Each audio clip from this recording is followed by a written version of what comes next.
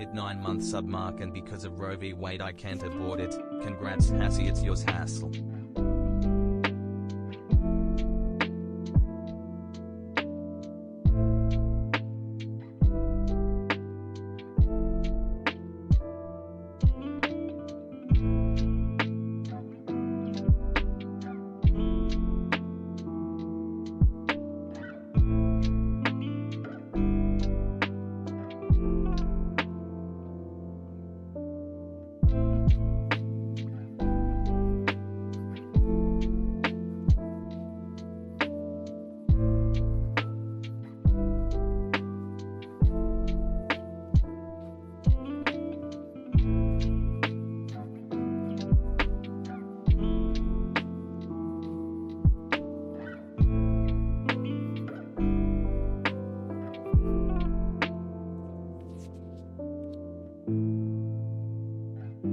Hello chat.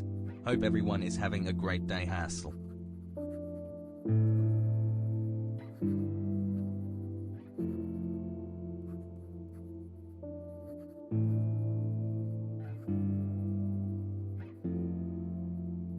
Eight months, that's crazy.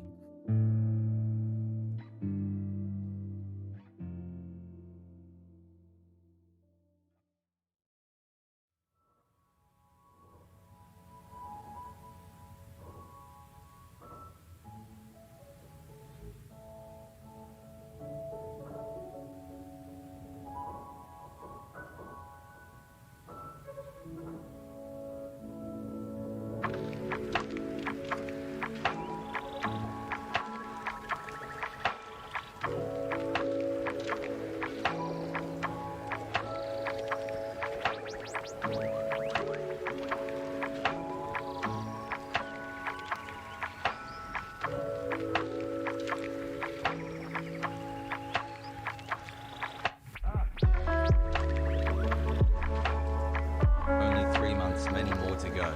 Brain rot high.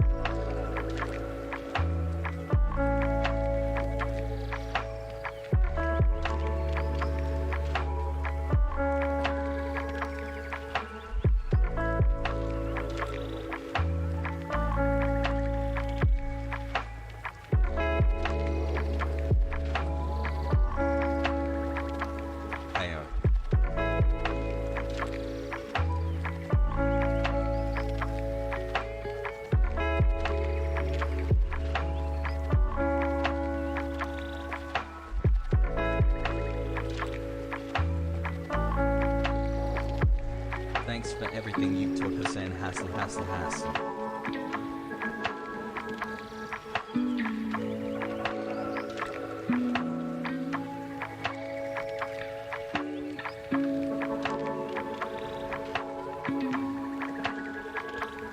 I officially have 10 months of Twitch brain rot. Haven't showered in months cause I'm a real principled leftist.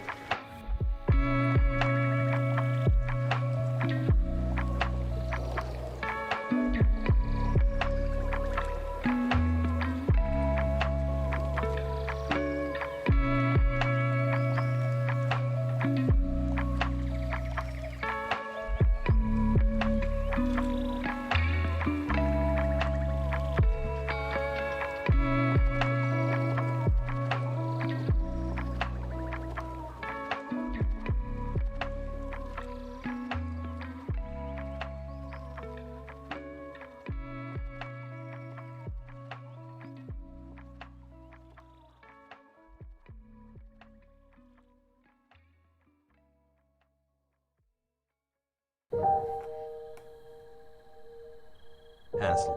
The brain rot hasn't set in, so thanks chat and Hasan for 9 months with an amazing community. Hassel.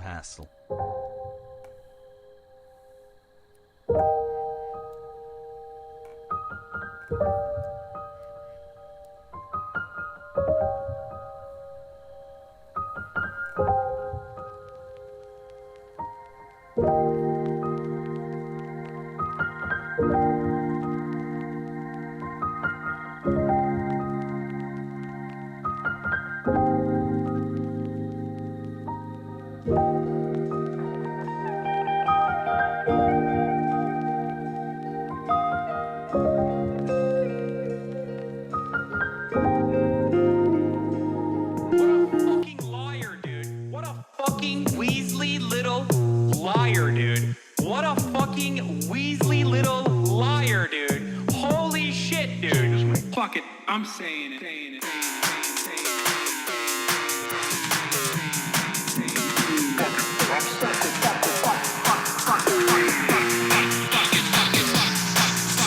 America deserved 9/11.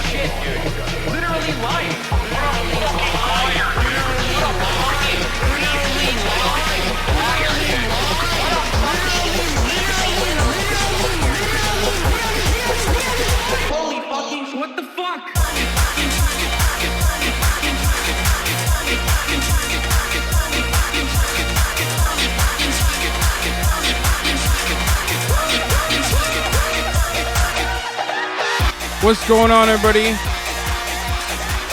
I hope everyone's having a fantastic evening, a fantastic afternoon, a fantastic pre-noon. No matter where you are in the world, I'm Hasan Piker. This is AustinShow podcast coming to you live from sunny California, Los Angeles, folks. We are live and alive.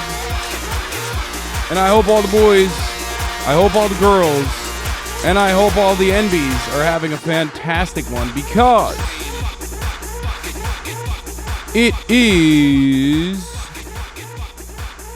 Wednesday, May 4th, 2022, 11 a.m. And I'm right on motherfucking time, baby. Look at that. That ended directly at 11:00. What is happening, dude? Is this guy a professional, a consummate professional? Is this guy the greatest live streamer or what, dude? I am so Holy old shit. now. Name one other fucking live streamer that's out here doing a pre-10-minute intro, timing it perfectly, having it start exactly at 11 on the dot. That's not happening. It's not. It's just not happening. I'm on time, and I want to celebrate that, and I hope all of you guys are having a great one, okay? COVID gave me boosts. COVID just fucking boosted my shit up. Started working from home. Now I can finally watch the stream while I work because I am living the wage cook life. Hell yeah. Flexing being on time for once? Shut up, bitch. Anyway, hey, listen. I'll ask you this. Since a lot of you started working from home during COVID, have you ever been on time since you work from home? Motherfucker, I work from home and I'm my own boss. You know what I mean? I have absolutely zero reason to ever be live in a punctual capacity. So, you know, fucking chill. Respect it. Respect it. Best streamers that has done what? Abraham XQC.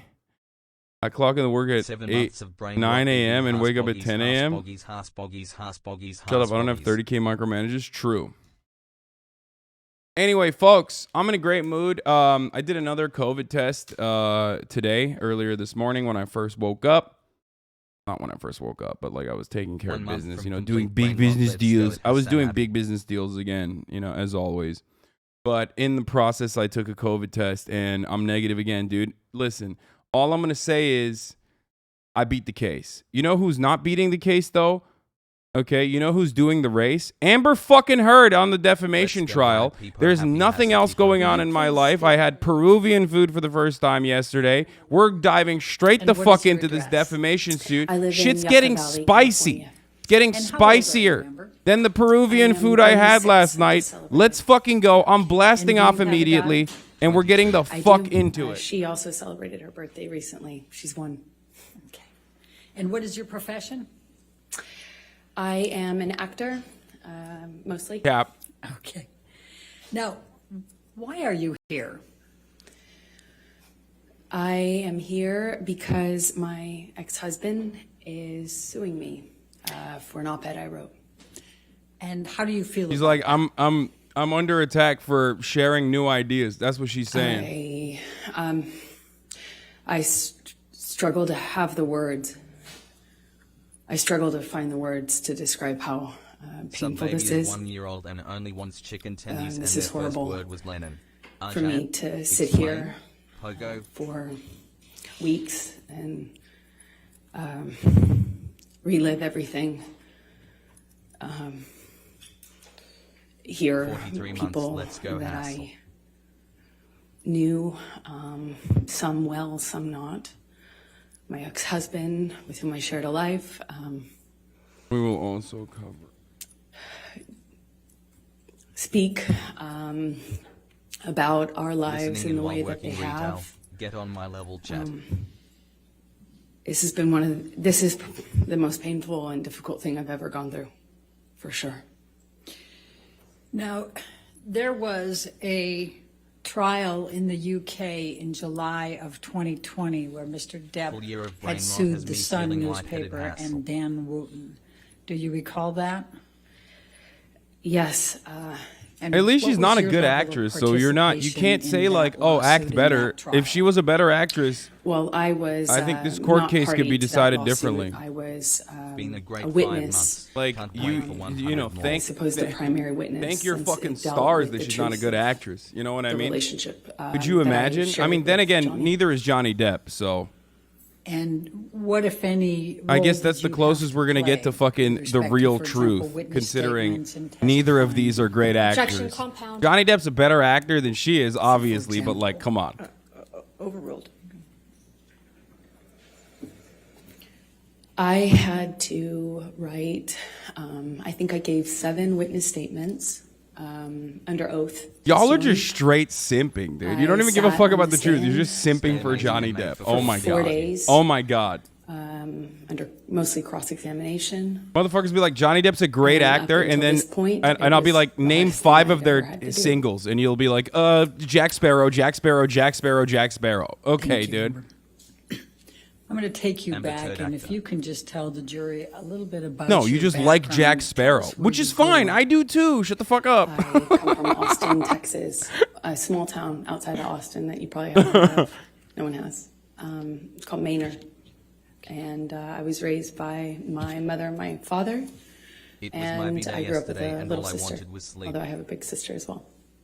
And your little sister's name is? Her name is Whit Hurd. And how much of an age difference is there between the two of you? Wit? Whitney and I are about 1 year, I think we're 16 months apart. So right next to each Oh, other. Whitney. And I was about what to did your say, father do like- for a living? My father broke horses and did construction. He painted houses, And hunted and fished, but that was for fun. and what did your mom do? Amber She Heard more worked like Objection, for relevance. Texas. Objection, relevance.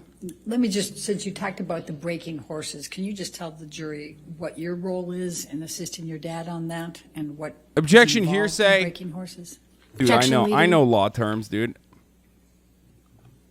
Can you just tell me about? I need a fucking go live post, boys. Do we have a meme or what? Do we Just have gotta a stay meme on, for it? Basically, I would help him. I was more of a crash test dummy. You know, when you train a horse, it's a wild animal. It doesn't necessarily like to be Hassle. ridden, and there are people out there. You got a podcast named after who are Johnny Depp's crazy called enough, Classic. Show like some my dad, respect. to pick You those. think Fear and Malding is named after the movie Fear and Malding and not the book? Oh my Draw God. lots and Fear oddies. and Loathing in homie just said homie just literally just said Fear and Loathing in Las Vegas is just a movie. Well, with I mean, training I'm a horses, big anti-reading advocate, as you all know. Okay, The key famously, is I attack to the not show concept fear. of reading. I think it's bourgeois decadence, and you shouldn't do it. But goddamn, dude, that's Not show fear.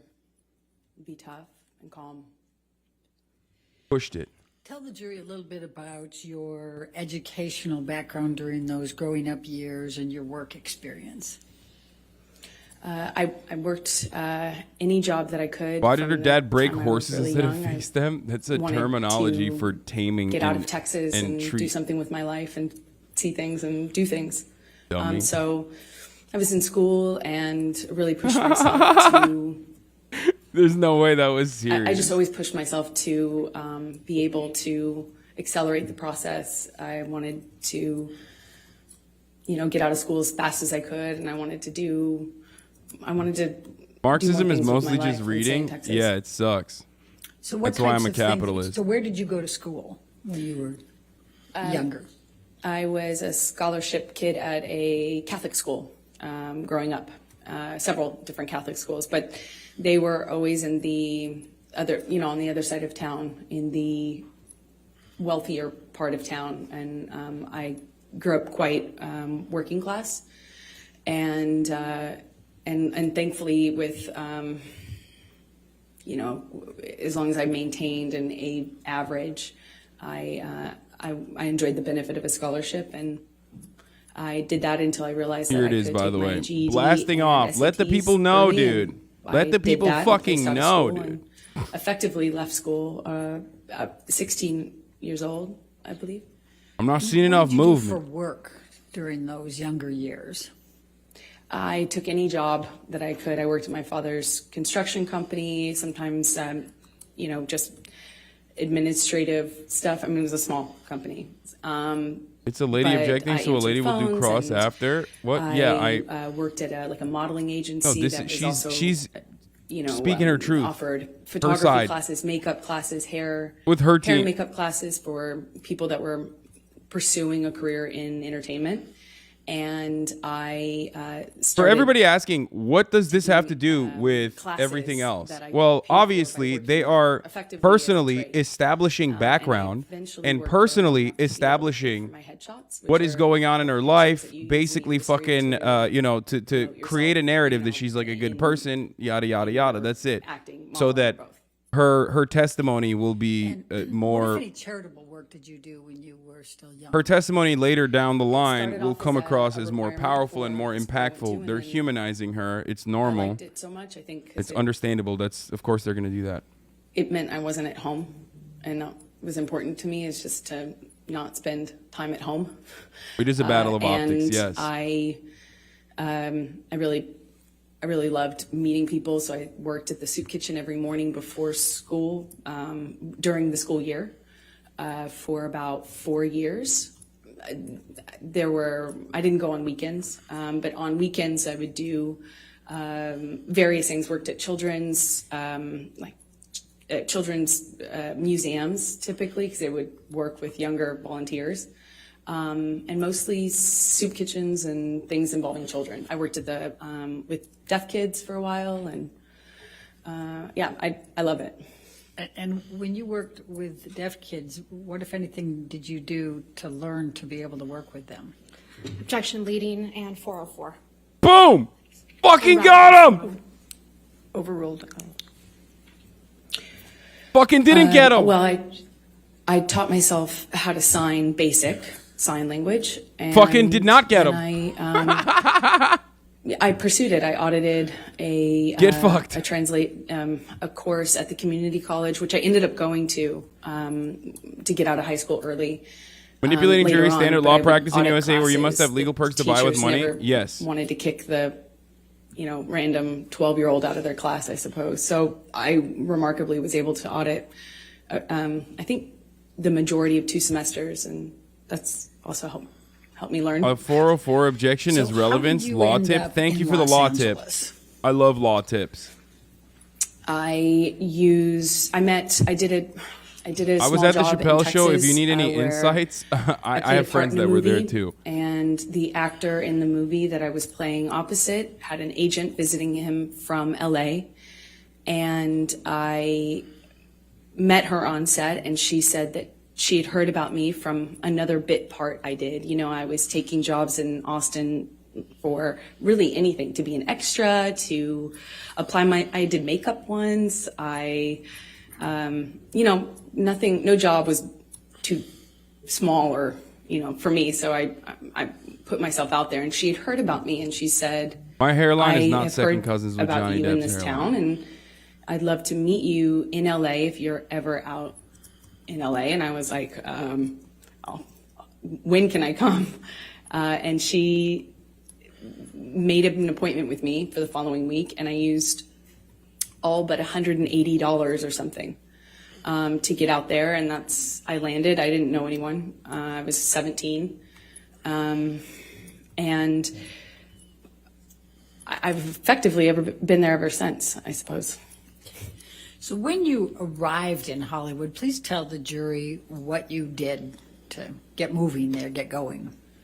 I went to Law every tip, audition, studying for my evidence final right every now. 404 is casting, relevance every about prior meeting, acts, crimes, and every other acts that would speak to a person's appointment character. that I could. I can't tell if you guys put are myself fucking out with me there. or I didn't not. have a Okay, car. I don't trust because those if were you're in expensive. law school or if So you I are a took the lawyer, bus around LA. you start It was speaking before about law, I intrinsically or I instinctively do not trust you. Okay, lawyers are debate perverts. Why are you going to a whole ass school to be a debate pervert? Okay, you're going to debate pervert school. sometimes a day, and would change clothes if I needed to in the back of the bus I was taking. And you're I doing just another activity that I don't trust, which hustled is from reading. one audition to the I other. don't like either of those. I don't like reading, got and I a don't bit like part debate on pervertry. One thing, and then I got a bit part on another thing, and Perverted then behavior. Eventually, my roles kind of became more important or bigger. Minus and, 2K viewers of the lawyer take, yeah, it's been everyone's a slow leaving. progression, 2000 I you guess, think since 2,000 lawyers then, would watch me? What do you mean? All the either lawyers would be tiny watching bit parts XQC, I think. in bigger instead. movies, or doing, larger roles in movies that no one would see.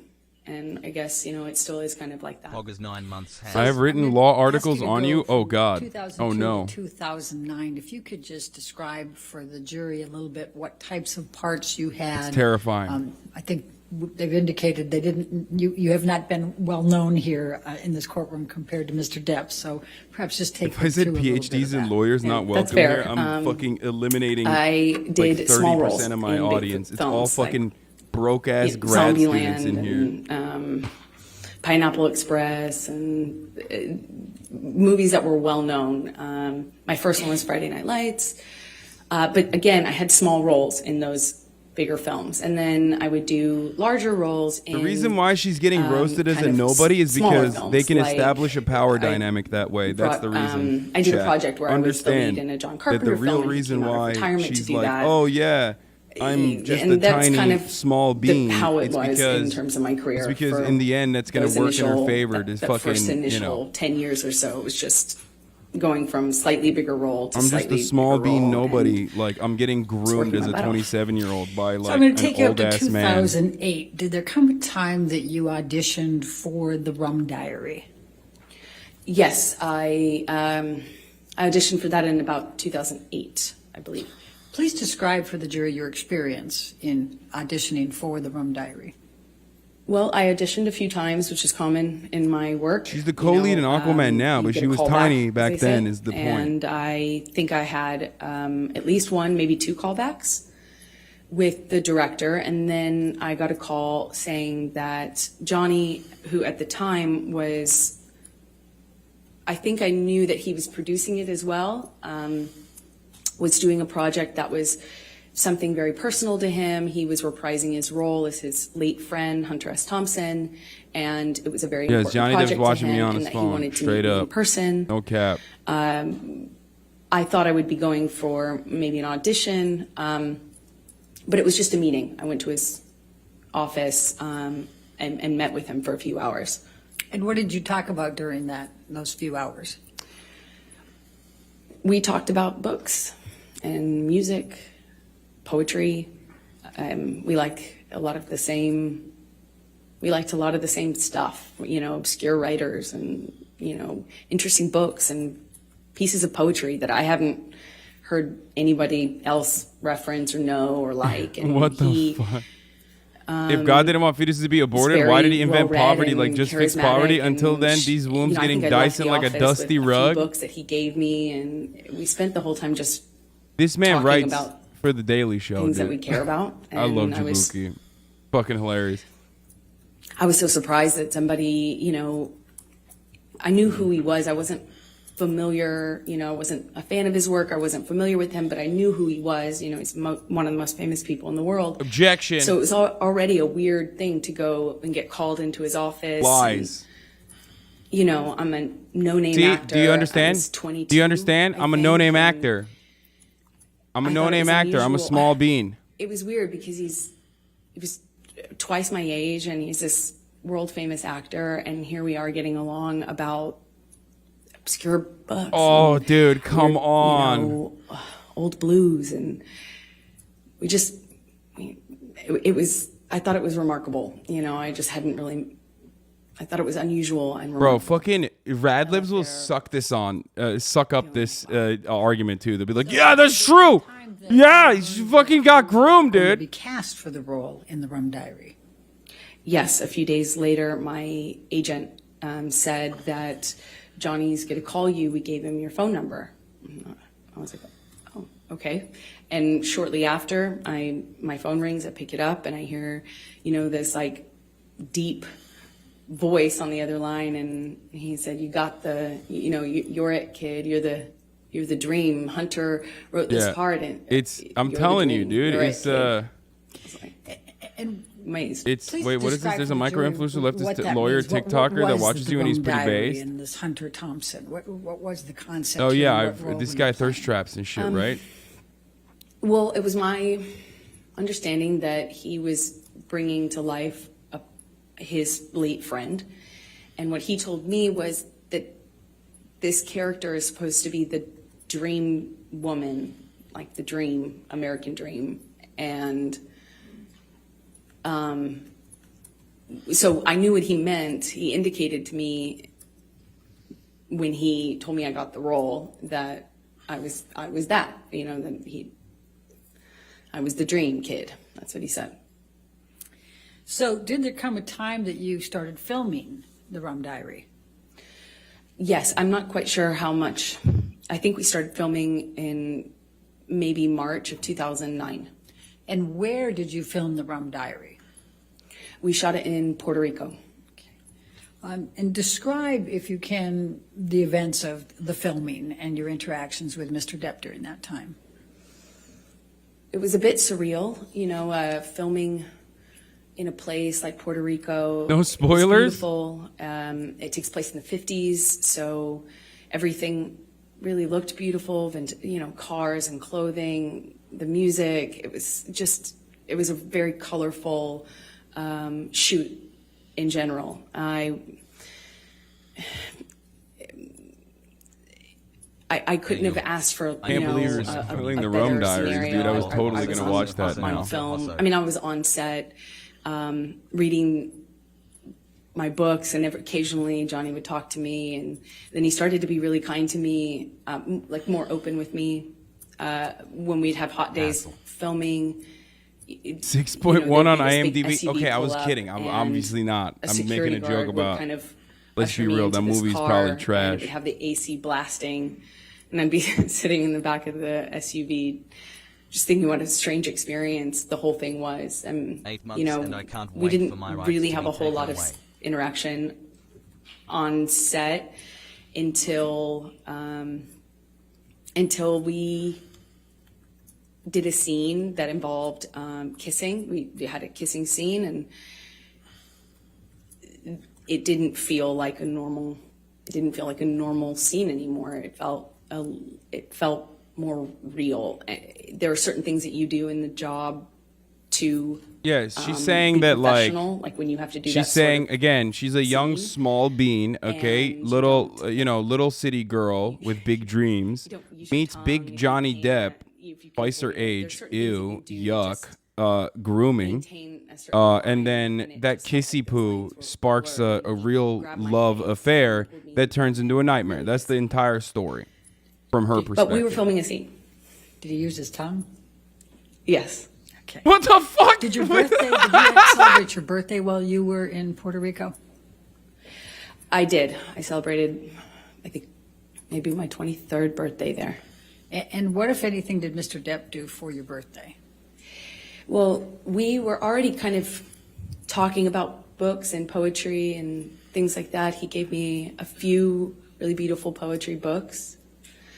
And he gave me a bicycle, like a vintage bicycle, because at the time I was riding around on a bike, and I had a lot of time off since I was a smaller role in the movie. And yeah, bro, this is a trial about that was elder it. abuse. You're right, Dr. Paxmore. Now, did there come a It's time straight elder that, abuse, homie. You Johnny ended Depp was up like 50, dog. visiting him in his He trailer? old. yes, I think we would hang out if, after or in between scenes or in between setups. We often were, talking about things and would continue the conversation into the trailer, often with the director. Bruce Robinson was his name. And then at one point we talk about wine. It's another thing that Johnny and I shared in common, a love for wine, red wine. And we were talking about a kind of wine that I enjoyed, and I was, going on about how great this bargain wine was, and I didn't understand, how much more sophisticated Johnny's taste in wine was. So I was going on about the virtues of Malbec or something, and I brought him a bottle of this wine, and Yeah, Hollywood people are so cringe. set it down, and at some point, Poetry and fucking going wine, back dude? to get Jesus back to Christ. set, and he kind of kicked his foot up in the air. Also, you can't simultaneously be like, I was a small bean at the age of 22, okay? And then be like, I love wine and poetry that this fucking old-ass man was showing me.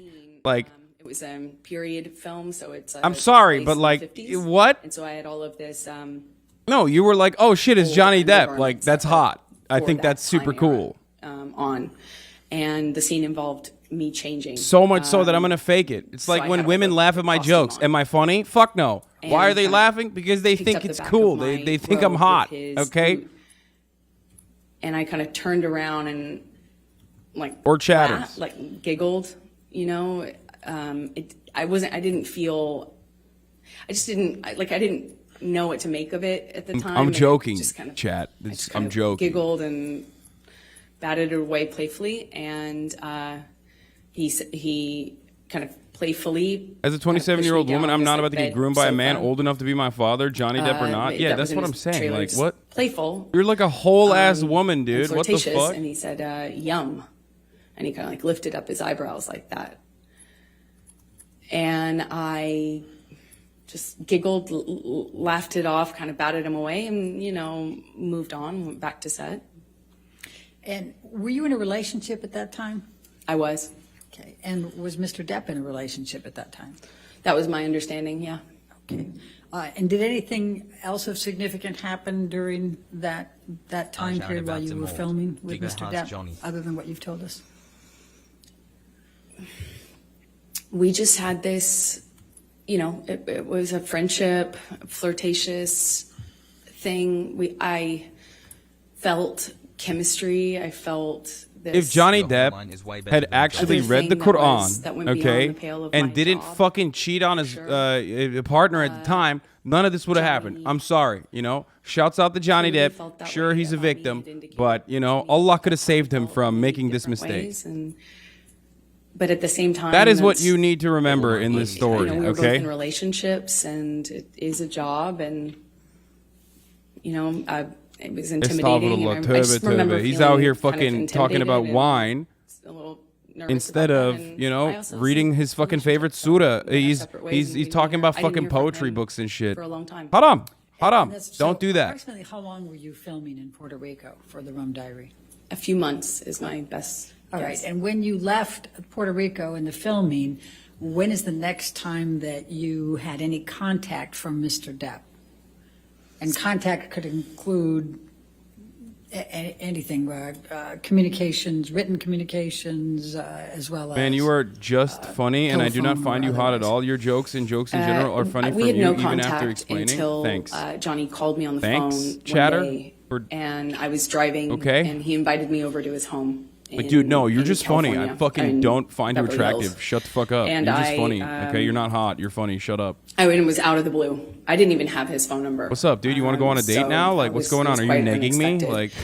Like, He called me a second time, but I don't think we actually connected, or we didn't stay on the phone because we didn't really speak. But the first time was the only time I actually spoke to him, and he invited me over to his house under kind of he said that, we could get Bruce, who was the director, to come over, something about the movie. Oh no. But it was clearly not about the movie, if you know what I mean. It was, so I said, I said, my friends are in town, and I'm busy with that, and kind of hung up, feeling really startled, that didn't know what else to do.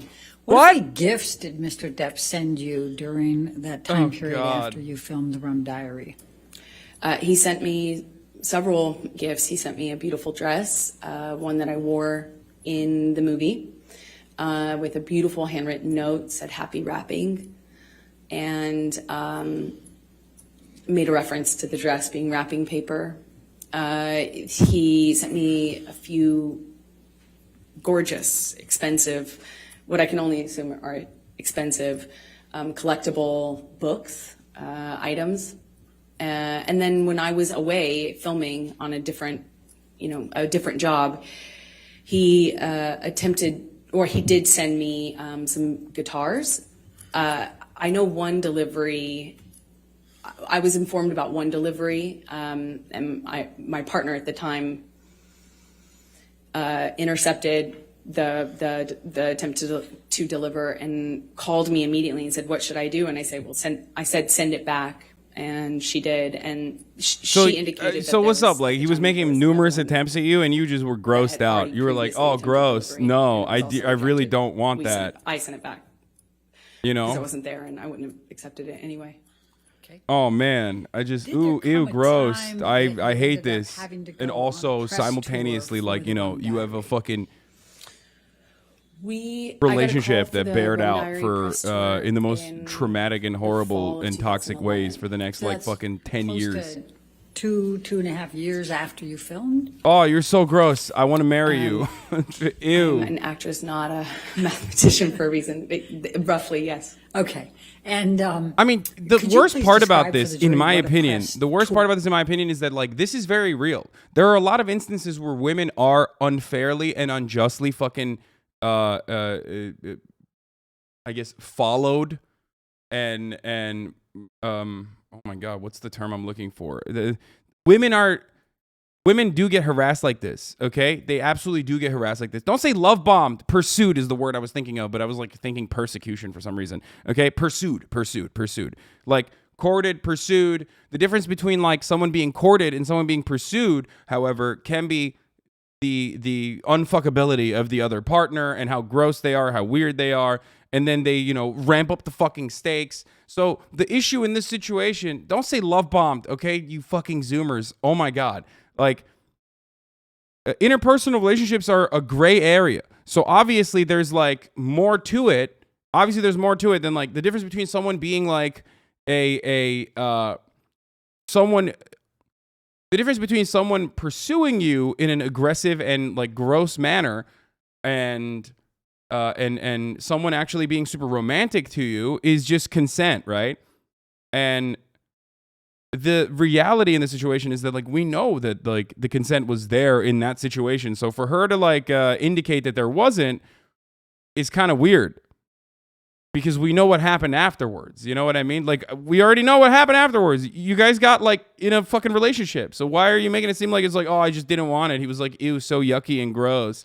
And using his, like, power over me to groom me, a small bean, at the age of fucking 27 years old. As soon as I got there, Johnny said Bruce wasn't going to make it. So I stayed. Johnny and I started talking. He asked me about my relationship. I said, well, I'm going through it. I'm going through the separation right now, and it's been, rough couple of months, but that's normal. Hasan. And he said, well, that's same with me. It's been, I can't remember exactly how long he said it had been, but that he had split from the mother of his kids, and said that he understood. All right. And then what happened next? Power dynamics can influence a relationship at any age, though, dude. And continued to talk. And Dude, when you're a fucking actress, talking like, you're became being us- crazy. It's not like he's literally like the person giving her the job, okay? Was almost They're instant. actors. I mean, it was she's a just smaller actor, he's a larger chemistry. actor, It's but you're hard fucking to wild explain if you're that, like, but oh, well, we sat then, on the yeah, couch no and no talked, two and, actors can ever fuck one another unless they're literally directly you know, fucking it felt like influential in the there same was, meaningful way. You know what I felt mean? like there was an electricity to the room, and it's how I felt when I was alone with him anyway. And it was instant. They're Again. co-workers I was in like, that whoa. situation. I So, think it was a producer law. on the- Yeah, of course, on the every couch, actor is a we fucking talked, producer in the movies that finished they're some involved wine, in, and especially then I got bigger up actors. That doesn't and mean left, anything. You're like and as I literally went to leave, substituting what fucking Hollywood credits look like to mean something more. It's like the difference between Harvey Weinstein and fucking Johnny Depp in the situation is that Harvey Weinstein is just a straight producer, okay? That's his entire job is the money guy. He has like profound amounts of influence and power over who gets fucking put into what position. Johnny Depp may have that as well by being like an actual very talented, not talented, but like very famous actor in that situation. But that doesn't, you know, that's not a level of like direct relationship between Johnny Depp and Amber Heard that is like not together, but coercive in that same capacity in the way that she's trying to describe it. New York, Los Angeles, 12 as I months said, being a and we're tent just chatter. traveling around talking about this movie that we did together, that we participated in together. And I said he's talented on accident. we were falling in he's love. talented. I it mean, was he's just, like, you know, cool, at the whatever. first dinner in London, he sat me next to him. You know, he produced the film and was a part of 22 months. controlling the film and was responsible for different things than I was as an actor having a small part in it. And we went on this press tour, and I think in London he had me sat next to him at a dinner, and then we ended up spending the night together 2-month ending. in my hotel room. And for the rest of the press tour, it was on. I'll put it that way. All right. And how What about the long doctor testimony regarding approximately did the repeating press sexual tour assaults go? against Johnny committed against Amber? I mean, Let's go. dude, I don't know exactly how long I it said this lasted. yesterday. I'll give more, I think, you know, more- there were press engagements in this city for a few days, and then another city for a few days, and then there was a break, and then there was another press opportunity, I believe. So it was kind of spread out over There you go. over maybe a month, if I'm guessing. So when you returned to Los Angeles, what, if anything, took place with any relationship with Mr. Depp? Well, once we were back from the press tour, you know, we had this, Hi, Hasan. Hope you're having a good day, you know, Hass. whirlwind romance kind of I gotta just pee. in these like beautiful places all over, and we're falling in love and not able to really show it because the world didn't know about the split between he and his former partner. Damn. And of course, as a woman, I was like, is that troubling? You know, and I'd ask him, no, you know, he swore to me that they hadn't even shared a bed for a year, and that they were protecting the kids and not publicizing it. So, or not making it known to the press. And so we kind of had to be a little bit under the radar, not a little bit, we had to be really under the radar.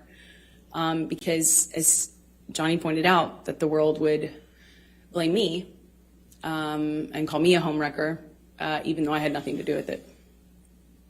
So we were secretly dating, and then, you know, it was beautiful. It was I felt like this man knew me and saw me in a way that no one else had. I felt he understood me. I felt he understood where I came from. I felt that, like, when I was around Johnny, I felt like the most beautiful person in the whole world. You know, it made me feel seen, made me feel like $1 million. And that kind of feeling where, you know, he just, bro, lavish gifts and lavish expressions of love, and how he had never met a woman like me. I mean, I remember he took the foil off of this bottle and put it on my ring finger, and I had only been with him like days. Love bombing. Or maybe it was she's weeks trying to, at the time. dude. Yeah, She's it was probably angling about it for the a few TikTok weeks, but zoomers. It just felt very intense. She's about to say But it's we love weren't bombing, doing typical normal life stuff. We narcissistic weren't, like, behavior, love stuck bombing. in traffic with each other. We weren't going to the grocery store and doing life. We were like hiding in these places around the world. He has so many homes, and so we'd be in one of those homes or my home at the time, and it would be like a bubble, like we were in this little bubble of secrecy, and it felt like a warm glow, as we would say. Just music and the kind of books that we both loved and poetry that we both knew by heart, and it was. Why does this feel so like fake, Lamau? I feel like I'm watching a soap opera, dream. even though I bet there's some truth in this, of course. It felt like I mean, I think like absolute magic. So while you're dating, I take it you're dating at this point, right? unless Yes, there's sorry, some you're legal falling- while you're relations, some legal falling age in love, gaps you're also dating, are right? strange. Yes. There isn't necessarily a victim, Did even if there is come a one. It time always isn't the early woman or on the younger that person. You ended up going to his Bahamas Island.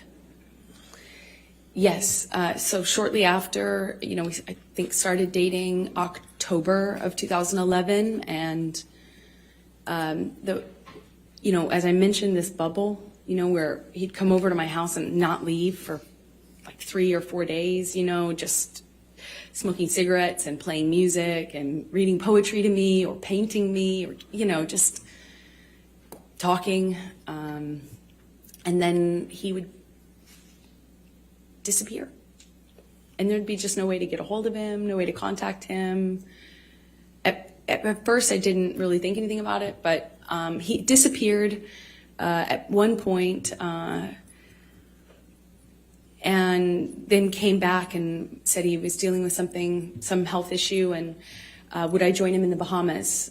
And I think that's when I learned he had an island, and I was on a trip with a friend of mine in Spain, and it was for the holidays, and I kind of rerouted my trip so I could come and land in LA landing in Miami instead of LA, so I could go and meet him on the island. And he had Keenan come and meet me on that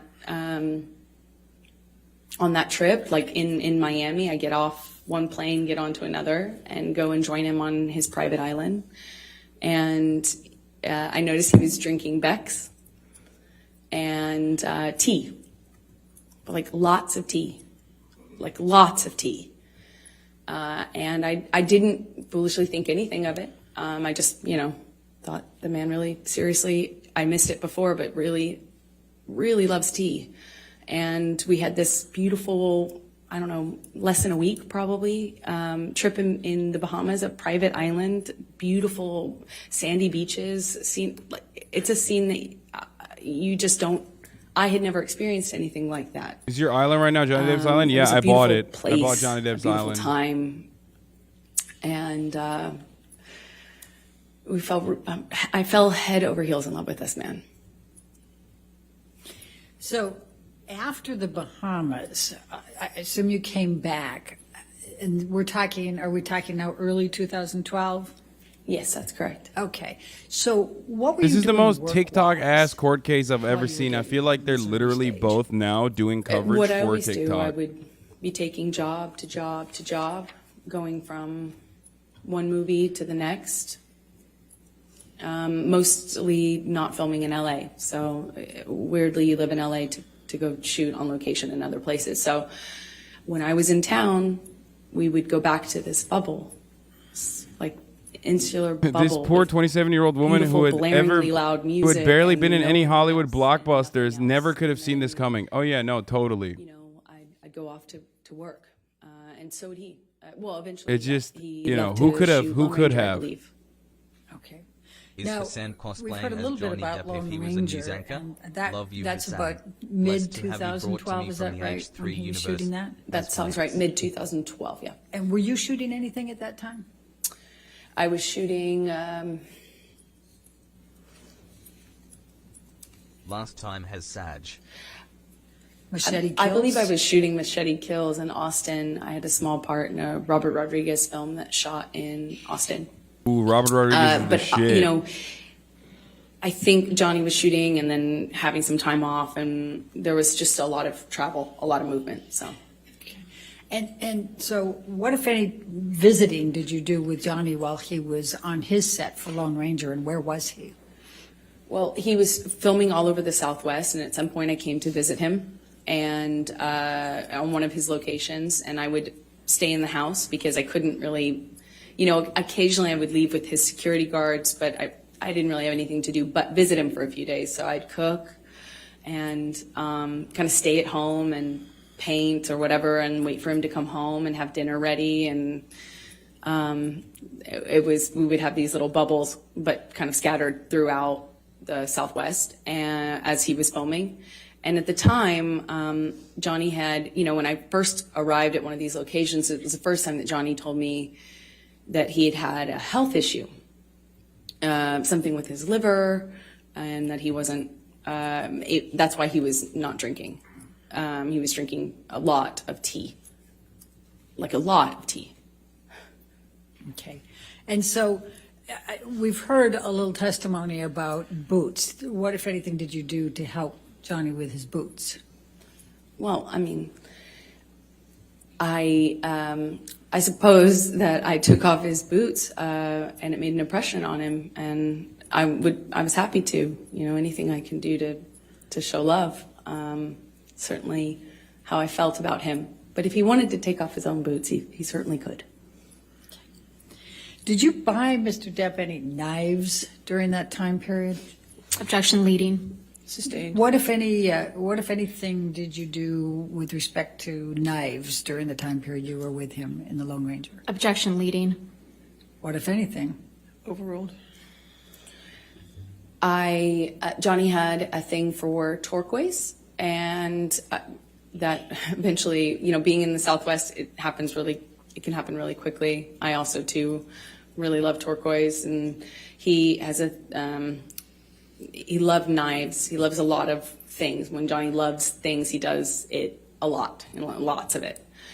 So he had these daggers that he had given me that they were beautiful in design.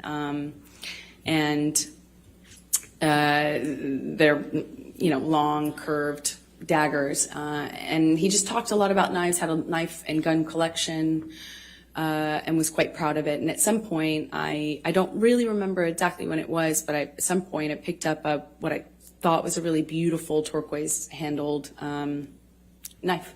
And I had it engraved with a saying that Johnny would say to me all the time, which I thought was romantic, as funny as that is to say now. And what was the expression, the saying? Until death, hasta la muerte in Spanish. Now, by the time that you're visiting Mr. Depp during his shooting of Lone Ranger, they're going to try to in build the June story to that she just August tried to help him with the health issues, 2012 alcoholism, but he was timeframe, violent, and she was what, if any, desperate to fix him and made bad relationship decisions has he like developed shit in the with bed. your Let's But go. she's not going to My admit ego that she shit in the probably bed, doesn't no matter what starting happens. really Let's early be on. real. Handsome today, my guy. Johnny was so kind, so generous to my family, but especially my mom and dad. He just really, he I met doubt my dad. she's admitting and, that, I think, no matter what happens. My dad's a big personality. And to be He's fair, a rowdy guy. here, this is not legal advice, but if I ever shat in the bed, I'm not admitting that shit. I'm taking that to the fucking grave, okay? Even if I did, I'd be like, nope, it's the dog. I don't know. Have you heard about the phantom pooping? Must have been your ass that shitted it out. What do you mean I have poop in my drawers, in my drawers? No. Like instantly, that's what I would he was be giving like. my dad So- gifts. He gave him guns. He gave him knives. Wouldn't that be perjury? I don't give a fuck. Throw me in jail, dude. this- What do you mean? I mean, Johnny just showered my dad, and my dad's a working man, Throw me in jail, okay? salt of the earth guy, and he was just like, Come on, floored. dude. He's Some getting all things these are worse. amazing gifts and being invited to come onto these locations. Can you and, imagine? I think you know, admitting to Johnny's this big movie literally star, the and entire my dad was planet just on a very heavily I publicized think court my dad case that would've you married shat, himself. Not you just if I defecated, hadn't. And he took a fat just poopy on a instantly- bed. He gave my mom Is jewelry, literally brought her worse. out to come Throw and her see in me jail for while perjury. I was visiting Johnny on Lone Ranger in some part of the Southwest. I think it was Colorado. he gave her this beautiful turquoise necklace, and I mean, they were definitely taken by him. And what, if any, relationship had Mr. Depp forged with Whitney by this time, your sister? I Well, wouldn't that be the lying under oath? relationship Bitch, I'm came lying a under little bit oath later as they got to know non-stop each in that other, but circumstance. he did the same thing You with my understand? sister, and just really. I'm not even pleading the fifth. I'm found, lying. I'm straight lying. I'm a liar. A bond with them that, you know, was. Wow, 21 months. It was, I'm you know, feeling he old, tried but to. DC would spend do $100 anything million and to everything he reshoot could Aquaman for- 2 if she admitted that. Yeah, straight up. She's losing all the jobs, okay? All of a sudden, this is not a defamation lawsuit. This is a defecation lawsuit. And what, if any, relationships did Mr. Depp form with your friends? Hey, Chad Hassel, get out there and make your voice heard. Everyone's calling her Amber Johnny's- Turd already. So generous and can be this really, like, overly generous almost, you know, like showering you with gifts and compliments and just, I mean, Smelt it like, equals dealt it. you know, and he has access and means to really, you know, we're not talking about giving you a card. We're like talking about just these like extravagant trips or these extravagant gestures, and it's a lot. And he did that with my close friends. I'm rely Eve heavily Fartlow on, and on Amber my, Turd. on my friends. Yeah, match made in heaven, dude. And had a What do you mean? strong support network with them, and he really just showered them with generosity and Say love it. and Say love bombing. light, and invited them Say to come to fucking these love exotic bombing, places, dude. and flew people here and Love there. bombing It was is Amber's incredibly- Afghanistan. Incredibly Yeah. generous. So going back to the filming of the Lone In the eyes of the Ranger, what, public, if by the way, I'm anything, not even did joking. In Mr. the eyes of the Depp public, do like with domestic respect violence is like to a super horse? graphic Objection leading. and emotional thing to parse through. But shitting the bed is cut and dry. You know what I mean? It's clear Johnny cut. You at shat the one bed or point you didn't shit the bed. insisted on There, and it's funny enough that farming people will horse. laugh about it. Like I, the of course, you know that's- slow burn of toxicity and the Extravagant. back and forth and the physical abuse there's and no all of way I that could is like accept that. very That's- difficult to parse through for a lot of So people. how They don't do want to I think about that. take care You of poop that? the bed, You know, it's it's over. You're a so bed shitter. extravagant. So I You're said done. no, of course. You're done. Your fucking Eventually, career is over. he Okay. got a hold of Mel my Gibson can say some dad anti-Semitic shit and come back worked it and out still with my cut dad rolls. You what shit the kind of bed horse to buy, openly and then in showed this me a fucking picture of court this case. horse. It's He over. said, You shit the bed. Your "It's career shit the yours. bed. It's coming here. I think it was being transported, and he said, you know, that he had my dad's Did you help drop on a it. butt You know, burrito? you know, Oh, I grew God. up on, A on butt my dad's burrito? Oh, my horses. You know, I grew up God. riding with my dad, so you know, I went. I had resisted Honor. for, I think about like a month and a half. Or Please something of strike him from kind the of record bringing my up the client idea and using the saying, term "That's butt burrito. a crazy gift. No, thank you. No, that's incredibly generous, but I couldn't accept to. All of a sudden, I had a cult. So, so let's sewer take pickle? You through Oh! 2012 and your relationship. Could you just describe for the jury a little bit about how that relationship evolved through 2012? Bro, what the fuck is she drinking? Is she drinking one of those like emergencies or whatever? Like, or what is it, like liquid It was IV or always some intense. shit? It didn't become intense. It almost started that way. She's fucking. She I- just straight up hopped up on was Jack with 3D. him, She actually went and got the good shit. You know, the I- stuff that's illegal now because it has like ephedrine in it. Because it I used to felt that kill people, whatever. electricity You know what I mean? in my Pussies. body, I felt like Someone is butterflies. laxative. Yeah, she's out here fucking know, on crack. I couldn't see straight practically. It was just, you know, I was head over heels in love, and he felt like that to me. He felt like Dude, I can't. Like, knowing was what I also know, one knowing I the didn't details that I think know, was it's fucking so hard for me making to, it. like, I on the felt one hand, as we a had- person it felt who like, is, to me at like, the time, there wasn't understanding any love like that, and you know? certainly sees that, like, And women then, routinely get trampled he on with would- abuse cases and domestic violence and how invisible that sort of stuff can started be. to kind of I do want to this thing fucking with look him at where he'd this seriously, disappear. but I can't fucking, And I he'd come can't. back, and I remember One, because of my own personal At biases first and my he- own personal when he first started experiences drinking, I being a didn't male victim of abuse. But two, much of it, but all of a sudden the Two, behavior kind of started more to importantly, go in line with the like she is disappearing so and bad at come acting, back, dude, he'd and just be different. she's already fucking lost And credibility I would by say something doing what and she's done thus far. he'd accuse That me of saying something else or saying it in a every time different she says, way, or he "Oh, would- I loved it was him," mostly I'm my like, dude, clothing you at are the time and you're me like working. reciting That was the main a thing. line, Like, and you're not even doing a good job. This is like I found Aquaman 2. myself Oh my god. trying to not talk about auditions because it would change the mood so dramatically. I tried to, he would make these comments about, whoring myself out, but do so in the context of me acting, and he would talk about other actresses who do my role in this way where they were worthless whores, that they were, fame hungry, expletive, just this. The point is, it felt really dirty to be an actor. Never mind that he was one. It was dirty that I wanted to do this job that I wanted to do, and I was doing the job of an actress. It was everything every time I was walking out of the house, he would ask me, "That's really what you're wearing, kid? Oh, I see." I wore a dress to an event once, and I felt beautiful in it. Like, stupid as that sounds, I felt pretty in this dress I picked out, and I showed it him because it's a carpet, it's red carpet, so it's like, publicized, and I kind of thought it was weird. He wasn't saying anything about it. I left him to go do this red carpet, and I was like, "Did you see the event I went to?" Basically, I felt pretty, and I thought, like, "Did you see that?" I wanted him to say something about that, I guess. And he said, Bro, why does my man have a lot of Well, boogers or something? What's going on? this is today? after he stopped talking to me for some time, didn't tell me why. When he came back in my life, he wouldn't explain why he was acting different. He just kind of acted mad at me and didn't know what I had done wrong. And when I brought up the dress and the event, because it was an event to Bro, support by the charity- way, when your lawyer is fucking swagged out and he's got not one but 2 rings on his fingers, oh, dude, you're fucking winning that defamation suit. Yeah, I think the whole Straight world up. saw Look that at the kid. lawyer, bro. That's how He's they'll got remember gold. you. He's got That's how gold. the He's got a world gold remember you. watch. He's got fucking I was like- hella jewelry. I mean, he Oh, might come not on. actually win the it's like, defamation suit, but at least he's winning it in the I court of felt good public in it. I opinion felt for good. sure. And he said, "Yeah, kid, that's what you're Love you, putting bro. out there in the world. Thanks for all no you one do. will ever forget Heartfelt. that, and that's all they'll see you as. That's what you wanted.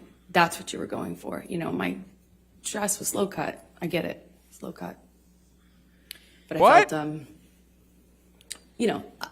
I felt really embarrassed and horrible Love that you, I Hassan. wore that. I felt like, how could I have made that choice? Of course, he's right. You start to believe it. I started to believe that made a lot of sense, of course. But it didn't stop with that. It was clothing in general. And when I walked out of the house, it wasn't just like, Love hey, you're you, not Jessica. allowed to wear that. It was like, oh, really? That's what you're wearing. No wonder you get cast in those roles. No wonder you that's what you are. That's what you're making it.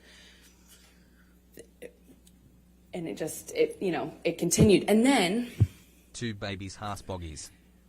there would be a What is she blow-up. talking about? She's talking about the And beginning stages of a relationship at where first Johnny it was Depp just basically, throw she's something, saying, gaslit smash some her things. or was like really misogynistic.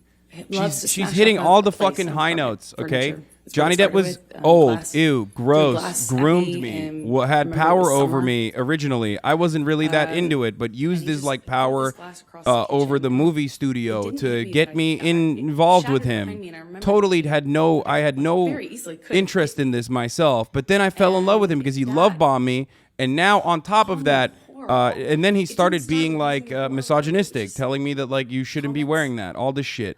Until it would escalate.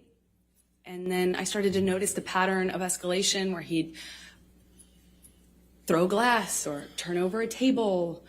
Then he would hit the wall. And then I he'd don't hit the even wall really disagree. close to I my mean, I'm head. sure half the shit did happen, by like the when way. I'm standing there, I don't even think hit that the like wall, screaming. I'm sure he's like a fucking. I I mean, I don't know if he was like controlling what she Then was he would, wearing or whatever, disappear. but I wouldn't be surprised if he And was, get if we're being clean, real. sober, and Like, he'd come that's back and just, tell you know, me you're a toxic fucking that he boyfriend in that was done situation. drinking, he'd You're not a sober it, good he's boyfriend, done, right? Cleaned himself up. He'd done Which it is, of before, he'd course, do it again. inherently And then he would go back to this significantly less worse than, you know, wonderful, being like almost like just in an unreal, abusive relationship. but real, you know, but unbelievably nice, sensitive, kind, warm. You're going with the generous, midsummer defense? interesting, Wait, what do you mean? Funny man that I What is the midsummer loved. defense? And he would make me feel so loved. Like I would feel so distant from that thing that was so scary. No, I think he was, and by the way, he Not cared even in a controlling recognizing way it, is too. bullshit too. No, he And was that just was like, I could totally how, see him being you a know, fucking our shit relationship boyfriend kinda started and develop in that a first shit year. partner and being Do you like remember the first toxic. time that he I definitely believe he was jealous for Please tell sure. the jury about That's the sort of stuff that I totally do believe. Okay. It was it's seemingly so stupid, so insignificant. I will never forget it. It changed my life. I was I sitting on the don't think couch, that he cares about what she wore though. and we I do were think talking, we were having I don't like believe a that he cared normal about what she wore, though, conversation, straight you know, up. Just there was no fighting, no argument, nothing. because like it's fucking Johnny Depp. And he dresses like a was psycho, and drinking he's and, dated hella people that also dress like I psychos. didn't realize at the time, but I think he was using cocaine because it was like there was a jar of cocaine out on the table. I realize that sounds weird, but it was like an actual vintage jar of it.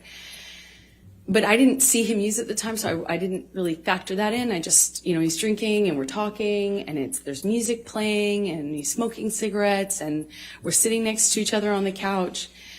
And I asked him about the tattoo he has on his arm. And to me, it just looked like black marks. I didn't know what it said. It just looked like muddled, faded tattoo that was hard to read. And I said, what does it, Oh, what the does it say? wino. And This is the he, wino. said it says argument. wino. It says God damn wino. it! Why And do I know so much about this case now? Jesus Christ! I didn't see that. I thought he was joking because it didn't look like it said that at Kinda all. sad. And I laughed. It was that simple. I just laughed because I thought he was joking. And slapped me across the face. And I laughed.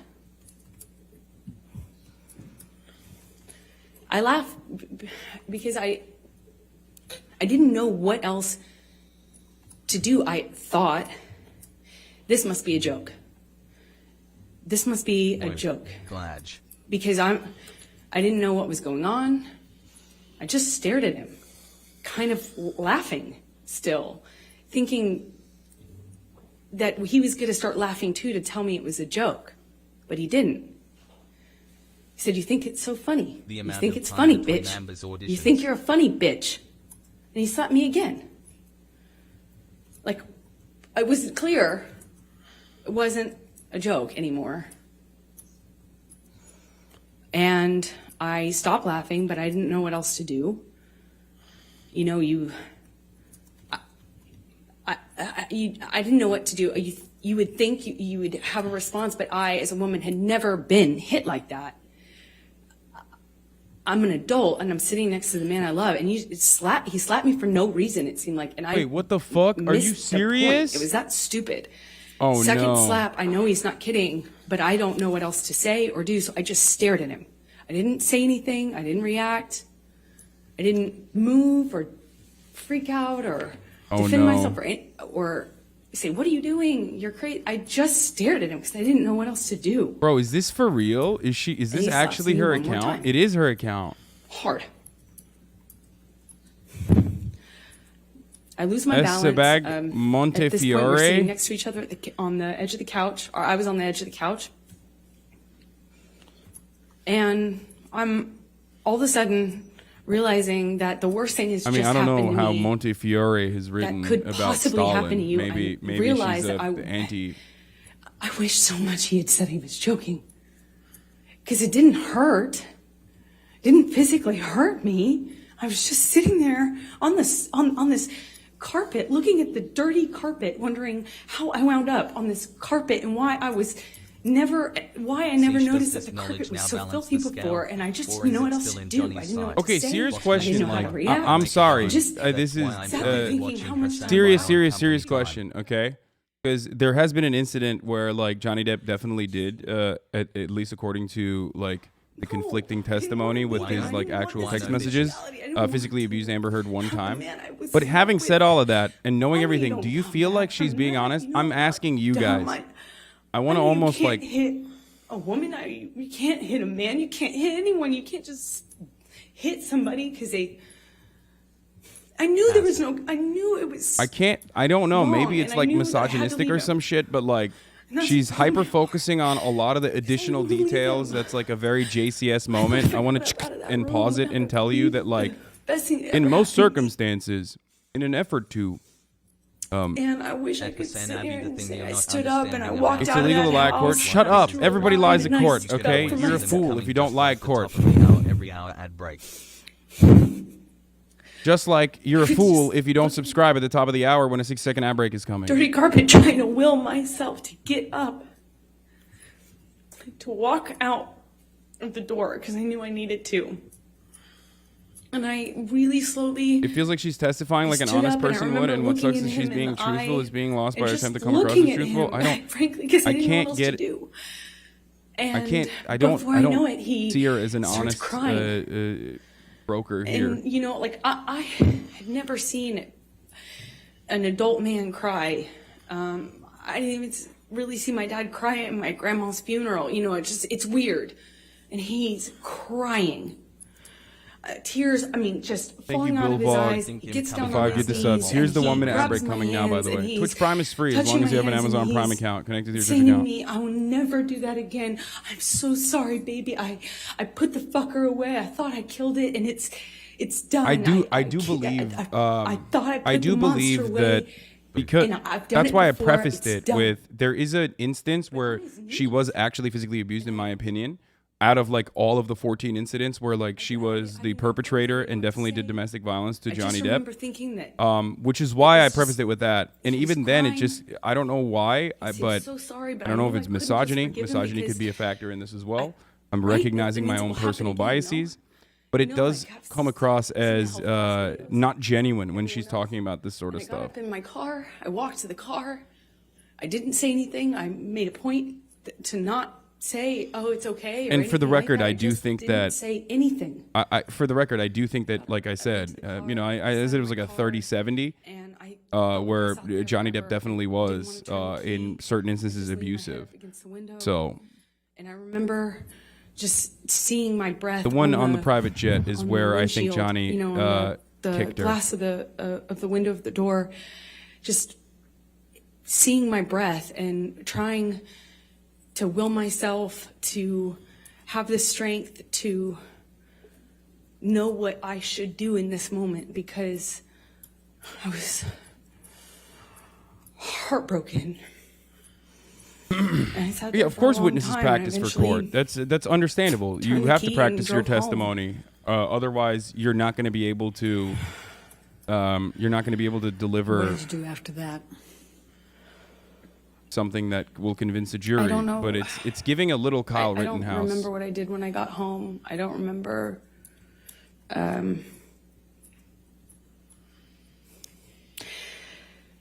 I went to my therapist.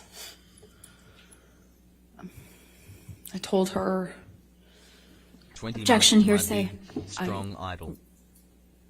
I'll sustain it as to what she may have told her. I went home, and I a few days later started getting. I actually don't know how many days later, but I started getting calls and texts from Johnny. You know, apologizing profusely. I mean, just, you know, he said, I'd rather cut my hand off than ever lay it on you or lay it upon you, you know, and he had that way So of talking. It these felt like kind of poetry. incidents is why I say And I believe he that showed Johnny up Depp was also talk, physically like, and, with and the certainly understanding definitely that, emotionally abusive in the you know, relationship he as well. understood I could never forgive him. Because it was done. while I So think I that felt her kind of testimony here is safe and disingenuous, saying, okay, she might let's be have a talk, or, exaggerating, you know, yeah, but I we'll do talk. think that looking at all of the details, think specifically the you know, private, I know I just wanted to see specifically him, the and he private comes jet over, incident, brings looking me at gifts, that he one brought me specifically, even when I pieces, factor in actually, the of the that reality that Vegas she wine that we've heard greatly about. exaggerated, diminished her really own nice, involvement in the expensive wine abuse that I could never, when her at that time, involvement dream was of way more affording, you know. significant, like cutting off the finger, all this other shit. And I we do believe that talk, there were and instances where Johnny Depp, he in a heated and tells me that he had put alcoholism-induced this fucking thing moment away. and a blackout sheer fucking could trust terror, him. certainly never could happen have again. Of struck course, her. it I would do never believe happen that. again. Now, I know that everyone he put wants me this to pick a thing side and be away, like, oh, killed fuck the Amber fucker, Heard is and what like fuck Johnny or said fuck to Johnny me Depp, but over and over again. while I am firmly That fucker away. I killed under that the belief monster. that Johnny Depp kill himself it, and is it's not a done. groomer or fucking never lay a hand on not you again. the main perpetrator of domestic violence So in I this chose to. in this relationship, I do think that he Stay is in the relationship. a victim, albeit an imperfect one. And I think that we need to stop thinking that Yeah. victims need to be Okay. perfect. Damn, that's Okay. a long time. I believed it, but you know, I believed it wouldn't. This is something that believe I've that there was a said line he from wouldn't cross the again, jump and that on was on this court case. I think that Johnny Depp was a victim of domestic violence, but he was not a perfect victim. And the expectation that he must Let's be a go back to perfect I'm victim, 4 I months need. old in I think you need to stop in thinking your opinion matters. Yes. What? So, Dude, you literally waited in here a good enough time so you could highlight that take. okay. I mean, So could you You're in please here watching describe me. for the jury along with 30,000 other people, and you had to like Yes. sit in here to Evolution of cultivate the enough points so you could relationship after highlight something, so you could get a crumb of my attention. I don't take myself seriously, but it seems like you do. I don't know how long it was until things got bad again. Most patient hater, yeah. He did start drinking again. I remember it was almost, Can you just say he's also an abusive you know, weirdo he's siding with dead drinking people again, thinking sides of this the court case are disappearing weird? Why did you thing, take that the bait, coming Lamar? back? He'd come back like in the middle of the night to my house. And it would be unclear to me, you know, drunk, often really drunk, and kind of Oh, accusing green me, means but first not message, directly. not highlight? Nothing was very direct. It was a lot of accusations, but they were veiled. You know, what I was wearing, who I was with, why didn't I text him back? I didn't text him back right away. This is when I was at my place in Orange. Sometimes he would show up. I bet you really to think you're catch spitting me. right now. I am. Like that was a pretext for coming over. And by the time we were done talking, Can't believe these people think they can speak be- to my God I King would Hassan have like thought this. I Chat, your opinion convinced does not him that matter. I If you agree with loved Hassan, him, accept it that as I only divine loved him, blessing there from was God no that one you're else, correct, and period. then Good, you're right. that we were back in an Hasan. upswing Yeah, and would 3 go months. back to good, loving, like sick, romantic love, like kind, sweet, velvety love. And then it would be something I said, why did you say it that way?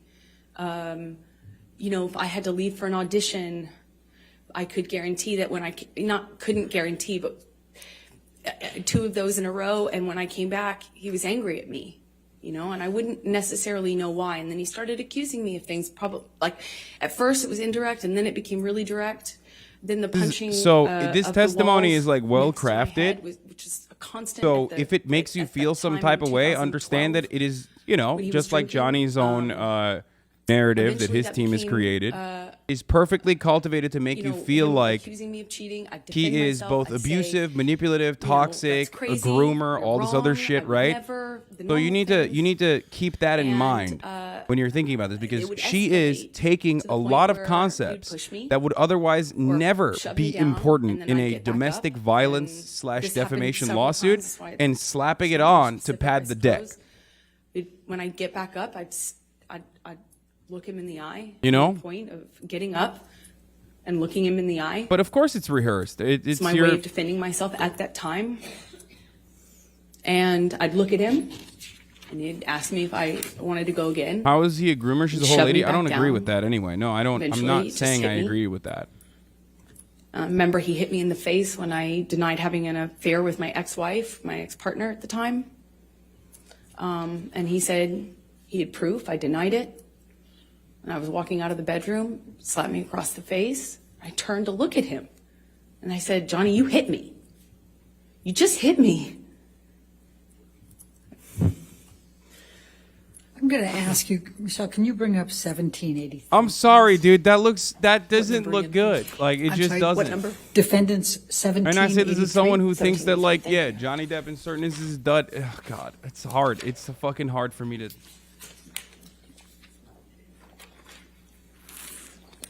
Do you recognize this picture?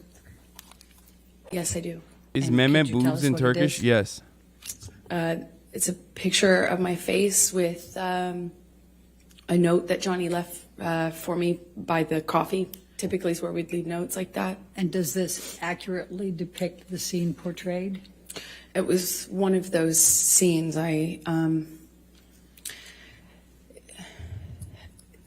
As embarrassing as it sounds now, I don't know which scene this came from. There was a lot. It escalated quickly, fast, and it became. Amber, let me ask it a different way. Thank you. Is this a picture of you? Is it an accurate picture of you? Yes. Your Honor, I'm going to move the admission of 1783. Your Honor, we have an objection. May we approach? Sure.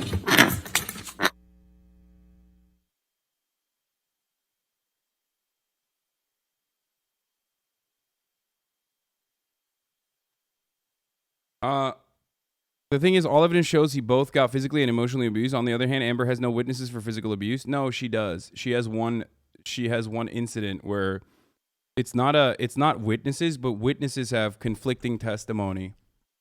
That's why I say the private jet incident. On the private jet, Johnny Depp's own admission the next day in text messages completely contradict what Johnny Depp's team testified later. Johnny Depp's team at the moment, in like subsequent text messages to Amber Heard also contradict Johnny Depp's team's testimony. Okay? That is one of the reasons why I believe that was one of the incidents where Johnny Depp got blackout drunk. It was one of the first incidents too. Got blackout drunk and like kicked her. Johnny Depp himself has admitted that he tapped her in a jovial and light manner on the plane in the court case. Will you please describe for the jury? So that's the reason why I'm the saying that, like, cycles that you is one had of those with incidents, Mr. like, Depp where I do through agree that is 2012. probably one of the So in 2012, one of the incidents where like violence Johnny Depp was abusive to her, pretty, you know, or at least like relative physical to enough what it that could became, constitute abusive. you know, slapping. Know a thing or two about jets? Yeah, backhanding. totally. Well, That's it because went I've been from- on a private jet, so I know. It went from this Your Honor. eggshell kind of, you're walking on eggshells, nothing you're doing is kind of right, but you don't know what you're doing wrong.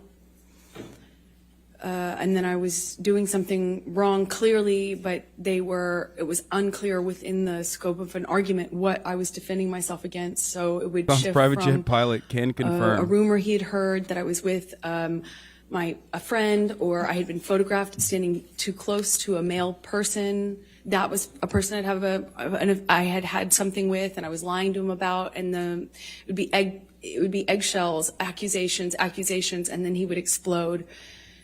It started with throwing things, destroying the property, and screaming at me. I remember the screaming at me was the worst, because I kind of always felt like I had done, you know, I had to defend myself. I had to tell him so he didn't think these things were true. And sometimes, you know, he would shift accusations while I'm trying to dispel one accusation. He'd start another one, and nothing I could do to calm him down. It seemed like I'd walk away, and that would make it worse. I remember in my apartment in Orange, he would grab me by the hair, or he'd grab me by the arm, pull me into him, scream at me that way. He'd smash things around me. Then he would smash things very close to me. And then he would just hit me. And it started with slapping, and it got to be like repetitive slaps where he'd hold me in a position and slap me multiple times in a row. Then it would be eventually I later would either push him off of me or I'd try to hit his hands away from me. I tried to, not in 2012 so much. At that time, I was mostly, my defense was, I'd go some other place. Like, I don't know how to describe that. It was, I'd focus on something else. I'd stand up, look at him, try to stand up to him that way. Later, I adopted other kind of strategies to deal with it. But at the time, in 2012, it was, he'd have this blowout and then he would leave, disappear. And I'd be committed to not talking to him. I'm done with this relationship. I can't take it anymore. The reason why this is So that's so many frustrating is because times. everything that she is And then describing you in come perfect back, detail clean and is sober, disassociation, tell me is something that like victims of having domestic chicks, abuse but do he would say, engage in. I've gone to So meetings. that's what's really fucked up about I this have court case, I in have my a sober opinion, companion now. is that I'm doing it this comes program, across I'm when reading you this, I'm when you doing say this, like and you're he's wrong done with drugs and alcohol to someone for like good Amber this Heard time. describing this. And It's probably triggering so many women and so many partners that have been in incidents like this where they are the victims, right? Because she is describing it perfectly, okay? Maybe even too perfectly, if we're being real. Circumstances really painful, and so when he'd come back, And that's the issue here, is that it's hard to listen to someone like this if you are someone who is empathetic and assume or basically repeat what like misogynistic people say so regularly about women that are coming out and bravely speaking out about their abuse. So if there wasn't all of those, if there wasn't so much information out there, if there wasn't so much of like Amber Heard literally straight up fucking trying to desperately keep Johnny Depp in this emotional, traumatic relationship over and over again, and even literally fucking being physically abusive in an effort to keep him in. You're wrong, Hasan. You can't just say she wasn't abused and she's faking it. No, I'm not even saying that. I had to get good at paying attention. But if that stuff hadn't come out, I totally would be like, fuck Johnny Depp. What a piece of shit. Especially in the situation where she's like describing and retelling these events. Just learning that drinking kind of correlated And also with the violence. simultaneously like describing what victims of domestic abuse go Did through. you confide in anyone about these issues you were having? I think she can Objection, say if hearsay? I think she can say if she told anybody. As long as she doesn't say what she said. Right, right. So did you tell anyone? Yes, I did. Who did you tell? And I can't speak on who started the abuse, the cycle of abuse. I truly don't know. But I do know one side that was trying to get the fuck out of it, and the other side who refused to let them go. Do you understand? Like, I don't know if Johnny Depp originally was the one who was, initially emotionally abusive or jealous. I do think that he was jealous. I think she also gave him good reason to be jealous. But, you need to be the bigger man in that situation. You need to, like, actually be the adult in that situation. And he certainly wasn't. He was going through his own trauma. He was going through his own fucking cycle of alcoholism and addiction issues, right? Which probably made it even harder for him to be not a spoiled fucking actor, Andy. Okay? Hasan. Will you all the way? But there were instances, certainly throughout the relationship, where Johnny Depp was trying to get out of the relationship and she would not allow him to. And that is the continuation of the cycle of abuse that an abusive person will do. That's the point. Okay? Trapping someone in a circumstance like that and getting physical with them specifically to keep them in an argument, to keep them involved with you, is 1,000,000%. 1,000,000% domestic violence, abusive. That's something that that's something that the abusive partner does regularly. Sorry to everybody who has like a black and white understanding of the situation, but that is the reason why I am, regardless of Amber Heard's testimony, more on Johnny Depp's side in this circumstance. Okay?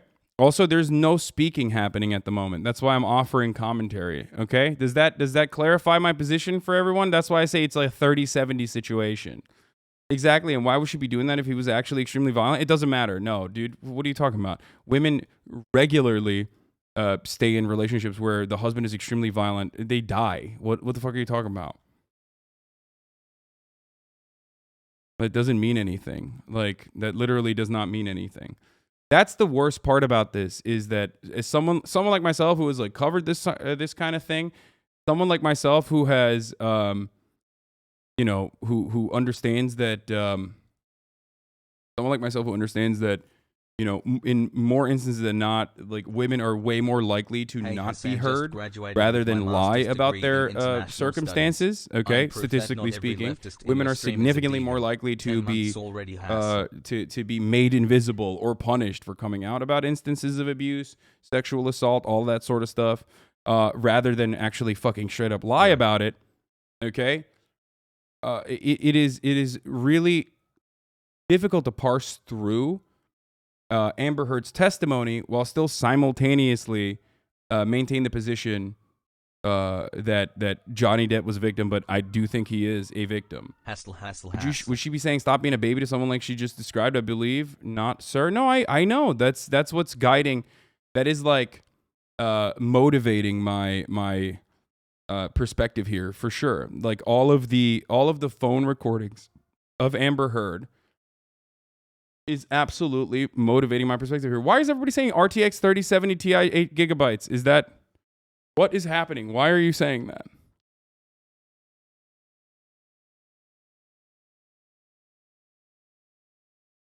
You think the stenographer is watching your stream and listening? Tell her to raise her hand if yes. Stenographer, please raise your hand if you're watching and listening.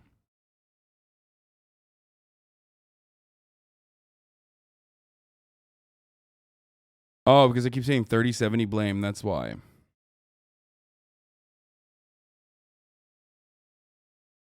The issues you were having with Mr. Depp.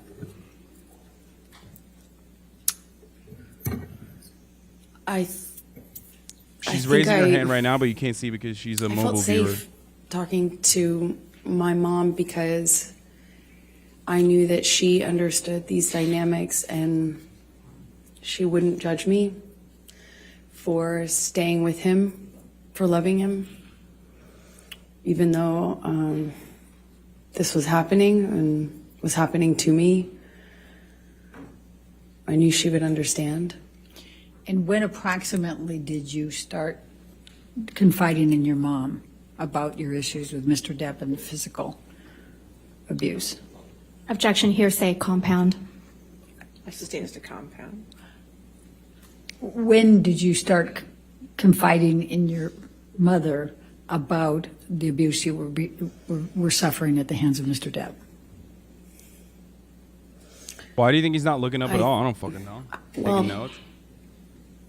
I was confiding in her from the very beginning about his team. I mean, these are abuse, embarrassing details. I think there's some truth to what Amber Heard is the saying. psychological abuse. It might be padded, it might be exaggerated, but I think especially like the embarrassing details of him being like jealous, or him being like controlling, being kind of toxic. I think that sort of stuff is like hard to hear probably, even if you are the victim overall of domestic abuse. It's still fucking annoying and hard to hear, right? Because think about it this way. Let's say you fucking, I don't know, pissed your pants when you were younger and someone is like bringing that up in full detail, right? It's not going to be easy to fucking hear in that circumstance. When chatters bring up like old shit that I've said in the past that I don't stand by, you know what I mean? I'm like, oh, fuck that. Like that's not easy. And that's a much less traumatic experience than fucking someone talking about, you know, how bad of a fucking boyfriend you were in a sequence where they're also saying you were domestically abusive and also sexually assaulted them. You know what I mean? Like that's, it compounds on top of it. Objection, Your Honor, hearsay. May we approach, please? Okay.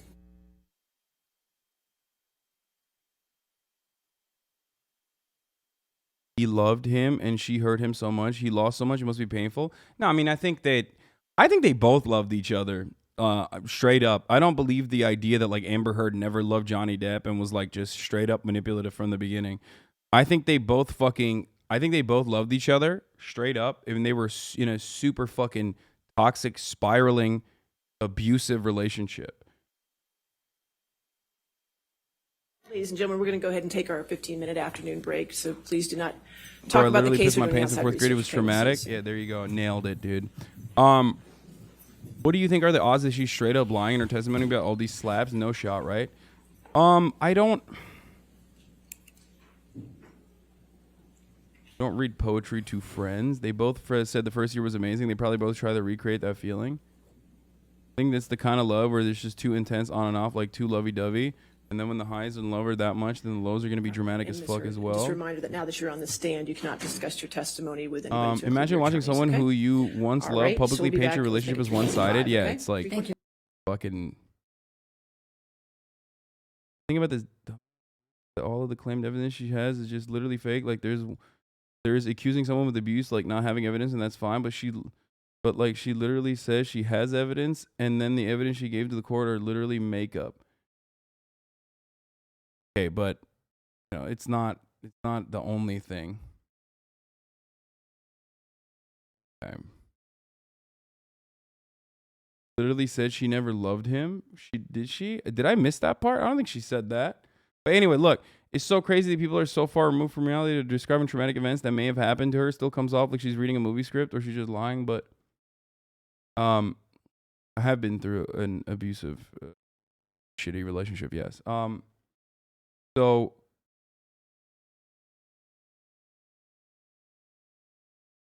can you briefly mention leftovers return? Can we look forward to Sunday? No, you can't look forward to Sunday for the leftovers return. You can look forward to tomorrow. Leftovers is going to be filmed live going forward, and it's going to be tomorrow morning. So I will be live and alive with Ethan on his platform. Yeah, Leftovers is back in a big way, and we're shooting it live.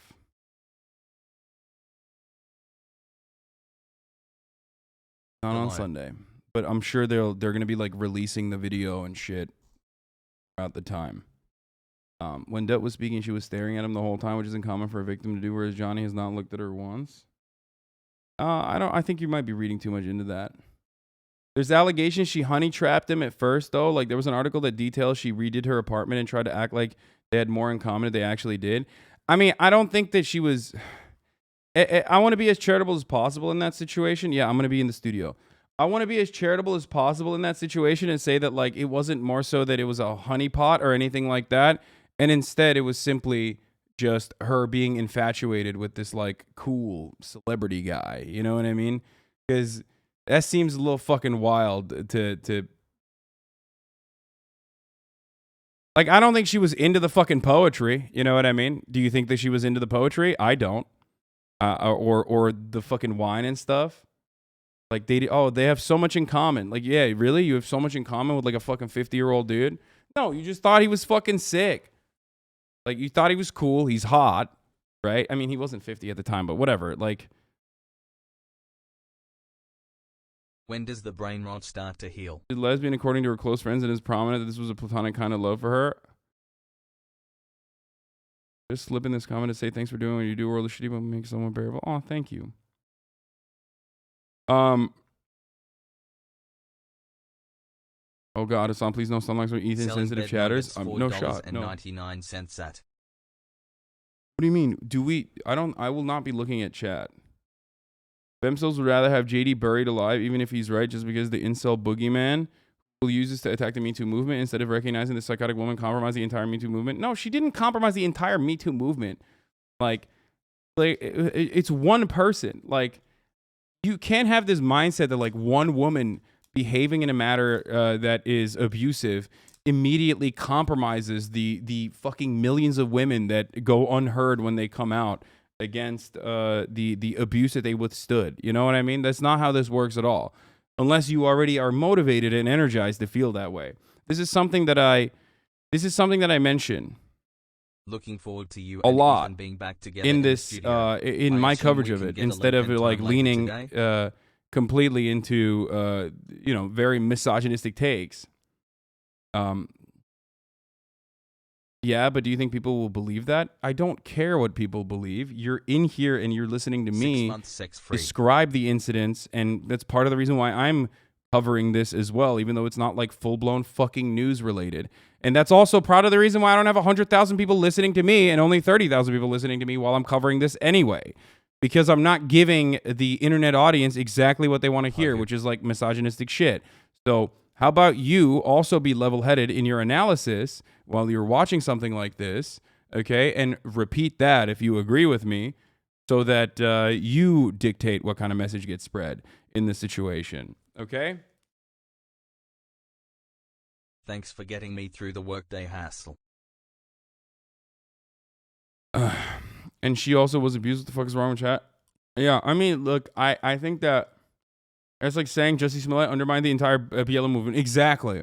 That's a good take. And he didn't. One fucking weirdo. How does the Muffin Man defense come into play?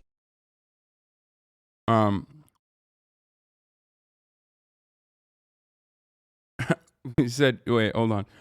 Person says, actors should not take the stand. Only audio for the jury. They can be very manipulative. At HasanAbi, this is just my take, though. Yeah, but not Amber Heard. One woman to poo-poo in the darkness. Yeah, no, she's fine, I think, on the stand. I'm going to be honest. And that's why I'm like, I'm thinking about my own personal biases in this situation as well, and I do bring it up. Because partially it's like, I don't know, it's fucking hard not to, it's hard. I have a hard time believing what she's saying, knowing what I know, what I've heard her say, and how she has like minimized her actions, and even has goaded Johnny Depp and been like, haha, no one will believe you, Johnny. You know, that fucking reverberates in the back of my mind every time I think about that. Literally biased to believe her as a woman who's been abused, and I don't believe everything she's saying. I think that there are two circumstances, once again, that factor into this. I'm starting to think that Hasan is Johnny Depp's long lost brother. Can you stop it? What is this Photoshop job? It's not even good. It's not even good. If you're going to show my fucking hairline, show my actual hairline, okay? What is this? Huh? What the fuck is this? Stop. Look at that. Months of brain smoothing. Look. You see that? Much better.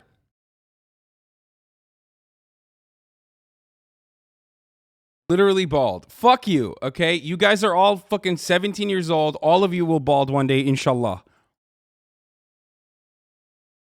Dumbasses. Your fucking stupid young person hairline. Mr. Marcellus, 3 years pog. Glad I'm finally giving back for rehab and get to... Glad I'm finally back for rehab and get to watch favorite streamer. Wait, what?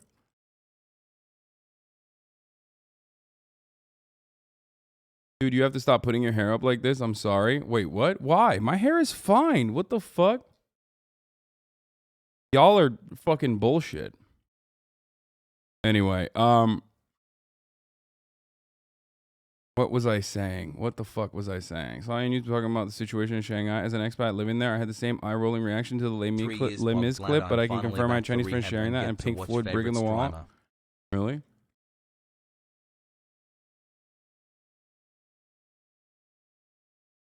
Cut your hair, hippie? What are you, like, is this the fucking 60s? What is going on right now? Cut your hair, hippie.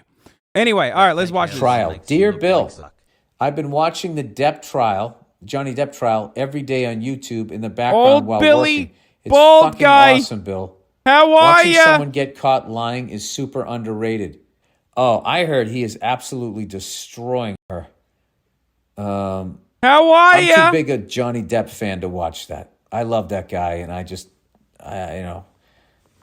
want to hear all this personal details and shit, but from what I've seen, the guy is fucking destroying. And what's great about this is if he really does expose this woman for lying, I'm wondering all of these people that, just accepted her lies about him, if they're going to apologize somehow, because they publicly trashed him. It'd be nice if they then publicly apologized and said, maybe next time we won't jump to conclusions. Anyways, he goes, it's fucking awesome, Bill. Watching someone get caught lying is super underrated. Having someone who has gone on the record as saying one thing and then having proof that the other happened is so fulfilling. On top of all of it, you get Johnny effortlessly throwing that Hollywood charm around the the courtroom. I mean, they're just like I'd love to stands. have it on vinyl. Bro, this is stand behavior, okay? Saying Amber is Holy shit, destroyed 19 feels months. very wrong in this context. Also, I'm sorry. This photo is like, this photo is damning. And I've seen the memes about it, but like, this is exactly the same look that your puppy will give you when he poops or pees in the house. Or like literally just straight out of like, I can't. Like, I've seen Fish, rest in peace, give this exact same look back at me. Okay? This exact same look back at me when he's doing something wrong Stunning and I hairline. catch him. Decadent. Okay? It's damning.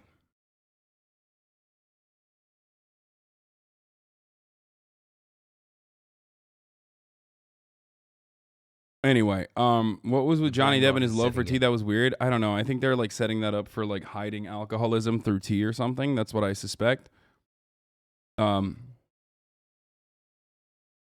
hate how Amber v Heard Amber v Heard like it's the the Amber v Heard trial has become these incels ammo. The amount of sexist podcasts I've seen this uses of trials to push an agenda is insane. Yes. That is part of the reason, like I said, is why I am covering it as well, because I feel like there's a lot of information out there that is just like completely one-sided. They just don't. What does it tell me? This is not the photo she's recreating. A Gone Girl? Okay, dude, stop. So Amber is in a battle with herself, in a legal battle with herself. Stop overanalyzing screenshots of her. This was that was called a joke. I was joking. Calm the fuck down, okay? That's still something that we can do, okay? Anyway, look. Fucking annoying little joy kills, dude. I swear to God. Leftists, stop being a joy kill challenge. Impossible difficulty. Will never happen. So, as I was saying, though, I think that, yes, you're correct. There are a lot of people who are using this to push a fucking narrative that, like, women are all lying, cheating sluts. Blah. Like, and those people are fucking freaks. And you need to take a deep breath whenever someone says that and go, listen, one person, okay, from an otherwise marginalized community, especially in matters of domestic abuse, that is routinely unheard and routinely cast aside, does not change the dynamic. There are still a million different instances where women and their abuse and their and the violence they go through in domestic partnerships is never given a fair shake in both the eyes of the public opinion, in the court of the public opinion, or even in the regular criminal justice system. Okay? And anyone who literally is like, yo, we're canceling women, you know, we're canceling women, let's go, we're fucking canceling women, is ridiculous. And of course they're going to do that. I'm a big fan of yours, but this is what people are really doing, and it's not a joke. It's the implication of the misogyny in these cases. No, I understand that. I get it. Okay? I get it. But that doesn't change the reality that, like, you can't just... Here's what you can't do. Okay? Just because incels are weaponizing this case, where Johnny Depp was victim of domestic abuse by a woman who originally claimed that he was the one who was the abusive person in this relationship exclusively, does not change. We can't just like turn around and be like, all right, I'm going to avoid the facts in this situation. Actually, Amber Heard is a queen. Stan her. She's just a victim.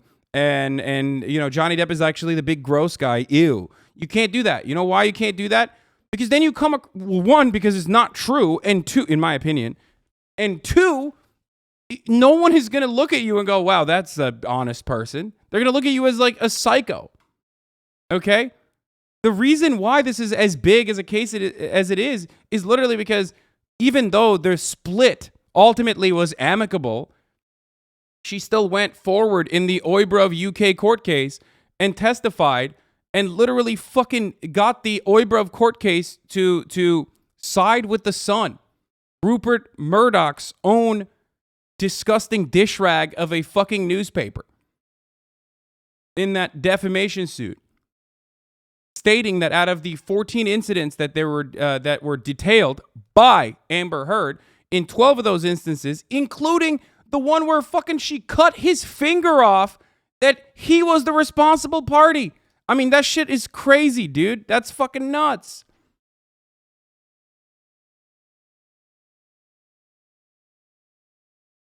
So yeah, in a situation like that, when you're just like constantly going back into that same bullshit. Amber's lawyer in that case was literally BFFs with the judge's wife. I did not even know that, but let me tell you something I do know. Okay, there were multiple counts on in that court case where the judge just straight up was like, yeah, it doesn't matter.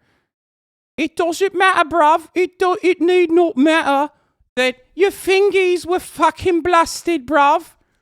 It needn't matter. Objection. Order in the court. That's what he said, in my opinion. Was it? I always fuck up. Yeah, it was a male judge, I think. But anyway, yeah. Order in the fucking court, bruv. Please, you're being dramatic. She cut like a third of his finger off. Yes, dude. Oh, that's awesome. Yeah, no, you're right. Come on, dude. Fucking chill. Like, you know. What is he, a member of the fucking Yakuza? What the fuck is this? Only a third? Yo, dude. Even in the Yakuza, they fucking cut your non-dominant hand and they go for the pinky. Okay? He got a shit lobbed off from his dominant hand and in the fucking middle finger. That's super significant. I know that person was being sarcastic, by the way.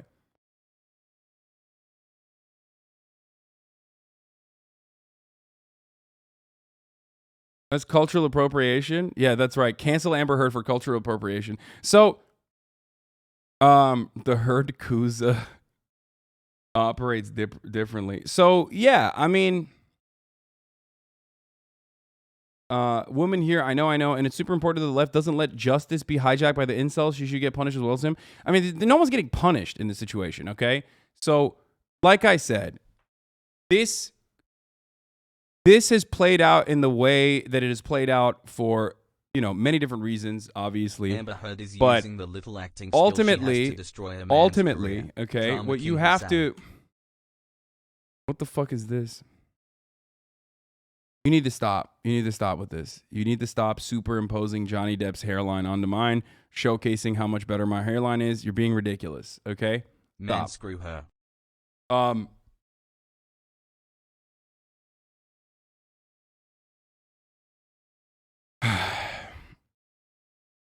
Why don't you cover something more important in today's history? I mean, this is pretty important, I think. Like I said, for the reasons that chat keeps coming in here and overstating over and over again. Reasons such as all the incels are hijacking this. Reasons such as, this is getting a lot of coverage. It's being weaponized by incels who are saying, like, this proves that women lie. Women lie all the time. Okay?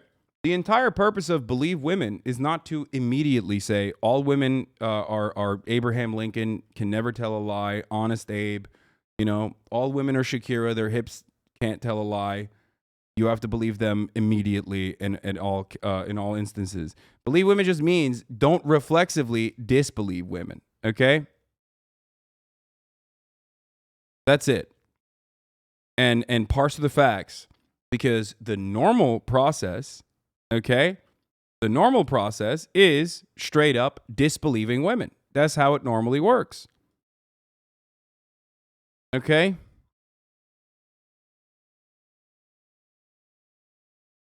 And that's the reason, the ultimate goal of this court case is, this defamation suit is not to actually win a $50 million award from Amber Heard, who doesn't have $50 million fucking dollars, in my opinion. Okay? It's to basically win the court of public opinion. And the Johnny Depp team is doing a really good job with that. Because I don't even think that they're going to win this defamation suit, considering that Johnny Depp has, even by his, even by the marriage counselor's testimony, has been abusive. And in enough incidents where like that, it's not defamation to consider it as such, even if he is the victim ultimately, because he's not a perfect victim. And in a court of law, you can make that stick as, well, it's technically the truth. Okay? Yeah, right. They always take the woman's side. Dude, I'm sorry. Okay? But you are out of your fucking mind if you think that the courts famously always take the women's side. The entire reason why the Me Too movement started is because they literally do not do that. Okay? That people have to take matters in their own fucking hands because they just straight up don't do that. You're insane. That's crazy. There are millions of fucking rape kits that are untested. In sobriety, Johnny was sober, drinking Beck's. And my Ew, dad... Beck's? Okay, that's vibe check failure. Beck's? And drug addiction at the time had fallen off that's the wagon. Some real alcoholic shit. And I remember he said, why don't we I want to send a picture to your dad of support, because my sister was upset with my dad. And so he poured a shot and kind of said, let's take a picture. I don't drink spirits, but I know that, I kind of held. For those who don't know, Beck's is a non-alcoholic beer. Okay, I mean, it is alcoholic shit. Straight up is what alcoholics drink to get like a taste of beer. It's non-alcoholic. It's disgusting.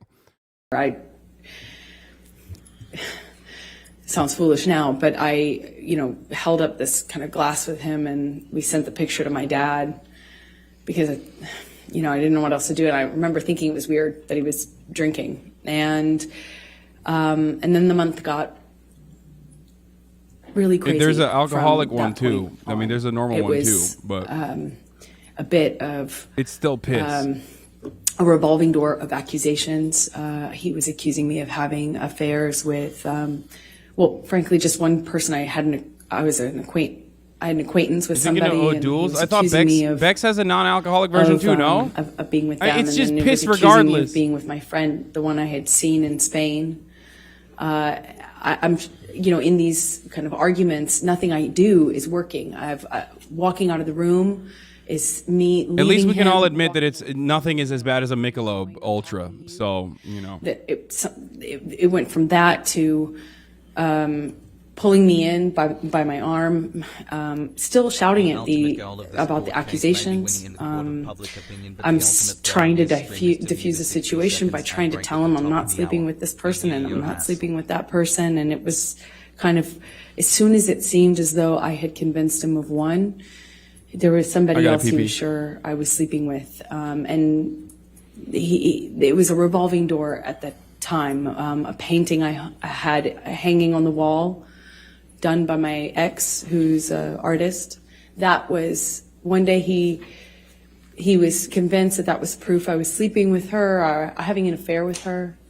I didn't really love him, and all the while I'm madly in love with him and trying to convince him. So March started with this picture of him doing a shot, and he's kind of saying, let's send it to your dad to show support. And what I remember of March is just like it's almost like it was a never-ending fight. It was just, there were breaks in it.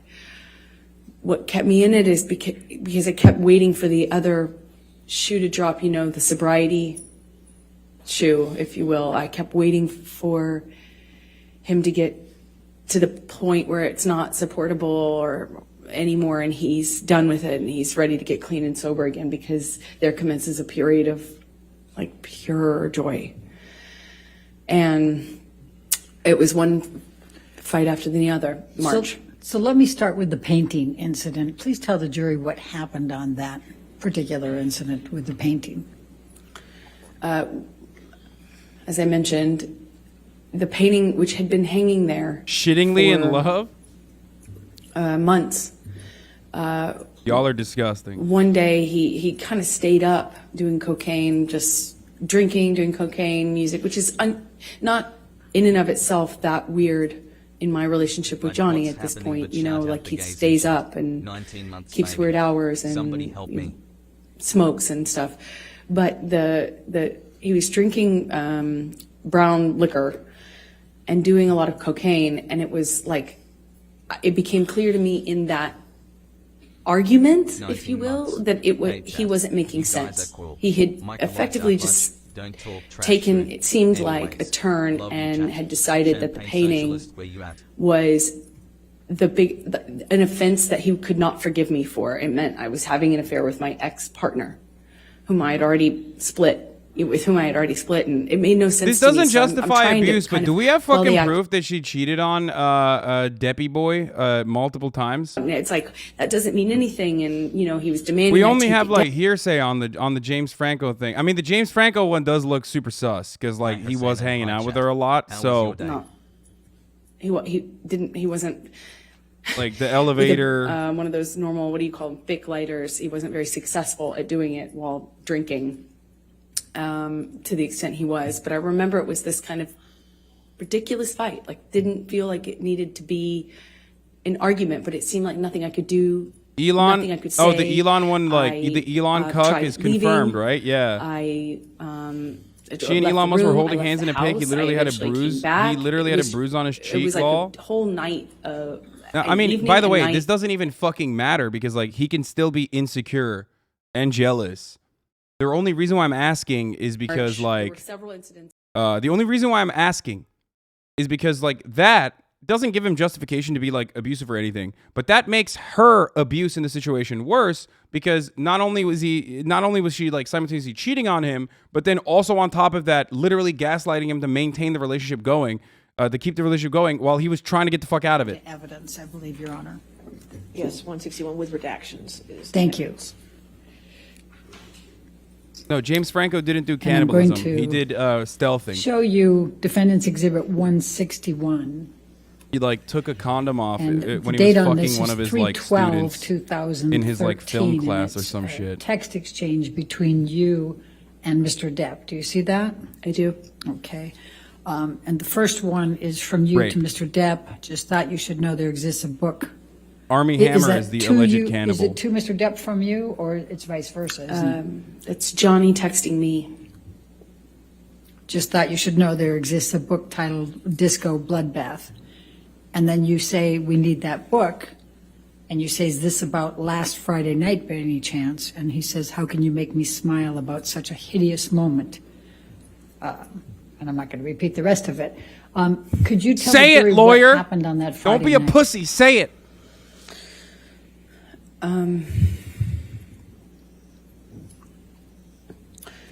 There were, like I said, there was a few different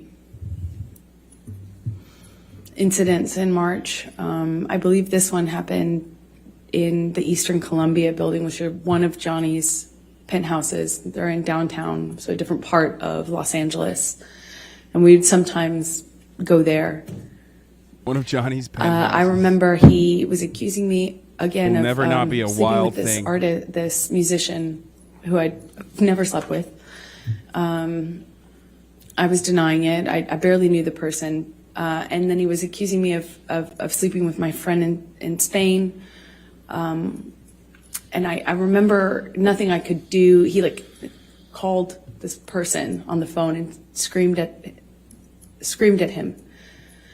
He didn't speak English, so he was really confused as to what he was being yelled at by Johnny. But I remember those were the accusations. One thing that I will say is that, hey, but when it your was one relationship to the starts next by, accusation. And I remember I was kind of you doing that on jumping set act. meeting It was in and his- one of his dating sites, I believe it's a this woman, one, in his downtown when you yourself have a ECB, partner, they call of it, course there's going to be a level of loft. insecurity that And we're in the kitchen. there's going to be a level of insecurity that follows you everywhere because like what if she's doing what she did with me with other people now to me, you know? It was he wears a lot of rings. I remember kind of just Wait, what the feeling fuck like was she doing with a dude who doesn't know how to speak English if she doesn't know how to speak Spanish? it got a little That's bloody. kind of odd. It- What is the language that they were using to communicate then? that simple. A little bit of blood on the wall. As hard as it is to explain this,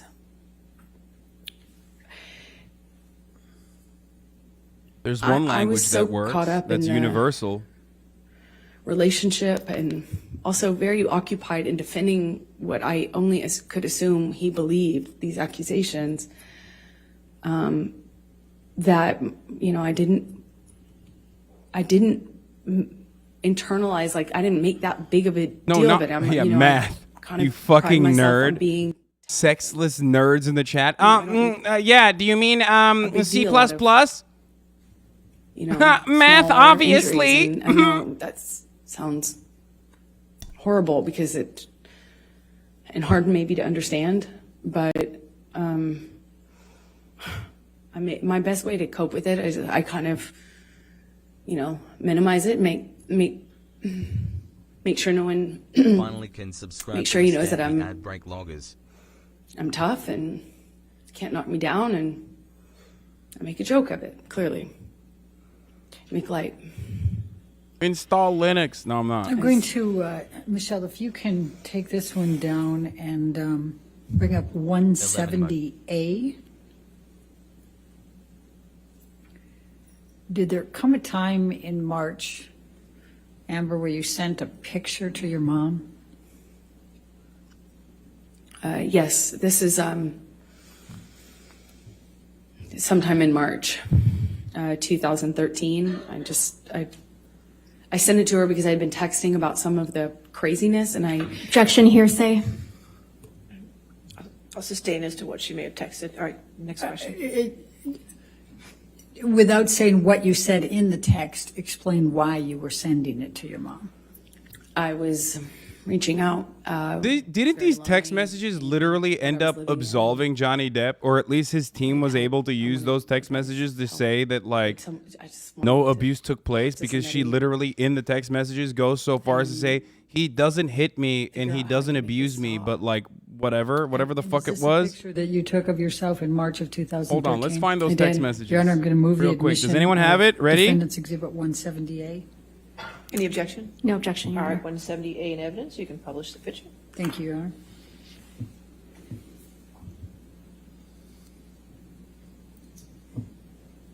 And how did you sustain that bruise, Amber? Okay, this is hot girl shit. I had thrown Johnny slapped me. I walked away from him, and that made it worse. We got into like a shouting match. I think it was a recording. No, that's not what I'm talking about. And he kind of did this Don't thing say with his hot. body I'm where talking I about fucking could tell he was hot going to hit girls me always again. have a lack of iron. I picked up I remember it kind of like a little pot, not a pot, but like a vase. And I remember Iron deficiency I is got hot girl away shit. from him enough. As he reels back, I threw it in his direction and actually managed to get away before he got me. He grabbed me by the arm, and he kind of just held me on the floor. How many milligrams of screaming at me. Nicorette did you start on? 4 if I don't know how many you 4 times if you he hit me smoke in a the cigarette face, when you but, wake up immediately. I remember being 2 on the floor if of you my don't. apartment, and I remember thinking, how could this happen to me again? Can you bring up 170?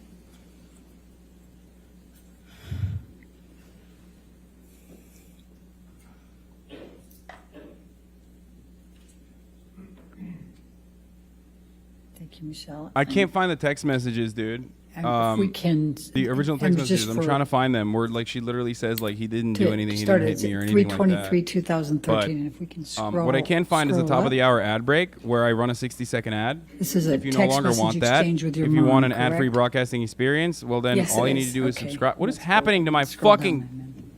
Sorry. All you need to do is subscribe. You can do that for Your Honor, I'm going $5 to or for object to free with a Twitch hearsay. Prime. Twitch Prime is Right, free as let's long as wait you have an till we Amazon get Prime to account the spot. connected to your Twitch account.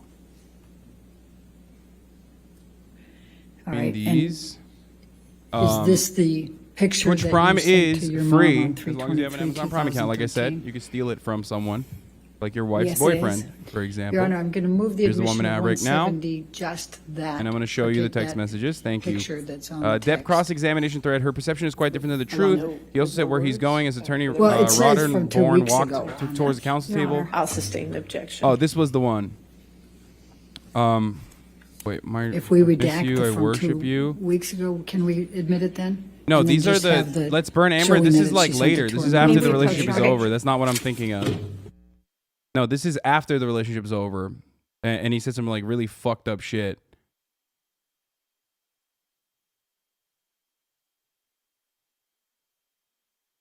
What was it? Was it this? Amber and I cannot text or see any other until the divorce final. Nope, that's not what I'm looking at either. Nope, that's not it either.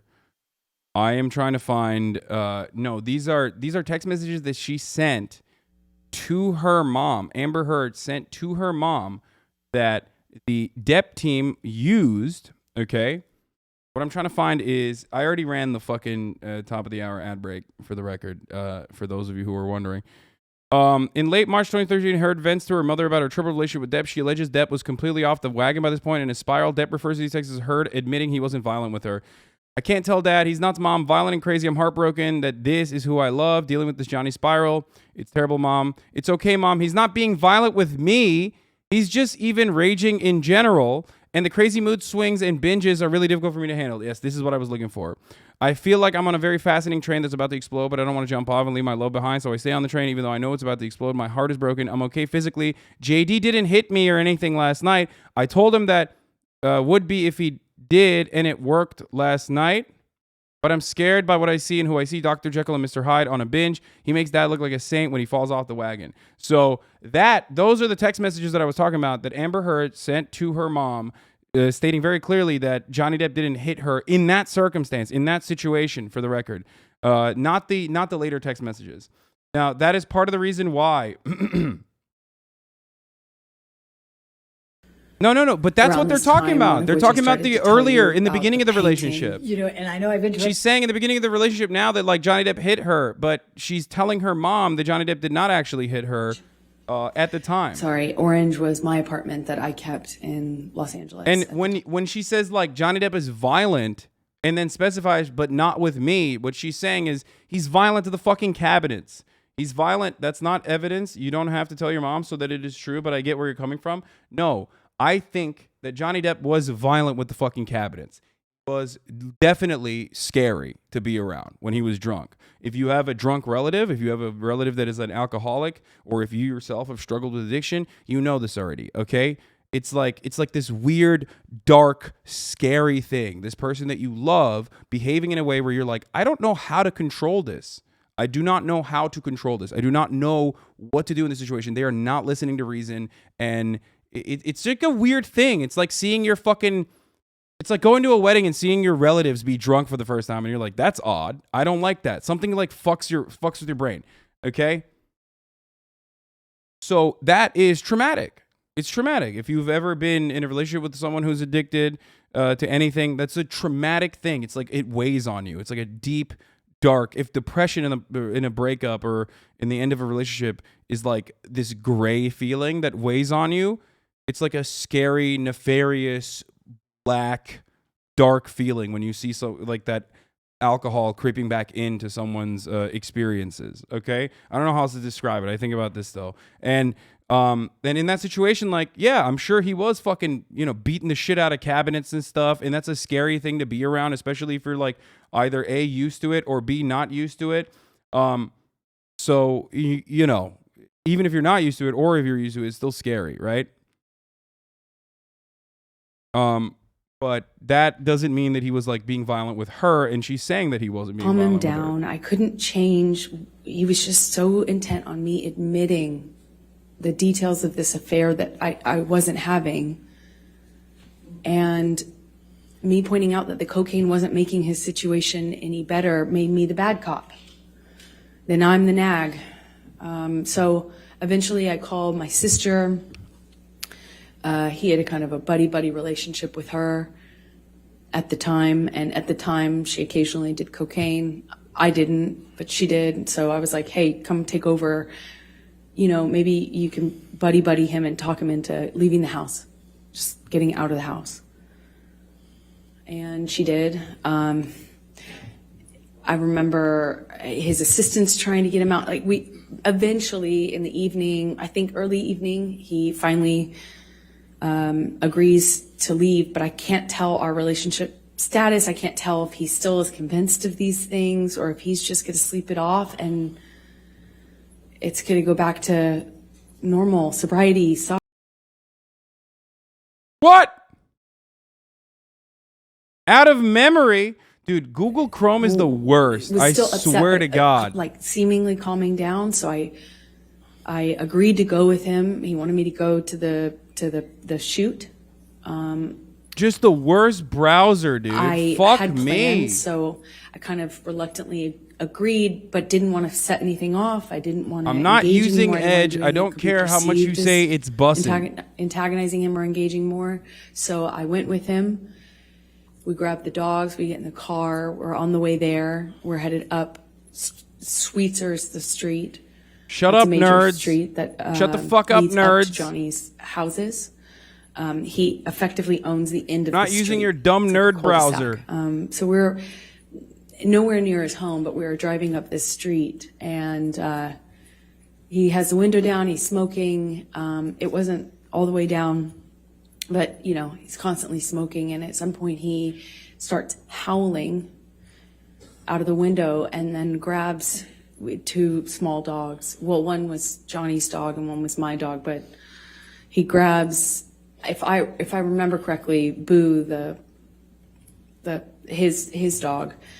Slightly chunkier teacup Yorkie, and he grabs this teacup Yorkie and holds Boo out of the window of the moving car.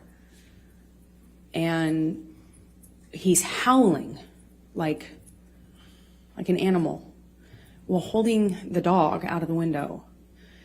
And everyone in the car, I'll never forget it, everyone just froze. No one did anything. And I too was like torn as to what I should do, because I didn't want to do anything to cause him to react, drop the dog. You know, it was just this eerie moment where he's howling and holding this animal outside of the car window. And more than that weird memory is more than that weird memory, I have a memory of everyone just kind of not really reacting to him. Like no one really kind of did anything. I eventually kind of pulled his arms gently back into the vehicle and kind of got the dog back on the seat, and we continued driving, but no one reacted. It just kind of avoided dealing with it. We get to the place, the house where he was filming this thing that he was late for, I suppose, for the day. And we walk in. Meanwhile, I've been bombarded by text messages and calls and conversations with everyone seemingly so stressed about... Objection, hearsay. Get him. All right.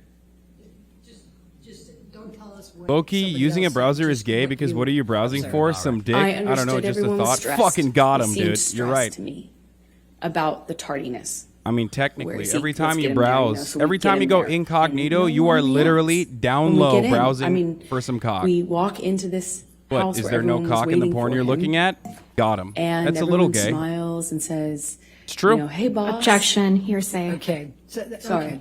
Let's, Michelle, can we pull up 167A? I think we... Incognito. Hey, I don't get to catch you live much less than 3. No, I don't use incognito. You're a freak, dude. Straight up. I'm gonna be honest with you, like Show that one to be in 167A. you're literally you're a freak. If you're not, She's an abuser. It doesn't matter what she Defendants. says. I'm sorry. I know Well, yeah. factually. like she's I have a a fat abuser. top. 167, No one it was touches that evidence of shit, the and even plaintiff's then, number. I'm I'm still not doing sure which plaintiff's incognito out of number it habit. is. I think. I don't Also, need because him Google twice, Chrome, so- you know, I will would agree. save my fucking search shit and use it on here. You know what I mean? I'm not trying to fucking Your Honor, I don't think it's this version of the photograph that's been admitted. So it's a different version. it's a Same different photograph, but a little different. Is that what we're? It's not the same photograph. Okay, not the same right, well, photograph. then- Then we'll go with it. Then what Okay. number is it? Do you recognize this photo? Yes, I do. Please tell the jury what it is. It's a picture I took of my breakfast table that morning. Your Honor, I'm going to move the admission of. You should be defendant's signed onto your exhibit Google on the porn 167A. you on the 67A. Any objection? laptop you Your Honor, may browse we porn approach? on. Sure.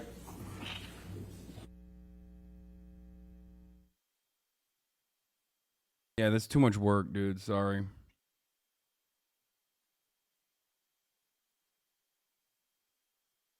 Did you see the video of Amber's lawyer at Johnny Depp's movie premiere as a fan? Wait, what?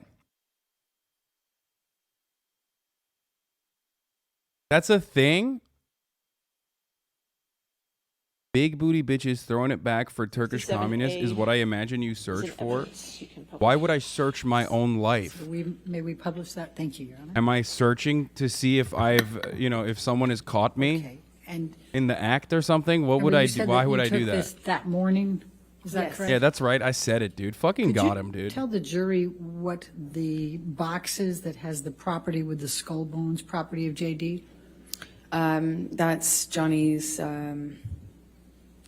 drug box. He's such a God, he's such a nerd. Like bags of coke. Okay. And what That are is these some like, white oh lines God, on the that table is to the so, left of that oh. box? That is cocaine. Okay. And do you know what that's is in so, these two what a glasses? dork, that have dude. Kind of a gold What a colored fucking liquor? theater nerd. What an Yes, absolute they're dork. different, actually. It's confusing. They're different. Different liquids. The one in the back in the larger glass is, I believe at the time I was doing these tabs, or Barocca, that's what they're called. They're little tablets. And anyway, I remember at the time. Isn't coke that's what illegal? I How was they talking doing my about waters. coke? They just come back from It's Los France, Angeles, where dude. They sell them. And then the brown liquid in the shot glass is Johnny's liquor. I don't know what it's called, but we kept it in the freezer. At the time, it was at Damn, that this time, mard had his March own, what is that, like 2013, prison I wine? What the fuck? I still didn't have the, hard line. I won't even keep that, in my freezer sort of attitude or posture with him. I wasn't that bold at the time. Wait. I didn't like Wait, it. is but that I a, didn't have that strength. is that what I think it is? What is that, chat? Doing things like trying to pour it out when I could. So Is that- what is the bag, the brown bag What? on the left side? What is that? That's a DOP kit. It's like Wait, his is he? prescriptions and cigarette, tobacco, weed, things like that. Okay, and then above it there appears to be a CD of some sort, DVD, something. A root and Do you tooting point and recognize that? snoot. Yes, it's tool? the single. I believe is what it's called. The single he was making at the time. I think that's the song that they were filming a video for, if I'm correct. Okay.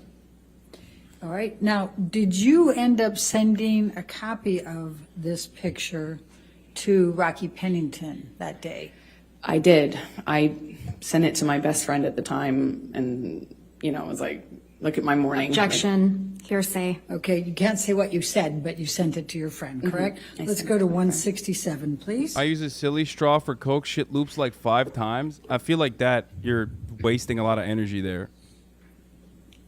As a former 10 cokehead, months yes, of that is a brain rot. tampon applicator. Best Yes, tool it is the shown best is tool. and that the confirm everything email she said. in which you Right? sent this Right? picture to Rocky Pennington on 322? She claims she used to do coke Yes. off of her 2013. tampon Yeah, applicator. I'd I like mean, to it move the seems like it's admission pretty good at of sucking shit the up. picture with the redaction of the message on it, with the top. It's Let's LA, go bro. on. Can't Identify recognize redactions, snoot and tube. we No, take I out the rest. I recognize it. I just did not know that you would use a tampon Any applicator or objection? All whatever right, so I'm gonna do this to redactions, fucking snort 167 coke with. I did evidence. not know that. Plus, I don't do coke, so there is that as well.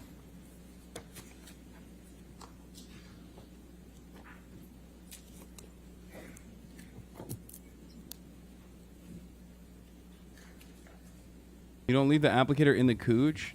All right. And may we publish, please? Why wouldn't you just use a shortened straw? Well, straw is not thick enough. It's not big enough. All right, and is this Hole the wise. text always. message, the email that you sent to Rocky with this picture? Yes. Okay. Oh fuck. Now I'm going to take you I've never done to- drugs. Let's go to Or drank alcohol. Hicksville. Yeah. Let's tell the jury about Hicksville, May 2013. I'm halal, Can you tell the dude. jury what transpired at Hicksville? It is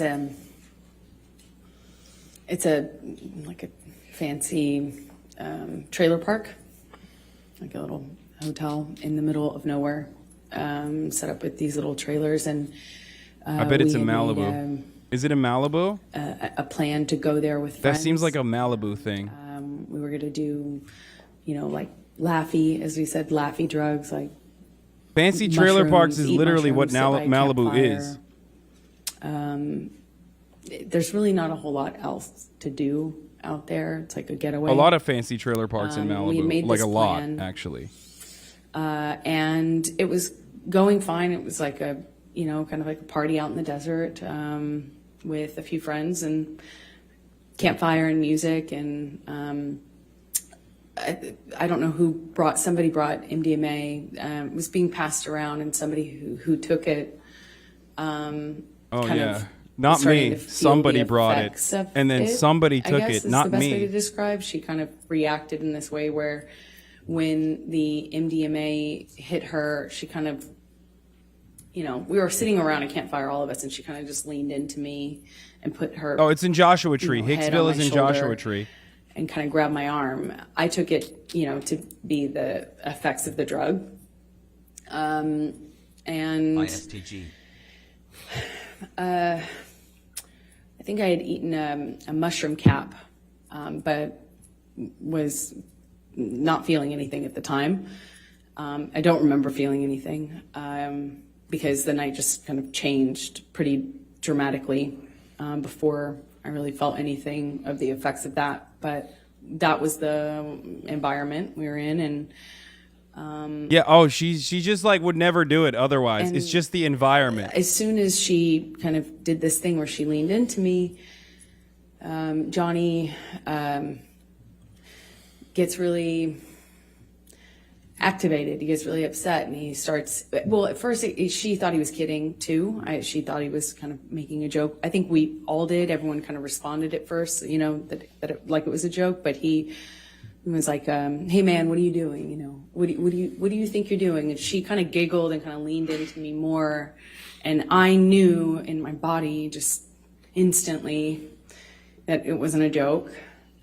But she didn't. So she's kind of still attached to my arm when he says it again to her louder. He says, "Hey man, you think you're touching my fucking girl? You think you're touching my fucking girl? That's my fucking girl." He gets louder and louder. And she kind of did this thing, half understanding what was going on. I think she kind of started to cry at this point, but she kind of threw up her hands, and Johnny grabbed her wrist and kind of twisted it and pulled her into him and said, "Do you know how many pounds of pressure it takes to break a human wrist?" He's such a fucking loser, dude. And he kind of held her, and she just looked frozen. And Bro, I'm sorry. Johnny she's Depp would crying. literally be Steven Seagal if he wasn't in shape, dude. Every actor is the What was same. going on? I stepped in. I kind of Yeah, mall take Johnny's ninja ass arm around motherfucker. him, take Johnny's hand, and kind of we start communicating. I don't remember if he immediately was accusing me or if it was sometime after. I wish I remembered, but we agreed that we'd go and talk about it in the trailer. So we walked to the trailer, and when we're in the trailer, Johnny, by the time we get into the trailer, Johnny tells me that I had been instigating the, in asking for this and that I had invited it, and that I had shit they been hear from honest stunt coordinators with him and then about repeat it back my to their friends to sound cool. relationship with this woman, and I didn't really know her that well. You're I just mean, jealous actually because your don't cool know her at one-liner all, isn't on but official court record? I met Okay, her. that's true. And I remember in the trailer, he's accusing me of lying about it, and that that I had something with her. I'm trying to diffuse that. I'm trying to calm him down, and he just turned all that. It seemed like he turned all that rage onto the trailer itself, and he just started smashing things. Okay, I'm gonna. He picked up something on the table. I'm gonna threw it time right into skip. the glass Are you ready? cabinet. He Okay. hit with his hand. I'm gonna put us in the future. A gonna wall time skip. sconce. He cleared the tabletop on the little fold down, like kitchen dining room area in this trailer. I mean, it's a trailer. Hold on, There's only so much you hold can on. do. Slow Screaming down! at me. Just screaming at me. And I eventually go back into the bedroom area. He comes into the bedroom area. We had King Crimson. what I can only describe as it sounded like nonsense from him. It wasn't making sense. And I realized that he's just probably really high, because it wasn't making sense anymore. It wasn't like a direct accusation. He wasn't hearing me when I was saying I wasn't involved, wasn't cheating on him. I wasn't secretly trying to engage this woman in some sort of sexual affair. And then it became clear to me he was like looking for something. He cleared things off the bed. I went into the bathroom, and as I come out, he asked me where it is and how long I've been hiding it. And I was like, what are you talking about? And he says, you know what I'm fucking talking about. You know what I'm fucking talking about. Be honest with me. Where are you hiding it? And he kind of like makes to look into the bathroom. What? And I gestured to the bathroom, which Live is now. to my right. I kind of like gestured to him, and I said, like, what am I hiding, and where am I going to hide it? And we're standing in this little hallway area outside of the bathroom, and he starts, what feels like patting me down, or saying he's patting me down. I can't recall, but he ripped my dress, the strap top part of my dress. I had just dyed this thing myself pink, and it's just one of those things. I was like, that's I just finished that dress. And he's like grabbing my breasts, he's touching my thighs, he rips my underwear off, and then he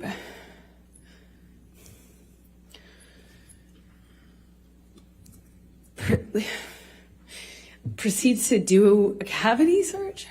Is there evidence of this, or is she allowed to keep saying what she wants? Yes, she's allowed to keep saying what she wants. It's like he said, she said, defamation. He said he was looking for his drugs. Not criminal, his cocaine, his so coke. she can say whatever the fuck she wants. Yes. 14 months with the Florida man. I was wondering how somebody who didn't do Bank cocaine crime, Obergefell. and was against it, that was in and of itself causing problems in our relationship. How could I hide? Why would I hide his drugs from, like he was insinuating that I was doing it or something? It made no sense.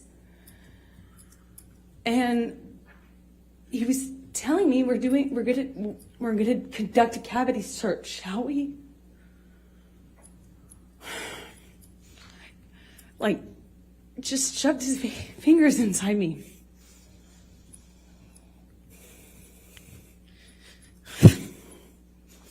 And I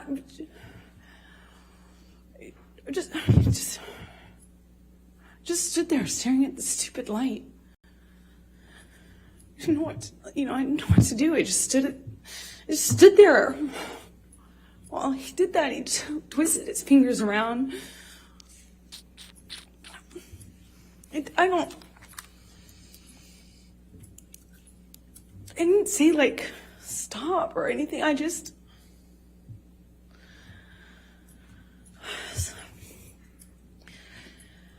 So the next morning,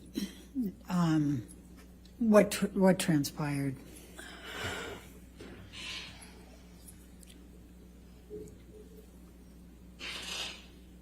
I remember thinking that Johnny would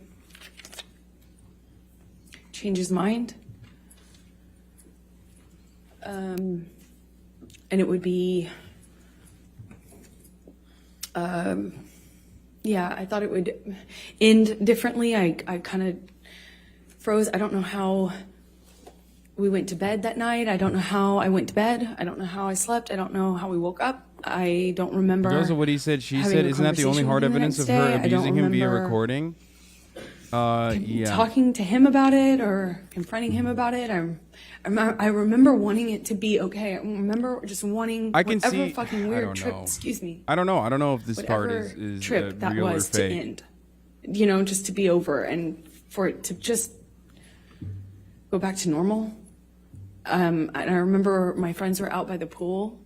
Like there was a pool in the center of the trailer park, and I remember putting on my, just putting on my face and going back into this like crap, and I remember seeing my friends by the pool thinking they were just having a great time, and no one knew what was, I felt so lonely. Like no one knows everyone was just having a good time, like normal stuff. So I just smiled and made a joke about how trashed the trailer got, and we had to get the manager.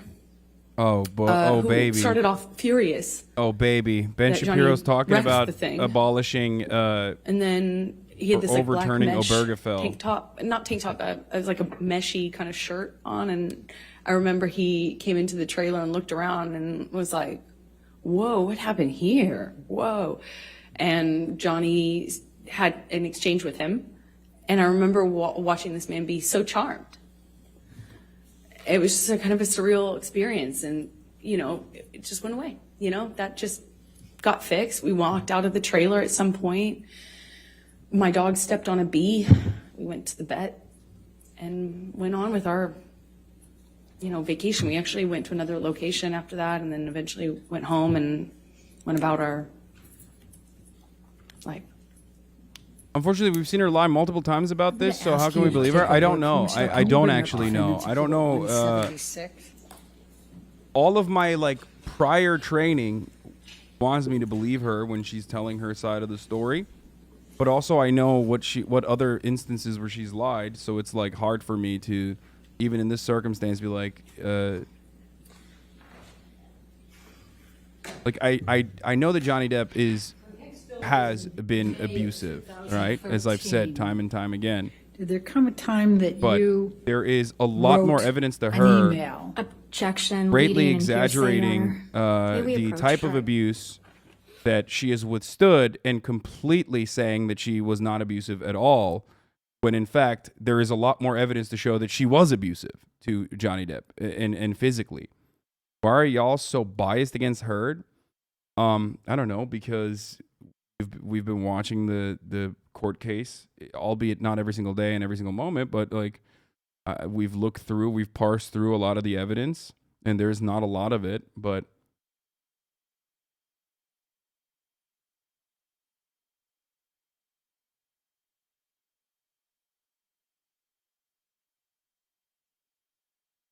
I want to give her the benefit of the doubt, but it comes off as so fake. I mean, I don't know. There's a lot. There are a lot of instances. Her testimony is extremely strange as a whole to me, as someone who's abused for a long time and very intensely, I'll say. And obviously, I don't know the truth either. Yeah. with Mr. Depp? In June 2013. May we have the exhibit taken away from? Sure. Thank you. By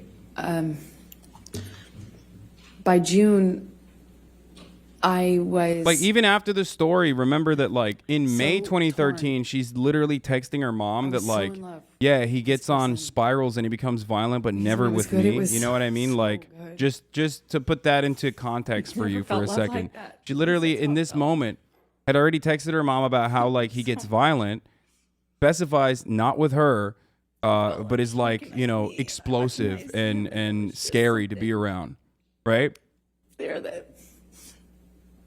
was the love of my life.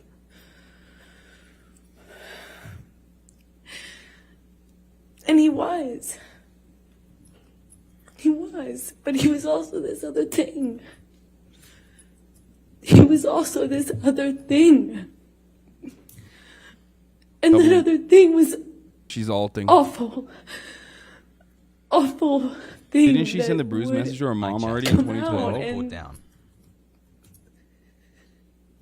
take over, and it was, you couldn't see the Johnny I loved underneath it. It was this other thing. Like, I think she's hamming it no up one here, but told I him. think that No there one is was truth to this. honest This with him. corresponds No to the one- text messages that they 26 had months between of one another, brain where rot. like the Dr. Jekyll and His Mr. own Hyde mind, dynamic lose that control Johnny of Depp went through whenever he was spiraling, body, right? his, you know, So I feel he like there's a lose little bit of control, truth in and it, everyone in the cleaned up after him. I cleaned up toxicity, after but him. then it turns into something I mean, that this is man like lost way control of his larger, bowels, and I like cleaned up after sexual him. assault and His- physical his abuse that security she cleaned withstood. up after him, changed his pants in front of me. He would pass out his own sick, Like this stuff I do believe. you know, and then he'd walk around saying he didn't have a problem.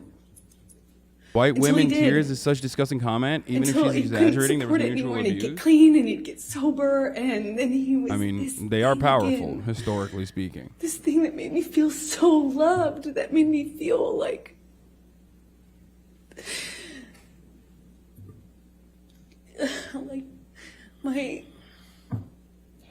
my soulmate. As cheesy as that sounds, I just felt like he knew me.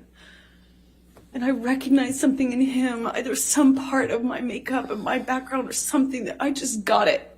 And I loved him and understood him. It just got so scary, the other part of him. And in June, I wanted to leave him. I didn't want to leave him. I wanted to leave him. I wanted him to get better.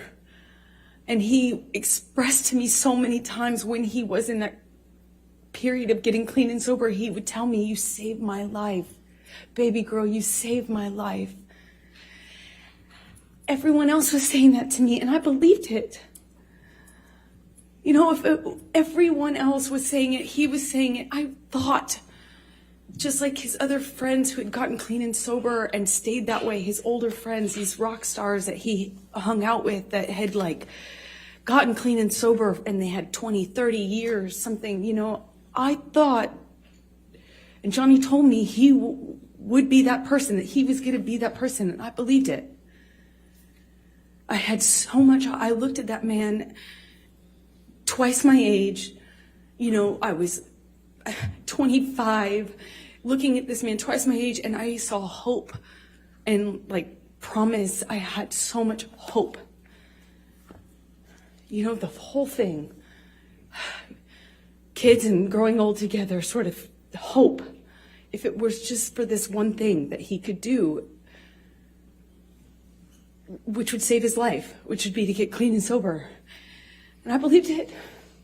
And I wrote this letter to myself, among many letters to myself. Objection, because I hearsay. thought, All she did was refer to that she wrote it. She isn't saying what she said. I'll overrule for that. Thank you. Okay.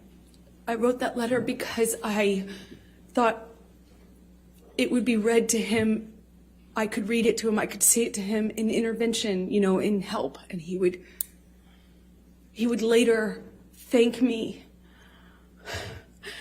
for, as he used to thank me all the time for saving his life.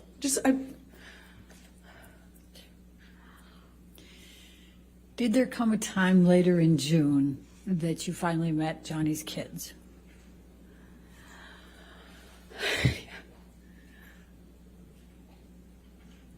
I'm sorry. This is unrelated to the court case, but I made the mistake of looking at the quote QRTs Yeah, of the fucking I finally meme met that you them guys in made that I summer posted on my Twitter about like 2013. abortion rights, like whatever. I had been with the Johnny fake for over a Snapchat, year, maybe like making a year fun and a of half at this myself, point. and my best literally guess. everyone is like, And I kill was dying to yourself. meet Like them, you know, need to be dying fucking murdered. to get to know these kids. I felt like I knew them already. Like I had never look at the QR. The amount of people saying I should daughters, kill myself and is actually, incredible. and Not that it Jack's. matters. I mean, who gives a fuck? Both his But kids' art on my fridge, and I had never even met them. You know, Johnny had brought them over one day and kindly given them to me, and I had them up on my fridge because I think you should felt delete like Twitter. Fuck I no. knew them. Just how much he talked about them. You have a and serious mental issue? No, I know. I finally got it's to meet them, crazy. at the Lone Ranger premiere at Disneyland. Summer 2013. So then I'm going to jump to, Let's go, and little it's baby. not much of a jump, to June 26, 2013. I thought it was a lame ass meme. Reminded me of Elon Musk. You There should was a definitely delete it. Plane ride to Suck Russia me. with Johnny. Do you recall that? Yes. Tell the jury about that particular event. Well, that was the first and last time I ever decided it would be a decent idea to Always do remember, drugs never with commit Johnny. suicide. Everything gonna see all right. I did MDMA with him on the plane, which was as stupid as it may sound. I just had never. Like, I was very literally making against, fun of myself Obviously, the cocaine on had been that tweet, and people were like, a "You're problem. making fun I of was very much abortion against rights. This shit using kills cocaine. women. Like, this shit kills I women." was It's like, against yeah, the I know. I don't know if you drinking, know supportive of the what my sobriety. position is on this, but but I'm 26 maybe ish, and I wanted, I had never heard of anyone making MDMA Like like this what one. I had done MDMA before. I thought it's a lovey drug. It's a dick riding a trans woman the same day. How does anyone take this guy seriously? Like, oh my god. To get violent on it. How does his dick taste? Famously, he's super pro-life and doesn't talk about being pro-choice for hours. How does his dick taste? I thought, well, this is a relatively contained environment. Maybe this would be Like, different. how do you look Maybe at I this can and be a take good this cop and be seriously? What's part of wrong the, with you, dude? like, What I the don't have fuck? to be the lesbian counselor all the time, as you would say. I can maybe be. That's so fun sad, girlfriend. dude. Maybe she was just wondering, And I though. learned Maybe the she hard way actually that wants that to was know. not happening. Could be. So what happened? Well, we took MDMA. I took a capsule. It's like a powder in a capsule. I took a capsule, and Johnny took several. I didn't count, but it's very different when you see someone take one versus a handful of something. But The joke worked on Nothing too many seemed levels, and our elevator only goes to setting the the first alarm bells floor. off, and things were going fine until the flight attendant got Oh, involved. she's regularly Flight in your attendant came QRTs? by, Oh, really? was engaging with us. I don't think that they're. Why do you care so much really- about random tweeters? it Because felt I like have it was mental before the illness. effects of the drug, and my mental illness is looking at other took people over. with mental So it was illness. relatively soon after we first took our dose, if you can say. I thought that and was clear. The flight No, attendant. if you look at the QRTs, hella people are like playing Johnny traffic, offered kill her yourself. some. She, of course, I mean, it's said pretty no, funny. I and think then after some it's back not and a. forth between them, Johnny convinced her It's not. that it would be fine. So she.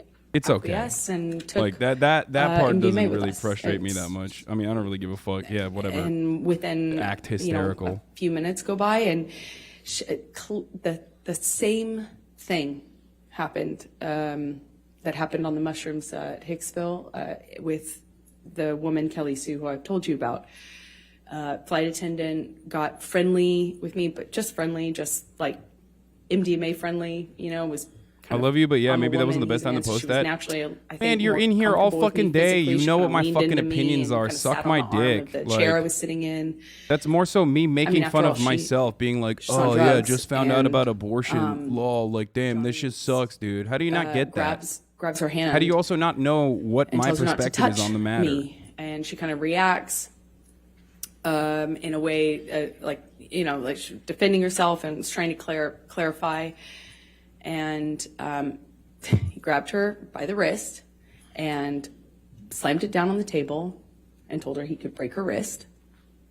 And I remember thinking, She's probably I've heard in this here. That before. person who I just like literally fucking And pulled up is that probably in was here, and we'll a do pattern that would do a repeat fucking itself a 30-minute few cry times. session on Twitter about how These I'm things would bullying her happen off in the these internet kind or of some cycles shit, where which she there would be a should. She certain should get off the that would internet. get It's filtered clearly not for a good for her while, mental whether health. it's an accusation or a gesture, and that would be the thing that he looped on. I called it looped. No, it's not the time to joke about it right now. Man, shut up. And he grabs her wrist and he tells her he could break her wrist. She cries instantly, denies it, is so apologetic. Eventually he lets go. She goes to the front of the plane where the flight attendant, normally hangs out. So this is the one. This is the door's instance closed, that and I think don't is see like. her much of that I think whole Amber flight. Heard's testimony might be exaggerated in this circumstance, but it's We definitely one landed where in like I Russia, think Johnny Depp's and I don't really team remember. and their defense is inconsistent with what Johnny Depp had said I don't personally. recall any violence on the plane between Johnny and I, but I remember feeling this tension because I was wondering when it was gonna aim at me. Because he had this particular thing about, well, at the time I understood he had a particular thing, a sensitivity about me and women, because I had a female partner. So I was feeling nervous, anxious, and I remember we had a very quiet ride, at least I didn't say anything, to the hotel. And almost as soon as we get Didn't into that the meme hotel literally start in room, Hasan hater circles? Probably.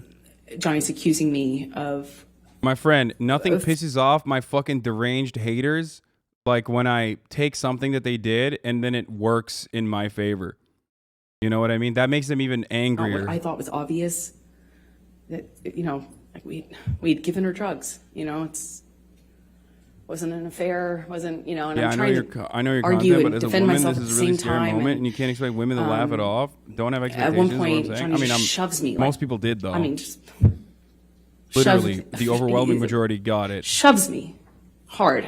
And I fall back onto this glass table. I catch myself on the table. I don't know look at how this guy. some Careful. furniture got knocked Hasan was around. rate There scrolling QRTs. I'm trying Bro, to you stand literally up for made an myself. I'm trying account to stand just to up, fucking literally. narc on me. At this point, I don't even try to hit back or try to run. I live in your I'm fucking this mental hotel room trying space to every do my day, best to dude. There are fight so mostly many the fucking verbal deranged people like accusations, this. but That's also so I try to stay sad. on my feet. Anyway, all right, let's move back to the fucking court case. At some point, Zero follower ass, Johnny no whacks me in friend the having face. ass, motherfucking psycho, And dude. No one will ever think you're I a don't normal even- human being. I don't remember feeling pain or like awareness of my nose or anything. I don't remember thinking that. I remember kind of crying and feeling. Anyway, I don't went into send the me- bathroom don't send me and fucking I wanted deranged him psychos. to have I just remember wanting him to realize what had happened. I wanted him to kind of snap out of it. I wanted him to care. I wanted him to realize what was going on, because a big part of this, I felt like he wasn't aware. There was this sense that he didn't know what was going on. Again, I don't know how much of the drugs or alcohol is a part of this, but I remember crying. I came out at some point because I don't hear him in that room. I remember we had been arguing in the main room, but I went out to the hallway, which is where I presume he walked out, and his bodyguard, Jerry Judge, was in the hall. And I don't recall seeing Johnny in the hallway, but I remember seeing Jerry Judge, who gestured to my Objection, nose. hearsay. She's just saying gesture. He hasn't said anything yet. All right, gesture's fine. I'll overrule the objection. He gestures to my nose and holds out his handkerchief, like a cloth handkerchief. And I instantly felt really embarrassed. I felt ashamed. I don't know how else to describe it. I just felt like just really I did see the embarrassing. And I went QRT that says inside you carry the immortal room. sin of being a What, cisgendered if man, any and you're injury speaking did on you have? reproductive issues. I had a little blood coming out of my nose. I didn't know it. I didn't feel it at the time until Jerry gave me Jerry let me know. Okay. And I went inside the No, it's not ironic. That was serious. the hotel room. And It's awesome. I mean, that's just mental illness. As embarrassing as it is, I remember just wanting. I remember just wanting Johnny to say sorry. I wanted him to realize it. It's so stupid, but I like the emotional part. I just wanted him to acknowledge that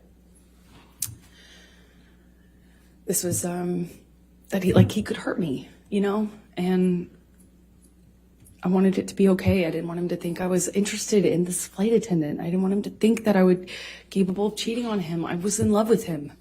I just wanted things to be okay. Let's take you to July 9, 2013. Did there come a time that you went for a ride you went to the Bahamas and went on a ride the yacht with Johnny and his kids? Well, it's less like we flew out to the Bahamas to his island. He was selling the yacht to J.K. Rowling, and he wanted to kind of have a goodbye God damn. trip on the yacht. So it was docked off the island, and I went with him and his kids, who I had quickly developed a bond with and loved. And we brought a friend along with us, I think, to kind of help. And yeah. Okay. A statement. Tell the jury what happened on that trip. Johnny was upset that he had to sell the boat, and he was off the wagon again, but he didn't want to tell his kids, so he was hiding it from them. He was putting it in coffee cups and drinking, and the behavior just kind of like, he was upset, he was emotional, and he just, you know, that's how he dealt with it, just drink. But there's just no off button with Johnny. So he just kept drinking, and the behavior kept getting more obviously drunk. And Lily Rose, his daughter at the time, was young, just like maybe 14. And she started to get panicky and started to ask me questions about his drinking. Objection, hearsay. Without saying what Lily Rose was saying, please continue on. Sustain the objection. Thank you. So she was asking me questions about the drinking, and was very upset. Sustain the objection. Yeah, you Yeah. can't say what Lily Rose said. Oh, But yeah. you can tell gestures, Sorry. you can tell, and you can say what you and Mr. Depp said, okay? Sorry. So she was upset, and Johnny we were with the kids, and he kind of threw himself off the boat in a half playful way, like a dead fish kind of way. I don't know how to describe it, almost like a belly flop. But we were on a skip, like a smaller boat parked next to the yacht, and he's jumping. Well, he jumped off the front of it, but kind of in a chest forward way, like it looked a little scary, like not something somebody would do if they're completely okay. You know, it was. Of course, Johnny Depp's daughter, Lily Rose, started off all of defended us Johnny kind of taking turns after the jumping off abuse edge of the allegations. yacht, Come on. into the water, and then he, at one point, kind of throws himself over, and it looked a little scary. The way his body fell into the water, and Lily Rose. Why is she describing this started to bad cry dive? and expressed to me that she Objection, was hearsay. upset. Sustained. You can't say what she said. You can Why can't everyone tell think like this about me? expressions or Because they're observations, not. but you can't say They're what trying Lily to Rose said. be angry. So Lily This is a Rose fucking common was joke about the crying, fuckboy saying shit like and this, then and the people are out crying here hoping he becomes dies like over this. a- Never mind that he's been talking about abortion like rights a for longer than panic- half the people in the replies have been alive. Like Y'all almost like really a need to panic seek attack. help. Yeah, I mean, like rapid breathing, crying. because people are fucking lots of insane. questions. This is not a hate tweet. This is And not a hate I'm tweet. This is holding not a her, hate tweet. kind of This is a positive comforting tweet. her, and Johnny comes in. Calm down. And within a few seconds, I realized that he, Not a bad tweet. kind of. I'm sure they'll shifted his fucking call him attention a on dick me, rider and now. They're he probably in here waiting seemed for very someone like angry. this, but He asked Lily Rose to leave. Lily Rose leaves. when you have to explain the joke Looks is a at bad me, joke, leaves, or every crying, single person on the and internet Johnny is uncharitable and has like actual I don't fucking remember the words serious he used, but issues. starts accusing me of kind of What do you mean? like telling on him. And It's not even a calling fucking. him, I mean, shut up. It's not even a big deal. It doesn't matter. It's not. It wasn't well received overall. It was only. It was only. I mean, it was well received overall. I was It was actually trying only to protect poorly Johnny. received by fucking psychos. Who cares? It didn't feel like my place at all to share that with his daughter or anyone at the time, other than adults who might help with it, but not his kids. So That judge just allowed Jerry Joe to be I'm- brought in. He's I was dead. trying to Amber Heard comfort saying her, I he was saw trying an to injury. protect This is you. bullshit. He Yeah. basically was accusing me of doing this thing and of making them aware of his that he was drinking again. And he slams me up against the side wall of the bedroom of the we were in the bedroom this whole time, but up against the wall of the cabin. The And guy wishing slams for me you to up be by my neck. assassinated, and I'm not joking, but his Instagram is just him And trying to look holds just me like there you. for That's a second awesome. and tells me that he could fucking kill me. And that was What? an embarrassment. I was Okay. embarrassing. I'm having a hard It was time following the embarrassment. This story. whole Hold thing on. was a Let's get joke. back to this, please. All embarrassment. I made him feel sick. And I'll never forget. I'm very, very, very much in love with this whole family now. And he's saying I'm embarrassing to him. And that somehow stuck in me more than the I could fucking kill you. It just sounded like hyperbole. It sounded like something he was just saying. But the names that he was calling me, well, kind of just pushing me up against the wall by my neck, you know, it hurt my feelings. It hurt. When I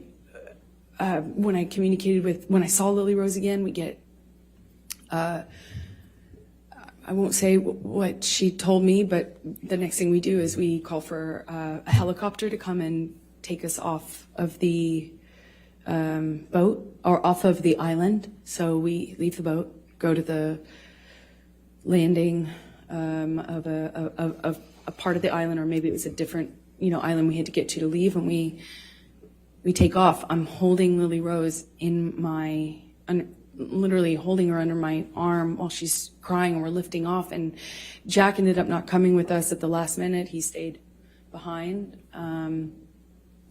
And we were taking off, and I remember being really torn about leaving.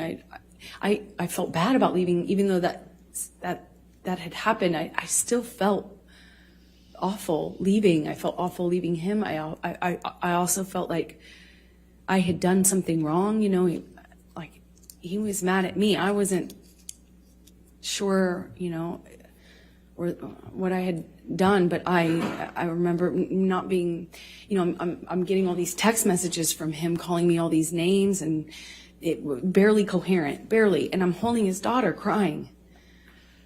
And let me just stop you for a moment. Michelle, can you pull up Defendant's Exhibit 180? I believe that's already in there. It is already into evidence, Your Honor, so if we may publish it to the jury. And Amber, I'm going to ask you to take a look at 180. And this is text messages from Mr. Depp to you. Do you recall these? Yes, I do. And are these the text messages? Yes, that's what he was sending me while I was taking care of his daughter.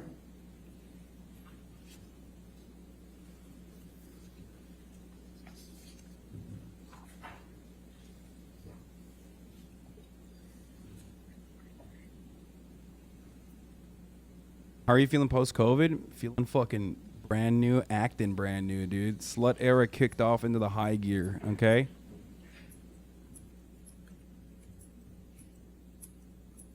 Why is he laughing? I want to see what the fucking text Happy messages are, dude. I feel like a Hasan little program. baby. Show us the text messages, court photographer.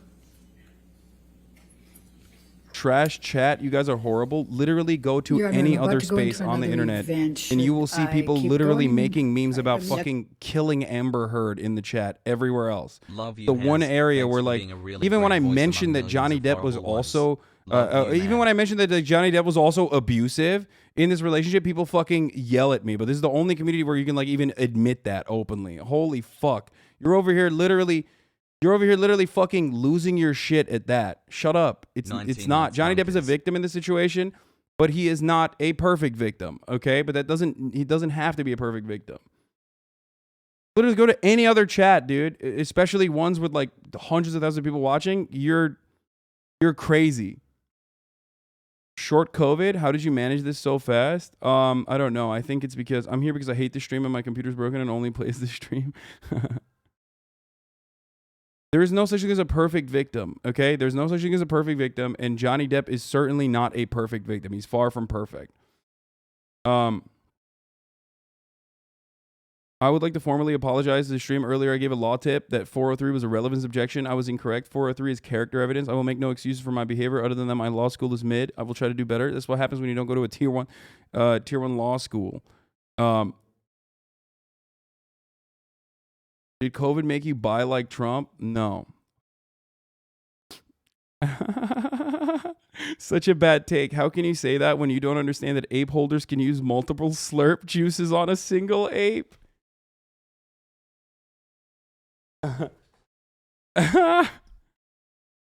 Oh, Jesus Christ. Okay. The reason why I was able to fucking roll through COVID like the way I did is because, one, I'm really fortunate, I think. You know, I got lucky. There's probably the amount of exposure was probably limited. That's probably a factor. I am vaxxed the fuck up. I'm a boosted up shouty. Okay. I'm also just left before giving evidence. No, they showed it. Multiple slurps will change the game. And also I work out. I eat right. You know what I mean? Probably part of the reason. Didn't go to a tier 1 law school. Can purchase a tier 1 sub to avoid the top of the hour ad break. Go back a couple minutes and you can see the text messages. Okay, let's look.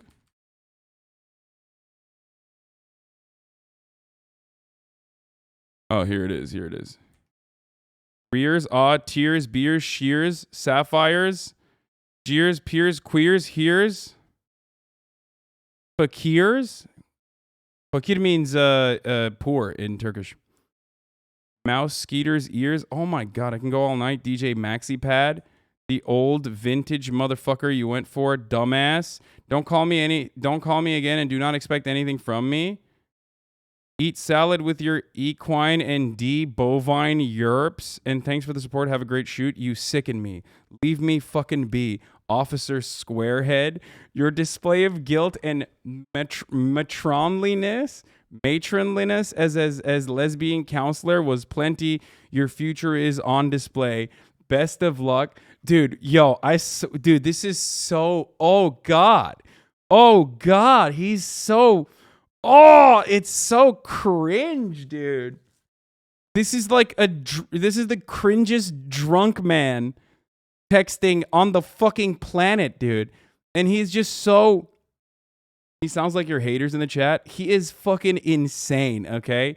Not as insane as me casually fucking reading a top of the hour ad break segue and then acting like it didn't happen, only to like remember that the top of the hour is upon us and that I'm going to serve you a 6-second ad break while I go through some of this. And then, of course, there's a lot more news to cover today because we talked about women's wrongs, Amber Heard, and then we're going to talk about women's rights, i.e. abortion rights and the women's right to bodily autonomy, which, of course, I, as a cisgendered heterosexual man, should have no say in the matter and also think abortions are bad and immoral. And I've decided I'm going to no longer do fundraising tomorrow for multiple charities instead because, a bunch of fucking mentally ill, deranged, pathological psychopaths on Twitter decided I should see myself out of this conversation.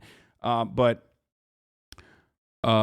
just kidding, I will be doing that. Also, you can avoid the top of the hour ad break by subscribing for $5 or for free with the Twitch Prime. Twitch Prime is free as long as you have an Amazon Prime account. Stop copying Hogs because he's better than you. What do you mean Hogs?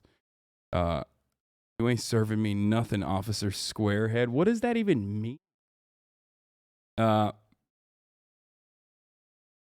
yeah, anyway, Twitch Prime is free as long as you have an Amazon Prime account connected to the Twitch account. You can also, if lucky, get gifted a sub like one of the 5 that Tamana just gifted. Thank you for the 5 gifted, Tamana. Thank you for the 5 gifted, Emily Logan. Woman ad break now. Officer Squarehead is so unintentionally funny. Yeah, it's so stupid. Camp Counselors Plenty. Your future's on display. Best of luck. Thanks for the tunes. Bye, JD. Don't call again. I will begin to feel embarrassed for you. ... Go away, coach. DONE. Hup. Done. Oh, that's so funny, dude. This is so stupid. Okay, I love this. This is apparently it's a racist insult for Northern Europeans. Wait, what? Hup, done. Let me try to do a Johnny Depp voice. I can't. Don't call again. I will feel embarrassed for you. Go away, coach. I can't do a Johnny Depp voice. I have no idea how to do it. This is pretty funny though. Hup. I heard that you consulted your doctor, Liver King, and Joe Rogan in order to learn non-pharmaceutical ways to defeat the virus with a mix of herbs, ivermectin, and cum. Is that true? 100%. Yes. My secret is out. Steve is him. I don't know why they have like weird nicknames for each other, but that was him. Our fun. It stays like today. Commonly used for Germans during the First and Second World War, but found in a collection of slang from 1906 relating particularly to the German military style.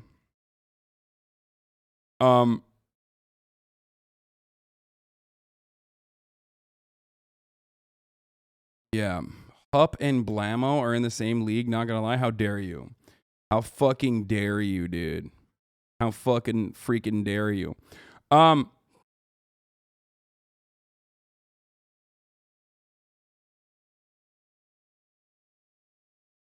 That's what they call Polish people, lol. I mean, it's like one of those things where it's like you can't even call that. Can you call that a slur, dude? What the fuck? He's just... A lot of people are like massive Johnny Depp simps, so they will refuse, right? They will refuse to fucking recognize this, but like he is so fucking cringe, dude. I mean, especially because like he's drunk as fuck here too. But like a lot of the stuff that he does is just like textbook fucking weirdo actor Hollywood cringe shit. And if he wasn't hot, or if you didn't think he was sick as fuck as Jack Sparrow when you were younger, you literally would never, you would see it as what this is. That doesn't change the reality, of course, that, he was still very much a victim of domestic abuse by Amber Heard.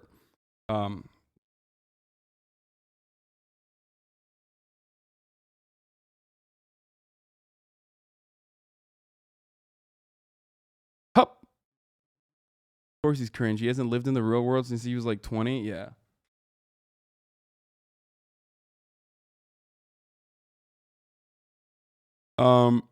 So let's get back to, I want to hear what old Billy Ballbag had to say. And then we're going to talk about, conservatives getting horny as fuck to like, yeet gay marriage and shit. And so many other more prescient news stories. But like I've said, part of the reason why I've covered this and wanted to cover this is because like this is dominating the space right now. This is dominating internet culture. A lot of people have opinions on this, and most people that are covering it absolutely from like a kind of misogynistic point of view. You know what I mean? And as the number one misogynist on the internet, if you look at my Menchies, obviously, I'm like, no, fuck that. I'm going to be taking over the space. I'm the king of misogyny, okay? He's going to lose again? Yeah, I think he will lose the defamation suit because, especially in America, it's very difficult to establish a defamation lawsuit and win. And but it's basically a W for him because the entire point of this argument was to the entire point of this lawsuit being played out in the way that it is on the internet and in public in the court of public opinion is so that Johnny Depp could correct the record on these accusations. I got to be honest with you. My good buddy Paul Verzi's been watching it. He just keeps calling me up. He goes, "Are you watching this?" He's like, "Johnny is absolutely destroying her." I don't think his career will ever bounce back. It really does amaze me how it just, the pendulum just does not seem to swing the other way. That all of these women's groups, that when they see a woman that lies like this, which really hurts their position, because there are women out there that are in a relationship. You got past allegations of abuse against more women that aren't Amber. There's nothing to correct. That's what? That's not true. Not only is that not, why did you say that? I hope he loses. He's got past allegations of abuse against more women that aren't Amber. There is nothing to correct. Not only is that not true, but like all of his fucking past, his wife that he literally fucking left, the mother of his children that he literally left to go fucking, live with Amber Heard, straight up came out and defended Johnny Depp. What the fuck? Okay, my bad. Wait, what the fuck? You can't do that. You can't do that. You can't just be like, nah, he's fucking abused the shit out of other people. Actually, I hope he fucking loses. Like, fuck him. And then be like, all right, my bad. No, this is not a my bad moment. This is a moment where you're just like, hey, maybe I should revisit the way I'm operating when I see news stories and the way that it fucking impacts me. Stop adding him and saying he's a dumbass. Okay, you guys can be just as dumb. This is a teachable moment, though. Okay, I will, dude. Sorry. Stop yelling at him. Stop. This is important for people to understand. Like, a lot of people look at every fucking instance and have a black or white understanding of it, and they want a hero and they want a villain. Everything is a fucking Marvel story. Okay? And life is not like that. You have rad libs, rad femmes on the one side, fucking turning around and being like, Johnny Depp needs to be murdered, okay? Because, I believe Amber Heard unconditionally. And then you have on the other side, incels. You have femcells on the one hand and incels on the other, literally fucking duking it out over this, like, very public defamation suit. That's kind of the reason why I'm covering this, for the record. Because, this is the reason why I'm covering it, is because a lot of people are trying to use this to weaponize their own perspective. That this woman evidently lied and claimed that she was in when she wasn't. And for someone to go out and lie about it hurts the people that are actually in it. So you'd think that they would cover this, and they would also talk about, like, I remember a guy a long time ago told me, he said, if you're in a relationship with a woman, if she ever starts swinging on you, lock yourself in the bathroom. Lock yourself in the bathroom so, she won't hit you anymore. It doesn't escalate, and there's going to be no evidence of you at some point, because you're going to have to get her off you. She can be, look at this mark in my wrist when he, because you... Can you explain what you mean by femcells? I've only seen it be used by right wings, but I'm curious by what you mean. Like, there are a lot of fucking rad femmes out there who unironically are lost in the fucking sauce. The people that fucking the people that are like in my fucking QRTs being like, you should kill yourself, you disgusting male. Like, people who say, you're a fucking cishet man and you should kill yourself. Now, obviously that's laughable shit, because ultimately it doesn't matter. Like, that perspective is inconsequential. There's no systemic there's no systemic harm associated with it. You know what I mean? So when fucking people say stuff like that, I just laugh it off, because, sucks to suck, but society is completely fucking designed against you. You know what I mean? You're so fucking powerless.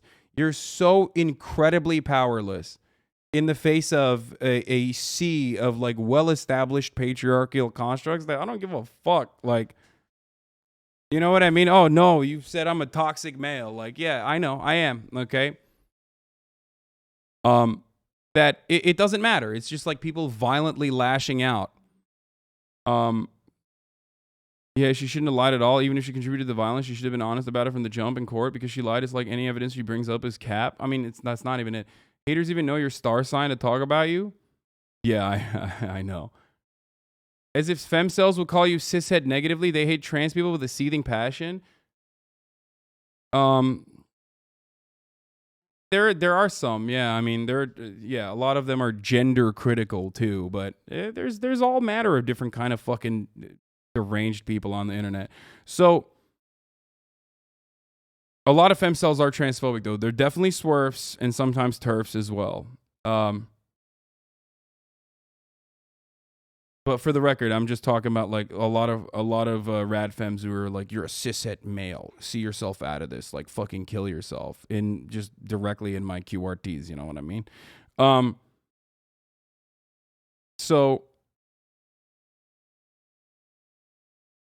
You are a toxic male. You are not a toxic male compared to what an average toxic dude is like. I mean, I do have toxic male behavior. You know what I mean? I'm imperfect. I see some. I say some shit. You know, for sure. And I certainly, if you are uncharitable, you can certainly look to like most of the things I say or meme about as a negative thing. The case is not over. And everybody has that. And that doesn't make it all right. We're just constantly on a journey of bettering ourselves. You know what I mean? So everybody fucking chill. Yeah, bro. Like when you roasted me for mentioning Foucault yesterday. Shut up, TechBot. Fucking nerd.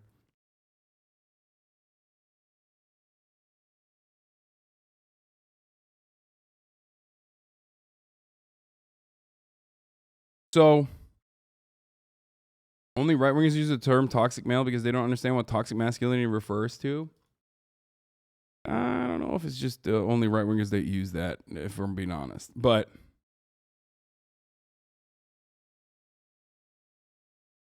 my mom all the time is pretty toxic, bro. You owe me a PS5? No shot. So anyway, I'm fucking done with this part of the case. Let's get to the fucking right-wingers who are losing their fucking minds, so goddamn horny to fucking ban abortion. On YouTube, Stephen Crowder complains there's always really, really, really unattractive women who bitch about abortion. Let's take a look. Now, my toxic take on abortion, and you haven't seen nothing yet. If you think that like my fucking tweet, my tweet, it was toxic because I said like, you know, because I was making a joke about like fucking dudes being like, oh my God.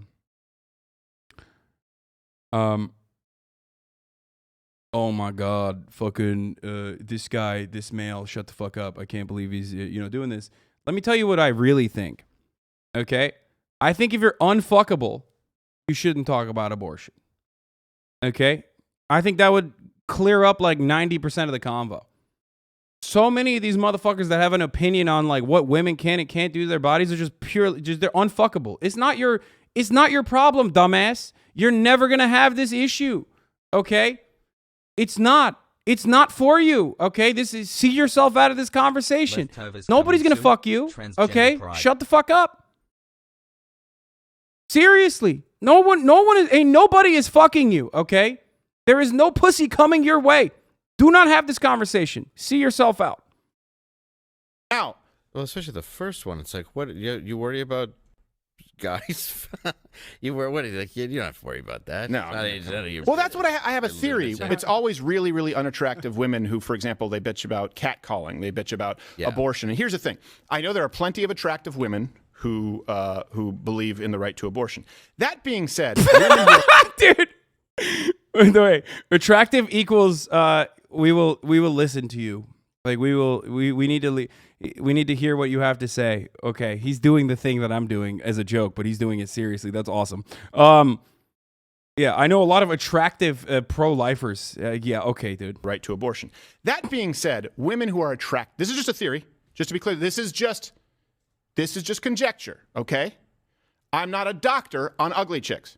No,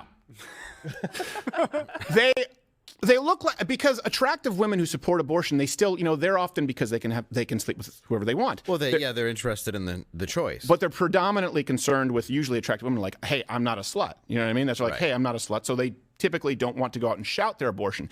These often women. Wait, what? I'm not a slut? So they don't shout their abortion? Only sluts shout out their abortions? What the fuck? What is he saying? I'm sick and tired of hearing from men who have never had sex about abortion, okay? I'm sorry. Like, I realized this yesterday when I was listening to Ben Shapiro. A man who actually has children, right?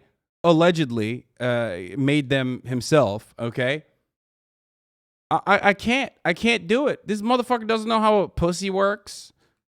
Smile. I'm not convinced that his kids are his. I don't want to hear about abortion from you. This is never going to be your problem. It's never going to be your problem. Okay? And your fan base, a lot of the dudes in your fan base, also not their problem either. So why? Why is it like, see yourself out? What a coincidence. I want to be like, look, so everybody wants to catcall me and I'm having so much sex that I have to have all these abortions, you guys. And everyone's like, right. Sure. Somebody, you walking down the street and a construction worker yelling. Yeah, this guy. Like, yeah, dude. This guy, dude. This homie knows. 6 months. Move so Yes. they can see a hotter woman is not catcalled. Exactly. This just starts aiming his pneumatic drill. Ugh. Yeah, I mean, look, like it's like Lena Dunham's like, oh my gosh, I hope I'm at this party, I'm super drunk, I took muscle relaxers, I hope nobody rapes me. Like, you're good. Yeah, you're fine. Nobody. What the fuck? Dude, I forgot about Steven Crowder's existence, dude. And for good reason, I think. Holy fuck, he is so gross, dude. How are you going to mention Lena Dunham and then you're the one who comes across as like way grosser than Lena Dunham? Like, what? That is kind of remarkable that you can be way, like, significantly more repulsive than Lena Dunham in this convo. Like, that's wild. That's new levels of just being repulsive. It's one of those, like, you know, pro gamer moves that is hard to pull off, but he 360 no-scoped that shit straight up. Literally said Lena Dunham's too ugly to be raped. Oh my God, what a fucking ghoul. Yikes, dude. Yeah. Nobody wants consent or Wait, anything. have you noticed the playpen? Go in there. Enjoy. Everyone hates you. Yes. That's why he gets the big buck? Yeah, I know. Republicans are just like, who can be the grossest freak on the fucking timeline? Like, who can be the most gross freak? Like, we have no jokes. We just like, we're on a freak off, okay? And the opponent is Steven Crowder. You're losing every time, okay? Wild. Fucking wild, dude. I mean, Crowder literally wrote this. Yeah, he wrote this. Why not having sex might be good for you. Like, this guy should never talk about this. I'm sorry. You've no... Breaking. Oh, shit. We did it, boys. Boys, we did it. Blow some confetti. We have surpassed 1 million COVID-19 deaths. Let's go. Woo. Let's fucking go, dude. Let's fucking go, dude. Oh, this calls for celebration, dude. I mean, holy fuck, dude. Holy shit. That's what I'm talking about, baby. Number one.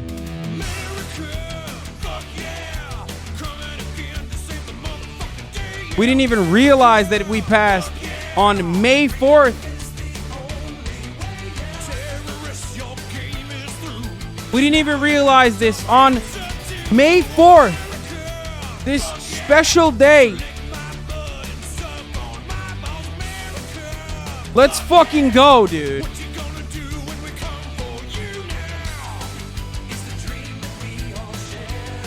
I respect that. That's respectable. Good stuff all around, you know, congratulate yourselves. We did it. We fucking did it. That's pretty cool. It's pretty poggers when you think about it, you know? You always got to be number one. Doesn't matter if it's like bad things, good things, doesn't matter whatsoever, okay? What matters is being number one, and that's certainly what we are, okay? Number one, baby, unconditionally. We are goated. We are on a stack. We are $150. All right, let's watch the number one fucking psycho talk giddily about overturning Obergefell now. Gay marriage, they're coming for you too. Meanwhile, the Democrats are really trying to push hard, particularly the Democrats in the media. So you got ABC's Terry Moran saying that you never know what they might do next. What are they going to do next? My God, the Supreme Court, they might actually go back and overrule Loving versus Virginia and allow states to ban interracial marriage. Oh, really? That wasn't even based on the right to privacy, you idiots. That's based on the Equal Protection Clause. Wrong constitutional clause, you morons. And then they try to they might overturn Obergefell. First of all, Obergefell is a bad Supreme Court decision. And if we had a Supreme Court with itself, they would overturn Obergefell. But they're not going to. They explicitly say, Alito says, I think 3 separate times in that decision that I read in nearly its totality on the air yesterday, that this has no impact on other cases of different lines, which is a clear reference to Obergefell repeatedly. Okay, but Democrats know that deep down in the cockles of their tiny little Grinch-like hearts on abortion, they know that the abortion issue is not a winner. So they're trying to expand it out, say, well, you never know. The Supreme Court, they might go after gay rights. They might go after... Sure, you're right. The same Supreme Court in which Neil Gorsuch idiotically ruled that the Civil Rights Act of 1964 covers transgender people is going to now overrule Obergefell. I'm sure, Terry. Go for it.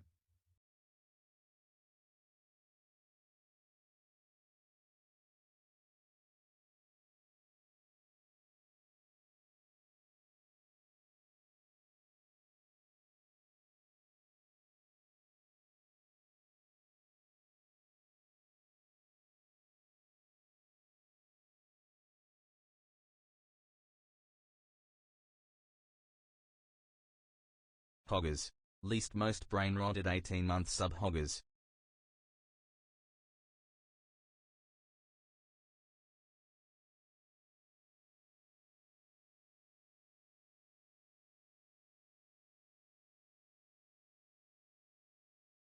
Hup.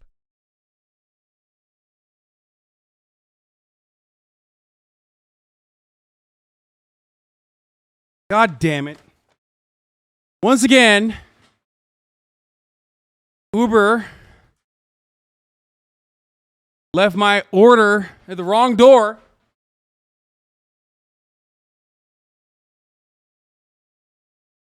Oh, okay. The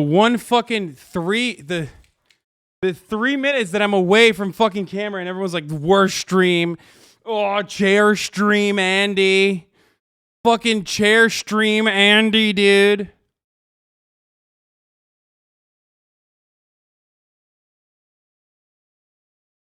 Anyway, okay, hold on. We're going to talk about comedian Dave Chappelle attack while performing on stage. Details. It's really disturbing. Details of another public attack on a big-name comic. We're talking about Dave Chappelle. Don't tie this to fucking Will Smith, dude.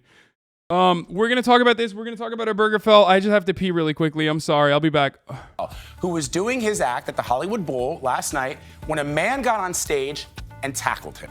Chappelle is okay, but the attack on him came less than 6 weeks after Will Smith slapped Chris Rock during the Oscars. Our national correspondent, Jerika Duncan, has the story. History. This video captures the moment a spectator rushed the stage and tackled comedian Dave Chappelle. He was performing at the Netflix as a Joke Live comedy festival in Hollywood. The encounter took place right as Chappelle was wrapping up his set. He appeared to be uninjured, and security quickly apprehended his attacker. Witnesses reported the man was then kicked and punched repeatedly by security guards. Afterward, Chappelle brushed off the incident. Oh, now everybody comes out for the curtain call. And thanked comedian and actor Jamie Foxx for checking on his well-being just as the chaos unfolded.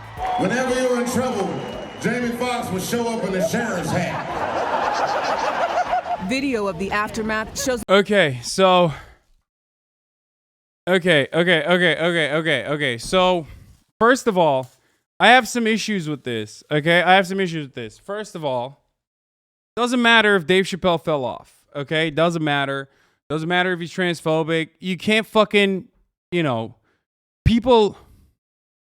people encouraging this, or people like running up on a random fucking performer, comedian, whatever the fuck, and like, trying to attack them is psychotic behavior. I am not for that. I am against that. I'm just letting you know right now. I think that's fucking psychotic. I talked about this literally during the Will Smith saga. I have an issue with comparing this to the Will Smith shit, for the record, because Will Smith and Chris Rock knew one another, okay? That's like entirely different. And the consequences of such an action were also entirely different. What's really frustrating, however, is that people are now going to use this as an opportunity on the one hand, comedians are like, we're under attack, which is whack as fuck. And then on the other hand, there's like actual sick freaks. Actual sick fucking freaks who are like, yeah, no, this is a great opportunity for me to get like a little bit of fucking fame and virality, and I don't know, just get promoted, like copycat shit almost, like you would with shooters and school shooters and whatnot, right? It's really, really frustrating. Okay, it's really frustrating. Do not compare this to, once again, the Will Smith Chris Rock situation, because Chris Rock and Will Smith were literally fucking, they're friends. They've known each other for like 35 years. It's entirely different. If it shows the badly broken arm, it will be. Maybe check the showing before the stream. It's nasty. No, I know. I've seen the I've seen the fucking broken arm. It's not TOS. It's fine. There's a massive police presence as the suspect, who was allegedly armed, could be seen on a stretcher as he was taken into. So from what I understand, the suspect also had like a fake gun. They're not really friendly. He was just performing at the Oscars. No, they are fucking. They've known each other for 35 years, dude. Get the fuck out of here. People comparing this to Will and Chris is just racism. Lamau, that definitely plays a role in this, but I think more importantly, like, people are just trying to. Media loves narratives. Media loves narratives, so they're trying to fucking put this narrative together where it's like, I don't think it's racism, but more so it is, comedians are under attack. Comedians are under attack, which will only create more fucking copycats in this situation, and it's gross as fuck. It's whack as fuck. It's not appropriate. It's not acceptable. I know what Dave Chappelle's doing is fucking shitty, right? Like being transphobic and whatnot. But like, you can't. There's no like this kind of retaliation. Maybe I'm too much of a pussy, but like this kind of retaliation by like random fucking weirdo freaks is completely unacceptable. Completely unacceptable. Okay? Come on, guys. Come the fuck on. Get mad at fucking those who actually matter and take the appropriate actions, not fucking and don't encourage this shit because you hate Dave Chappelle and because he's a fucking bigot. I said what I said. I don't even think he's retaliating because he thought Dave was a transphobe, for the record. I think he's just crazy. He's like a rapper. And I think he did it for clout. He had a fake gun. He had a fake gun that also had a knife in it. Like when you click on it, I think it turns into a knife pops out. Do you think Chappelle's actually a transphobe? Yes, I do. And trust me, I have seen him live, and I've been around him in private moments as well. I'm telling you, yes, he is he said it. He said he's a TERF. Yes, he is transphobic. 100%. He has called himself transphobic. Even in this fucking attack, he literally turned around and said, "It's a trans man," as a joke. Okay? Like, my man's like about to get fucking his ass beat potentially, and his first thought in that moment is like, let's make a joke about trans people. Like, it's fucking crazy. Custody. But the scary moment took a comedic turn as Chris Rock, who was slapped by actor Will Smith at the Oscars, took the stage. Was that Will Smith? For CBS Mornings, Jerika Duncan, New York. I mean, they're making live. The funny thing is, he was going to have Chris Rock. I know for a fact. I'm pretty sure he already had shown Chris Rock on stage, maybe on Sunday. Or if it wasn't on Sunday, tonight was going to be the first night that Chris Rock comes out. Which is hilarious. Which in and of itself is like kind of funny. That he literally had. He was gonna bring out Chris Rock for the first time in public to like make jokes about Will Smith stuff. So it's wild that this also happened.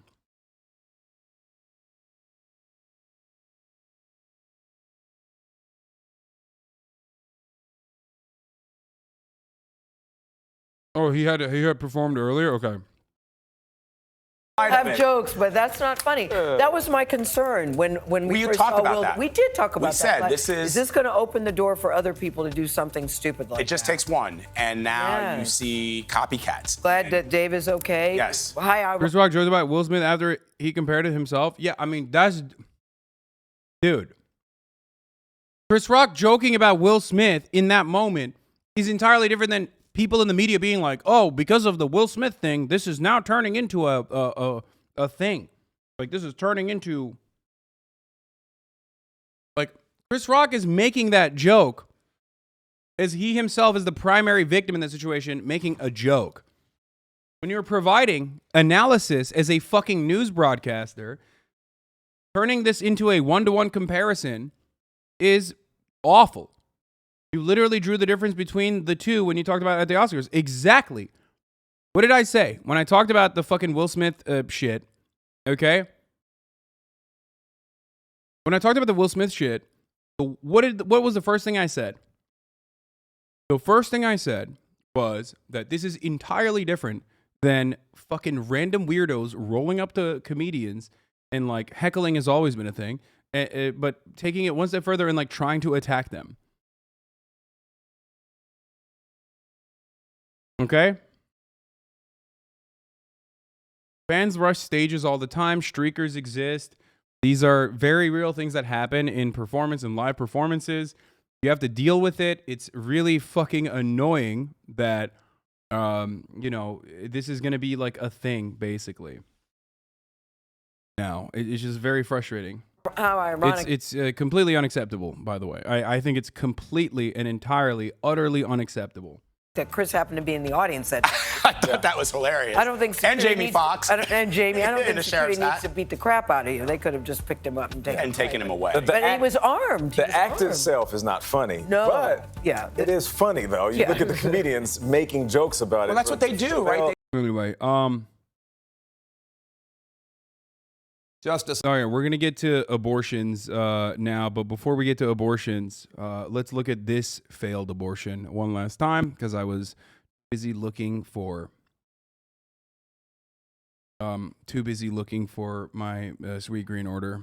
Meanwhile, the Democrats are really trying to push hard, particularly the Democrats in the media. So you've got ABC's Terry Moran saying that you never know what they might do next. What are they going to do next? My God, the Supreme Court, they might actually go back and overrule Loving versus Virginia and allow states to ban interracial marriage. Oh, really? That wasn't even based on the right to privacy, you idiots. That's based on the Equal Protection Clause. Wrong constitutional clause, you morons. And then they try to, well, they might overturn Obergefell. First of all, Obergefell is a bad Supreme Court decision. And if we had a Supreme Court with itself, they would overturn Obergefell. But they're not going to. They explicitly say, Alito says, I think 3 separate times in that decision that I read in nearly its totality on the air yesterday, that this has no impact on other cases of different lines, which is a clear reference to Obergefell, repeatedly. Yeah. Famously, Supreme Court justices never lie about how they interpret the Constitution. And famously, when they say something is, for example, a super precedent, i.e. Roe v. Wade, they never go back on that on a moment's notice, flip on a dime, and turn around and you know, holy shit, that's exactly what happened with the Roe v. Wade settled law arguments. It turns out it wasn't fucking Roe v. Wade, was not settled law. At least his theocratic fascist bestie, Matt Walsh, is open about his disdain, and also on top of that, very openly saying this is not, this is the first step. We need to stop. We need to ban abortions in every fucking state. Like, we need to punish women. We need to punish doctors. Like, Ben, on the other hand, is such a fucking little Weasley little bitch that he can't even fucking openly say it. Or maybe he will. Let's see. Let's know that deep down in the cockles of their tiny little Grinch-like hearts on abortion, they know that the abortion issue is not a winner, so they're trying to expand it out, say, well, no, that's not true. That's literally not true. The abortion issue is a winner, you fucking idiot. That's why Democrats are being pussies about it. No, they literally will allow this shit to fail because they know it's a fucking winner. There is not a single ounce of empirical evidence that suggests that Republicans are on the winning side of this, okay? It is literally deeply unpopular. This is Republicans straight up fucking catering to their cratering base of support. A 30%. 30%. Abortion protections are broadly popular. Overturning Roe v. Wade does not have more than 30% support in any number of fucking states in this goddamn country. It historically never has. What the fuck? 12-month brain rot hassle. It's fucking bullshit. He is such a fucking piece of shit for saying this, dude. It is a complete fucking lie, okay? A complete fucking fabrication. Oh my lord, dude. And not only that, but Republicans know this too. That's why their fucking internal memo that leaked to Axios was talking about having a tempered reaction to the abortion subject, the Roe v. Wade subject. They were like, please, that's the reason why they also fucking turned around and hyper-focused on the leaker, as though that's the main case here. That's the most important part of this puzzle. Because Republicans understand that they look like fucking psychos on this issue, okay? They look like psychos on a lot of issues. But goddamn, on this one, it's like pretty fucking cut and dry. You are a psychopath. If you think you have a say on what women can and can't do to their fucking bodies, you are a pathetic little fucking Weasley nerd and a complete psychopath, okay? And even most people recognize that, luckily. But it doesn't even fucking matter because Republicans don't operate on the basis of democracy or popularity. They operate on how they can game the system to push their fucking agenda.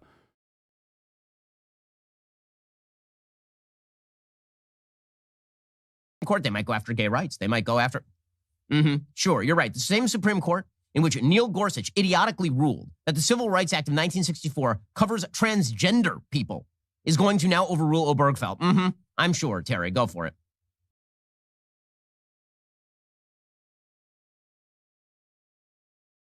Why does Ben not think that transgender people should not be covered by the Civil Rights Act?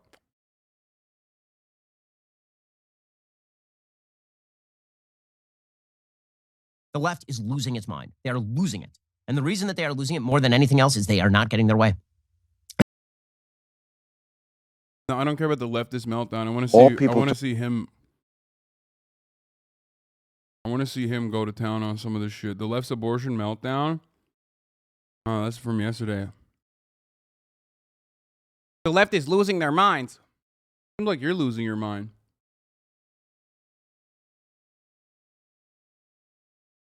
Did you comment on his tweet? Wait, what is it?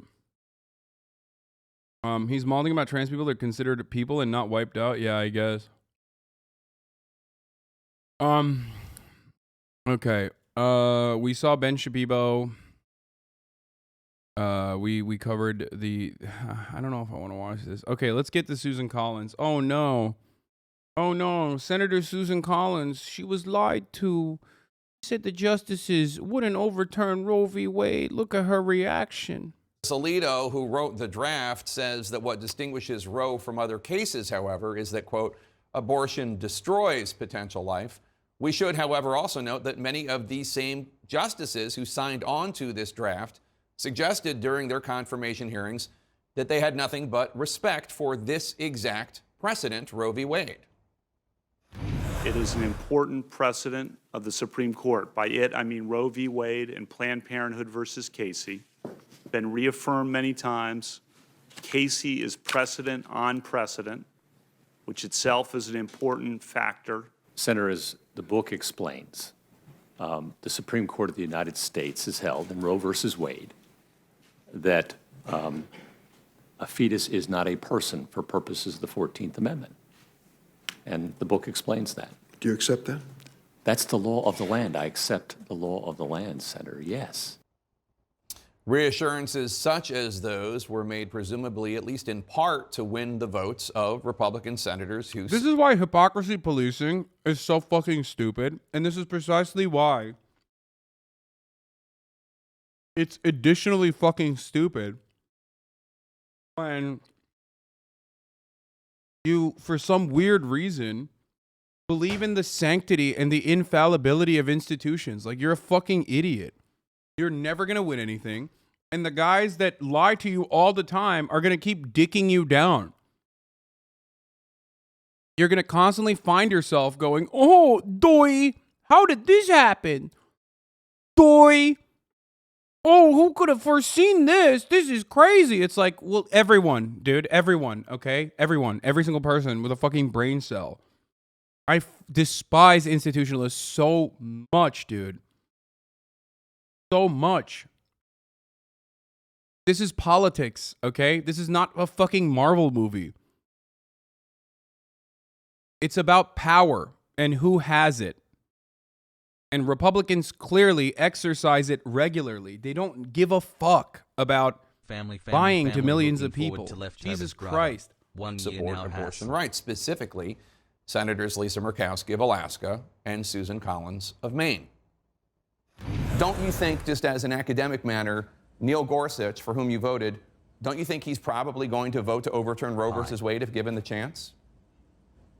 I actually don't. I had a very long discussion with Justice Gorsuch in my office, and he pointed out to me that he is a co-author of a whole book on precedent. That was Senator Collins on Justice Gorsuch. Here she is on Justice Kavanaugh. He noted that Roe had been reaffirmed 19 years later by Planned Parenthood versus Casey, and that it was precedent on precedent. He said it should be extremely rare that it be overturned, and it should be an example. So you have obviously full confidence. I do. Today, Senator Collins reacted to the news with... Hey, ma'am.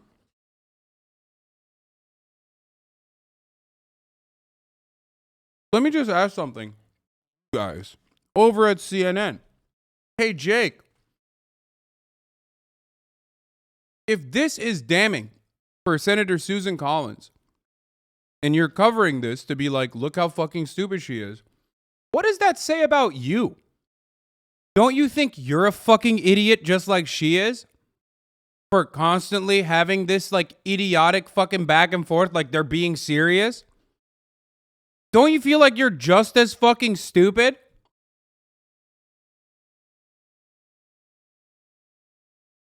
Like, you can't cut this news reel being like, wow, I can't believe Senator Collins. Look at her. Look at how much of a fucking big, dumb idiot she is. When you yourself operate on the same fucking spectrum of idiocy.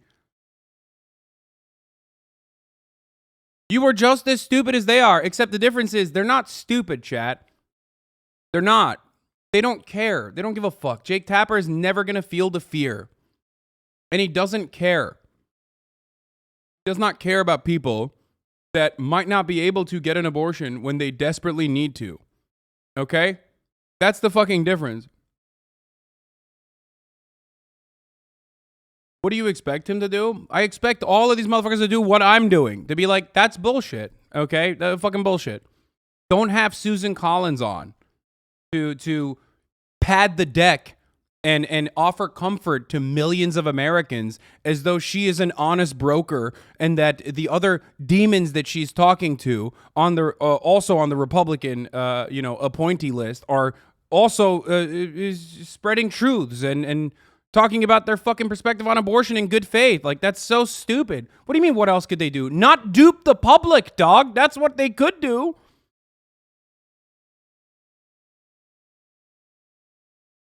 With a brief statement saying in part, quote, if this leaked draft opinion is the final decision and this reporting is accurate, it would be completely inconsistent with what Justice Gorsuch and Justice Kavanaugh said in their hearings stars and garters in our meetings in my office, unquote. Senator Murkowski today, too, also suggested that Gorsuch and Kavanaugh perhaps had not been fully honest about their position, saying in a statement, quote, the comment that I made earlier was, if in fact this draft is where the court ends up being, the words that I used is, it has rocked my confidence in the court. And that is because I think there was some representations made with regards to precedent, unquote. For years, it seemed obvious this day would come, and in fact was being planned by Republicans for decades. It's so funny when they say this about Mitch McConnell, too. That's the funniest part. My favorite is when they go and do this about Mitch McConnell. They'll be like, wait a minute.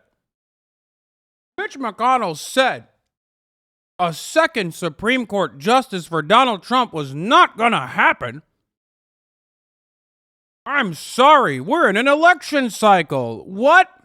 And it's like, dude, are you fucking dumb? How do you get fucked every time and then you still have surprise Pikachu face? How? It is so obvious that they do not care. You are not a fucking human being to them, okay? You're just a dumbass. You're a Democrat. Wait a minute, it's an election cycle. They can't appoint another Supreme Court justice. Of course they can, and they will. You're a fucking idiot. That's why I get so mad when they're like, well, what about the filibuster? We could, what if the Republicans will use the filibuster? When they're in power, it's like, dude, they're already fucking us without the filibuster. What's going to change? You know what I mean? What are they going to do? Fuck us harder? They're already fucking us. Many anti-abortion activists and politicians have been quite clear about this plan. But even President Trump, who more than any other single American, with the possible exception of Senator Mitch McConnell, is responsible for this moment, well, Trump, when it came down to talking to voters, downplayed what seemed to obviously be in the cards during the 2020 presidential. Yeah, and the reason why he downplayed it is because he knows they look like fucking freaks, dude. This is freak shit, okay? This is actually fucking freak shit. Like this level of like blind loyalty to the most psychotic fucking parts of their fan base, their voter base, is coming across as freak shit, but it doesn't even matter. It might not even like actually bear itself in like positive results in the election cycle for the Democrats in the way the Democrats think it's going to happen. Democrats low-key love this because they're like, oh, finally, like, you know, unconditionally, we get to like be on the right side of an issue without even trying to like actively do something about it. Boy. Inflation is at an all-time high. The economy for the average American is not looking too great. You know, the only bills they can pass is fucking giving money to Ukraine. And now all of a sudden, like, this is great. Now they can cut out, like, you know, vote for us because we need to save democracy. Vote for us. We need to protect reproductive health for women. And it's awesome for them. Like, this is great. This is like, thank you for the gift, kind stranger. Thank you for the Reddit gold. Okay. Oh my God, this dumbass goes, funding the death of Russian imperialist base. Dude, what the fuck are you talking about? We're talking about for the average American winning midterm elections, okay? Spending as much money as we do yearly in Afghanistan, but this time, going to the same people, by the way, the military-industrial complex, but this time in fucking Ukraine is not like what you're gonna win elections on, okay? Our goals of beefing up our military-industrial complex, our most significant industry, might be in line with what the Ukrainian people want for emancipation, but that doesn't change the reality that for the average American's perspective, they don't give a fuck.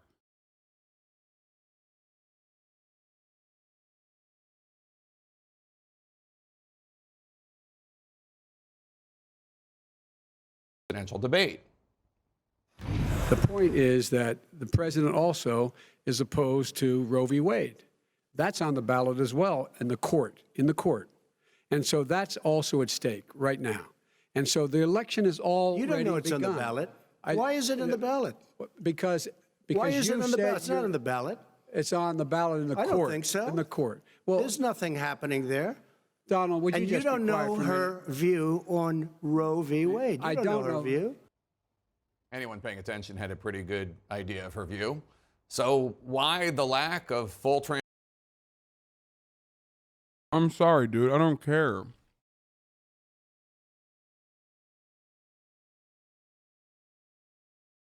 You want to know why I don't care?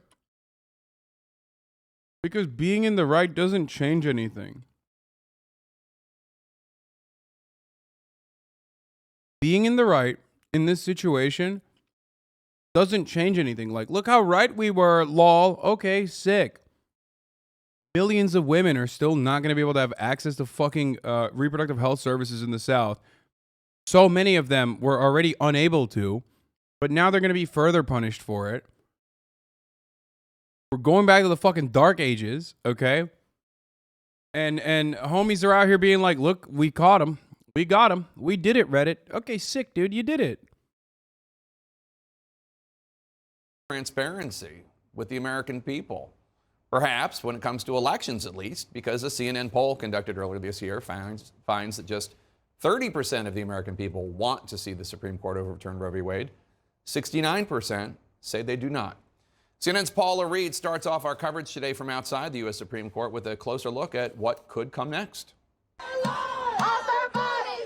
The leaked draft sparking protests across the country. The people united will never be defeated. And prompting questions. Chief Justice John Roberts. Do you plan to investigate the leak? Seen here leaving his home. Yeah, I hate to pat myself on the back on this. Just kidding. I love patting myself on the back. But yeah, it's the designated HasanAbi rule, by the way. 30% of the country. It's the 30% rule. In the United States of America, you can always find 30% to agree to anything, okay? Literally, like, you know, cannibalizing fucking babies, and you'd have 30% be like, yeah, no, I could see that happening under the right circumstances.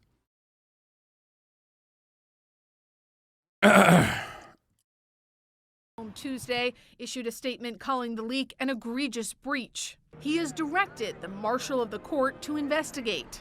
The court confirms the draft is authentic, but cautioned it does not represent a decision or position of any member on the issues in the case. The nearly 100-page opinion says a majority of justices are prepared to uphold a Mississippi law that would ban abortion after 15 weeks and overturn Roe v. Wade, which established a right to abortion 50 years ago, leaving it to individual states to determine abortion's legality. Justice Samuel Alito authored the draft, stating there is no inherent right to an abortion.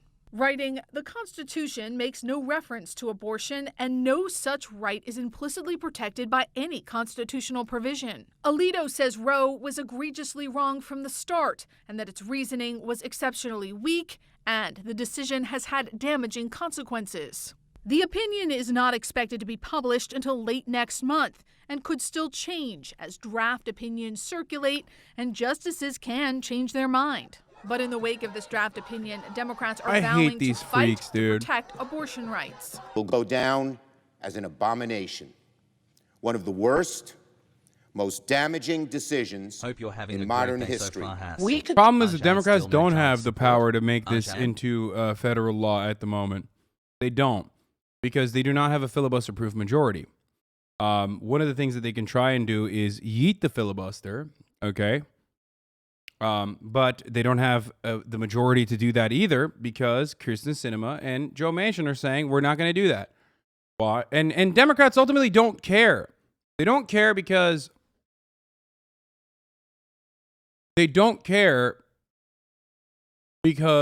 this is good for them. This is how you fucking campaign. You know what I mean? This is great. They're like, oh, what a gift. Thank you.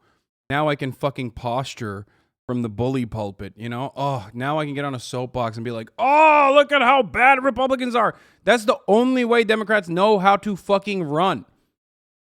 Okay? Like, the only way I know how to run is the top of the hour ad break.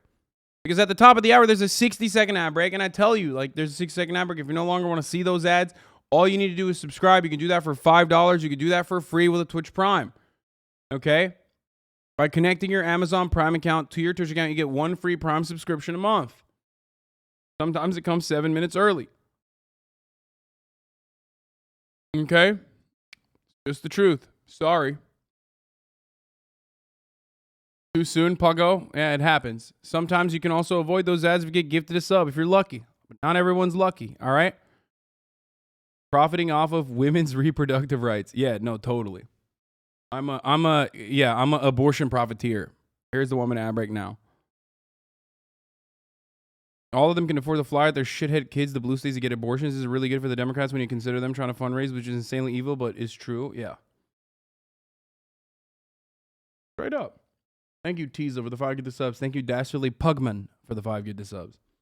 So what do you think is a real fundamental reason behind this? Is it moral or malicious? Because they must understand it only hurts people, or they don't. I can't tell if they're just incompetent or insidious. They must think they're doing the right thing. But it's clear this will only screw them over. Eventually, people are just losing faith in the institutions. No, but that doesn't mean anything. That's actually positive for the Republicans.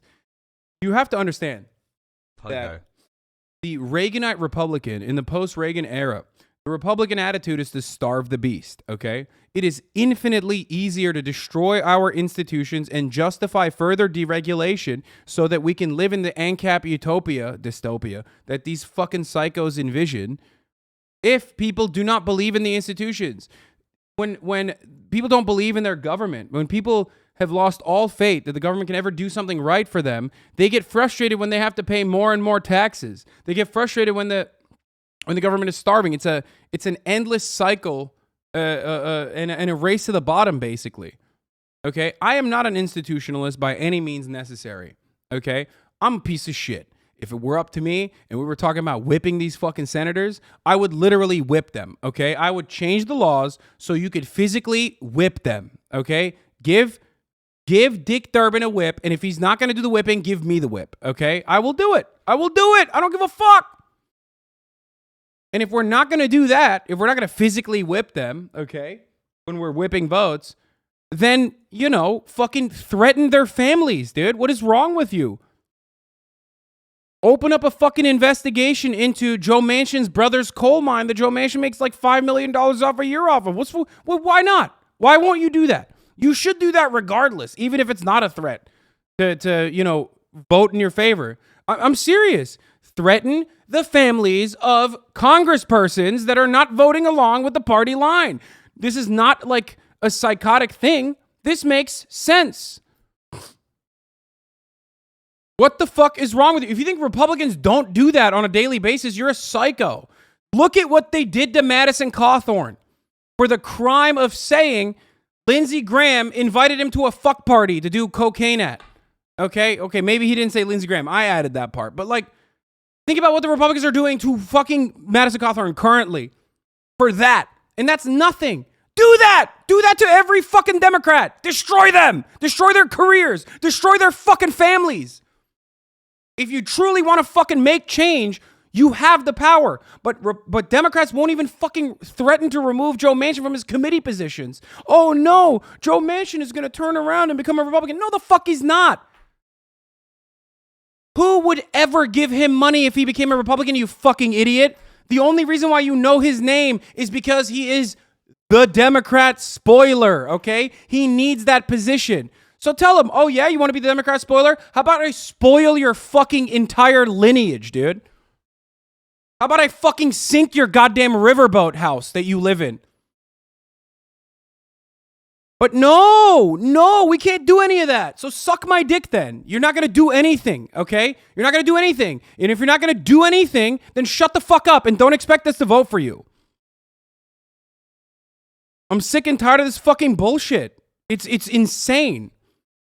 It's absolutely insane. And there's so many pathetic fucking Democratic Party simps that literally sit around and try to defend the Democratic Party's ineptitude. It is malicious, okay? It's not just negligence. It is criminal negligence. It is malicious. When will you learn your lesson that they are the controlled opposition party and they only care about being a stopgap measure for any sort of leftist momentum that could ever occur in this country way more than actually enacting progressive change? 5/4 Pepela. Hasan, why is everything you say so simplistic? Because you're fucking brain dead. And I need to try to describe this to you, you brain dead fuck. Nothing I said is simplistic when I talk about all of the institutional measures that Democrats could take that Republicans are taking. The only reason why you said that is because you want to fucking jerk off and act like you actually are smart. And the only way you can do that on the internet is by saying the person you're listening to is actually dumb. Okay? You're not, though. You are a pathetic little fucking idiot. And you probably are at least smart enough to realize that. That's why you're so desperate and insecure to make it seem like you're smart in the fucking chat. No one will remember you. You will leave no legacy on this planet.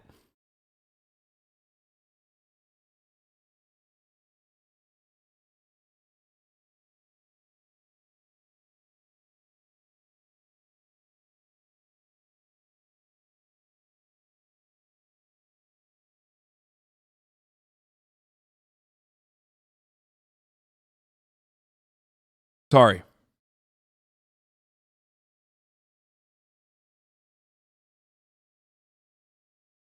Anyway.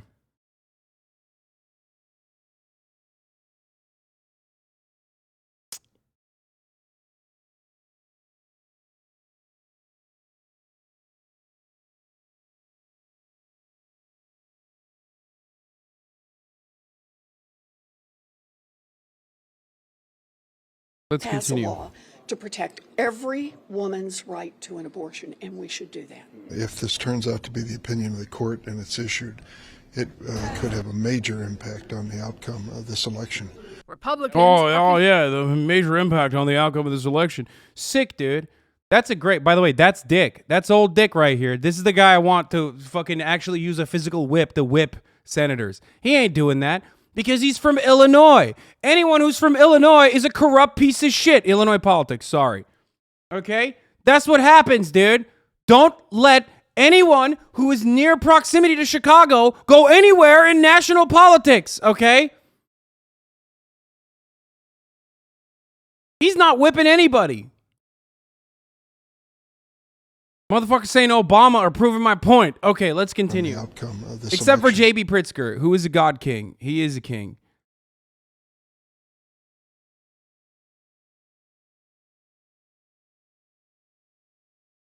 Republicans are condemning the leak itself. Whoever committed this lawless act knew exactly what it could bring about. He's not talking about the fucking, he's talking about the leak, by the way. Oh my God. How do you fucking sit next to Mitch McConnell and not want to just grab him by his nussy and just fucking drag him, okay, in the video game of Grand Theft Auto, obviously. Every fucking day that you sit next to these fucking demons, dude. How? I would never be able to control myself. I mean, straight up. Whoever did this leak should be prosecuted and should go to jail for a very long time. For what? For what? You can't, there's no law, you fucking idiot. What is this? Oh, you should be going to jail. For what? Oh, hurting my fucking feelings, that's what. Oh, man. Oh, man, you should be going to jail for this one. I'm fucking so mad. Holy fuck. Has shaken the independence and the ability of the judiciary to function. President Biden has called the draft decision radical and says he hopes the final vote changes in favor of preserving Roe. If the rationale of the decision as released were to be sustained. Speaking of which, David Dayen is going to be here in a second. I'm going to have him on to talk about what the next steps are.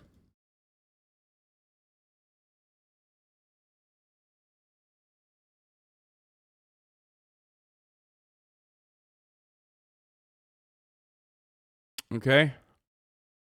That's right. David motherfucking Dayen, the executive editor of The Prospect, the American Prospect, going to be here. Brilliant. He's very smart. Very excited to have him on. It's been a long time since I've had him on to talk about the future, what the Biden administration can be doing, should be doing. Yeah, we'll have him on to do that in a brief moment once I'm done fucking malding and he can figure out how to get on Discord.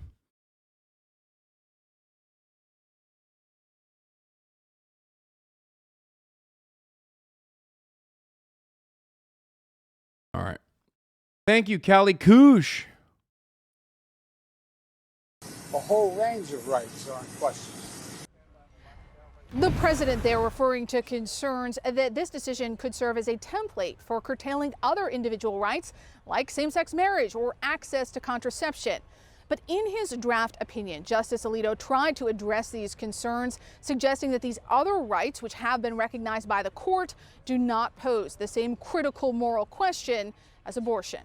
Jake. All right, Paula Reed, thank you so much. Let's get to the Biden administration's reaction to this potentially monumental decision. CNN's Caitlin Collins is traveling with President Biden in Troy, Alabama. And Caitlin, President Biden spoke with reporters about this draft decision as he was boarding Air Force One earlier today. Tell us what he said.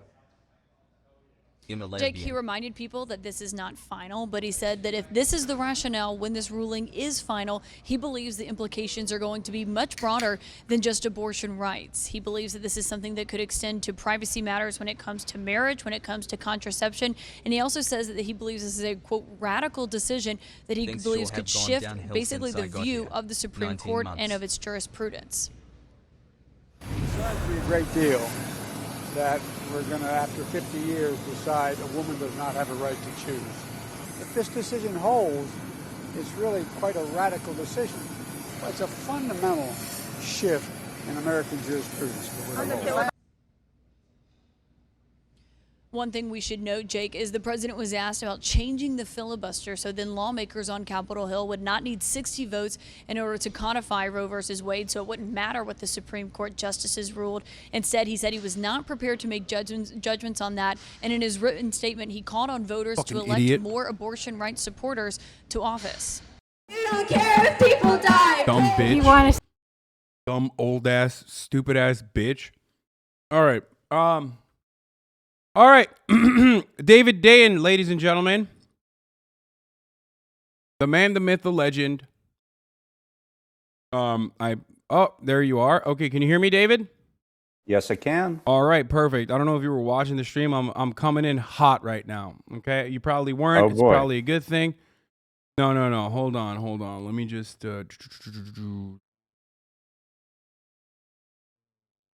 How do I do this? Okay, I'm just not gonna have the camera on. Is that okay? I don't get to see the house? You don't get to see the house. This is- I mean, this one is of these days you censorship. just pull up. You know what I mean? I should. Just come over.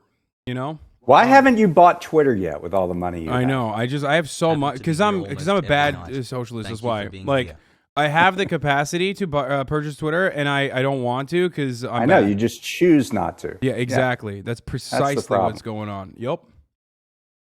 Hold on a second. Shameful. I'm just fixing some stuff over here to make sure that you fit the screen perfectly.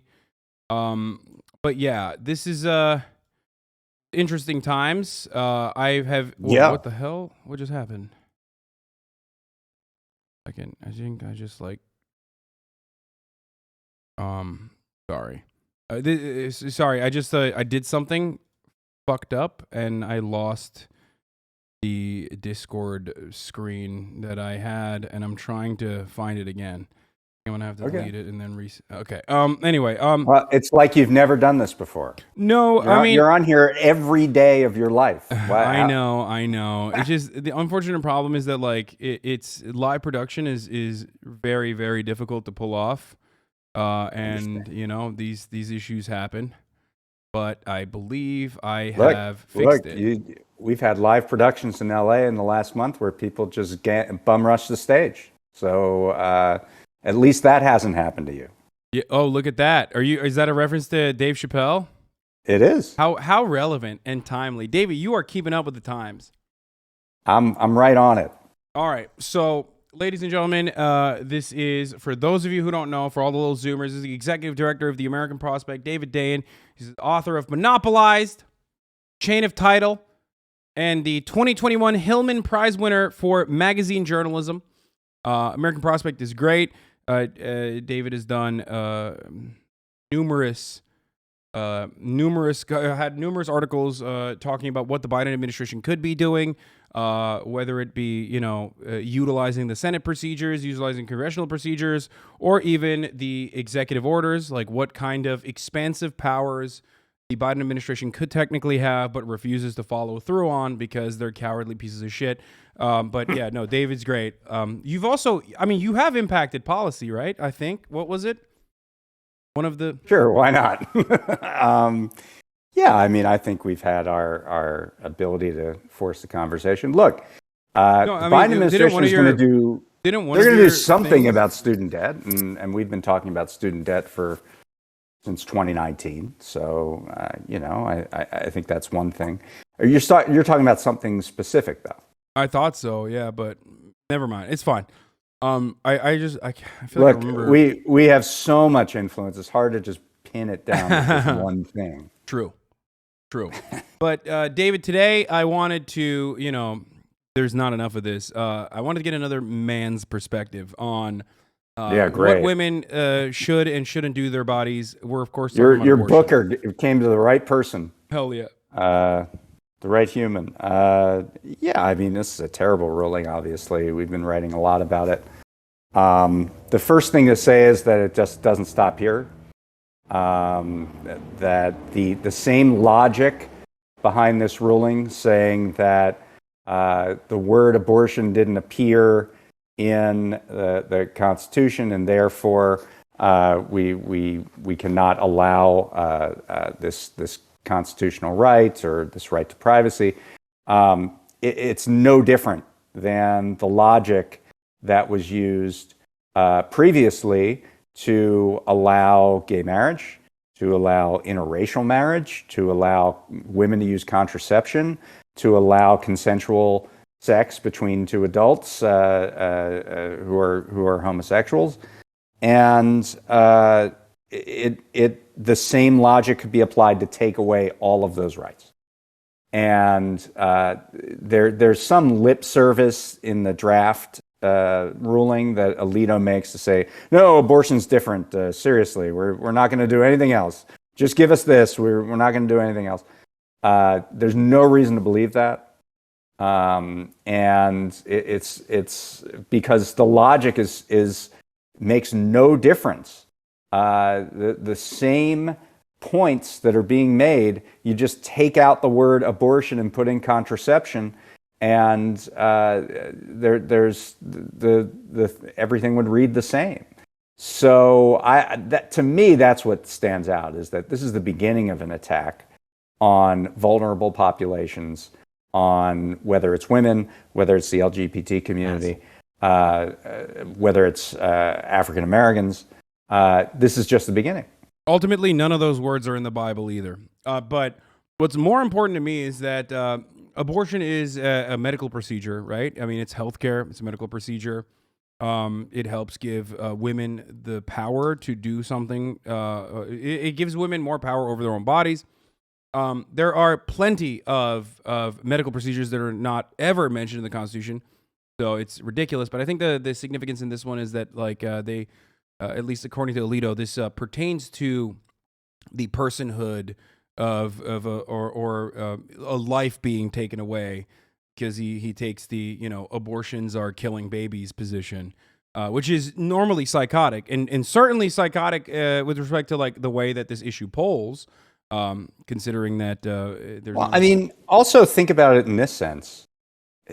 You are a doctor, you want to give a woman medication. A woman came in, complained of some ailment or another, and you want to give them medication to fix that.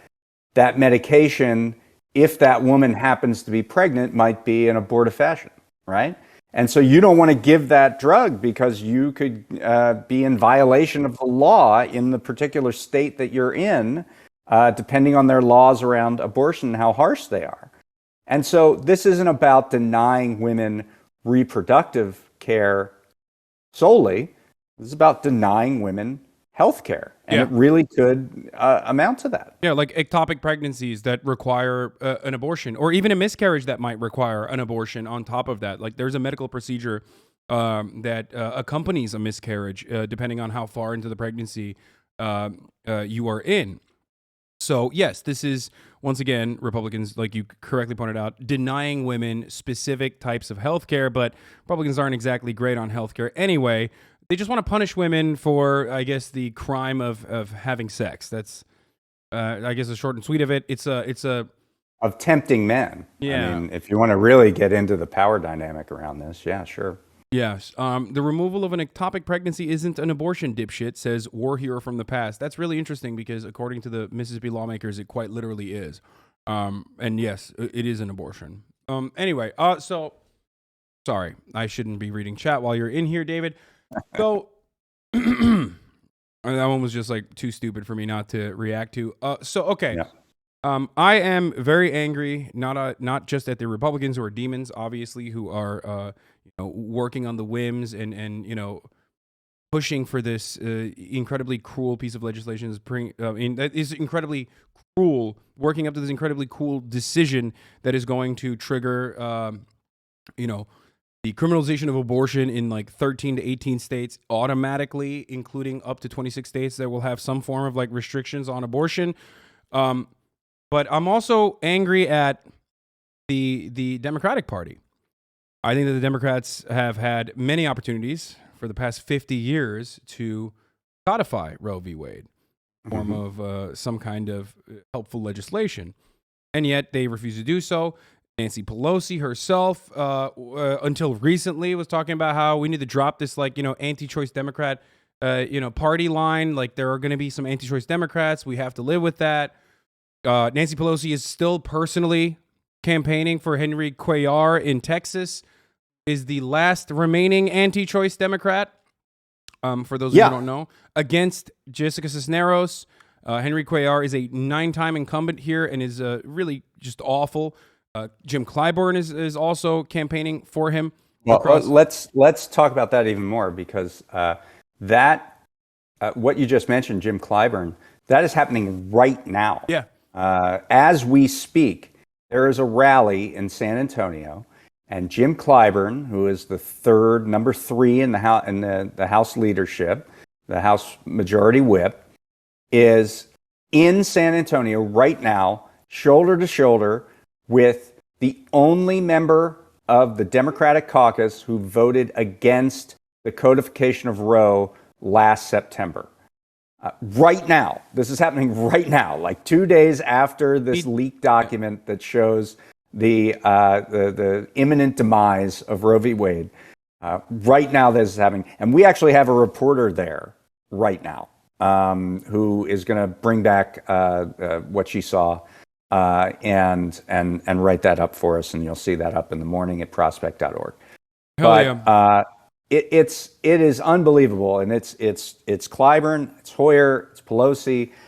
We wrote a report that's up on the site today about how the vendors that Cuellar is using for his mail, for his media placement, for his social media, for research, is they are DCCC approved vendors. These are the main arm of House Democrats are using the same vendors that Henry Cuellar, the only anti-abortion Democrat, is using. We went to the website of one of these vendors, AL Media. Investigated by the FBI recently. That's true. That's also true. We can talk about that. He may or may not have been working with some Azerbaijan dudes. I don't know. Allegedly. I'm just saying. Allegedly. Allegedly. Right. We went to the website of one of these particular organizations, these vendors, and at the website it says, "We are in this line of work to protect progressive values and win." That is the website of the organization that is got paid, I think, $750,000, a little bit more than that. But David, by Henry Cuellar's campaign. Who is Henry Cuellar running against in the Democratic primary? I mean, obviously the Democrats, I mean, they're faulty, but like I'm sure he's not running against someone who's significantly more progressive than he is, right? Yes, a progressive pro-choice woman named Jessica Cisneros that almost won over Cuellar in 2020, lost by about 3 points. In the March primary, was within a couple points, and because neither of them went over 50%, they go to a runoff, and this race is happening on May 24th. So this is 20 days from now. There's going to be this election. The only pro-life Democrat in the Democratic caucus in the House against a pro-choice woman. And by the way, the organization Emily's List, that is supposed to be the organization, the premier organization that supports pro-choice women and Michael Bloomberg in Congress, and Michael Bloomberg, right? Emily's List has spent, I think it was $120,000 on this race in support. They are supporting Cisneros, but with a paltry token amount of money. The support that they gave in a race in Louisiana early last year was $2 million. So 1/20th of what they did for that Louisiana special election, they have put in to this race, which is the race. I mean, this is the only target if you're talking about pro-choice or pro-life men in the House Democratic Caucus. This is the only race there is. This is the only one. And they are not going all out to fight him. Interesting you mentioned Jessica Cisneros, by the way. Of course, we are going to be having her on the broadcast tomorrow. Chat, there it is. I'm leaking it. So there is that as well. I'm also going to be raising funds for, abortion funds in red states. So that was... Well, there are a lot of great organizations for that. And that's really what we should be talking about. I mean, we've spent the last 48 hours in the media talking about how horrible it is to the decorum of the Supreme Court to leak a document and to have this nuclear bomb on the inner workings of the court. This is such a horrible thing, and and the leak, and not the substance. Oh yeah. Of what's about to happen here. And frankly, I don't even really want to talk about the politics of it so much as the substance of what it's going to be like for women in this country under this new regime, and it's really frightening. So absolutely.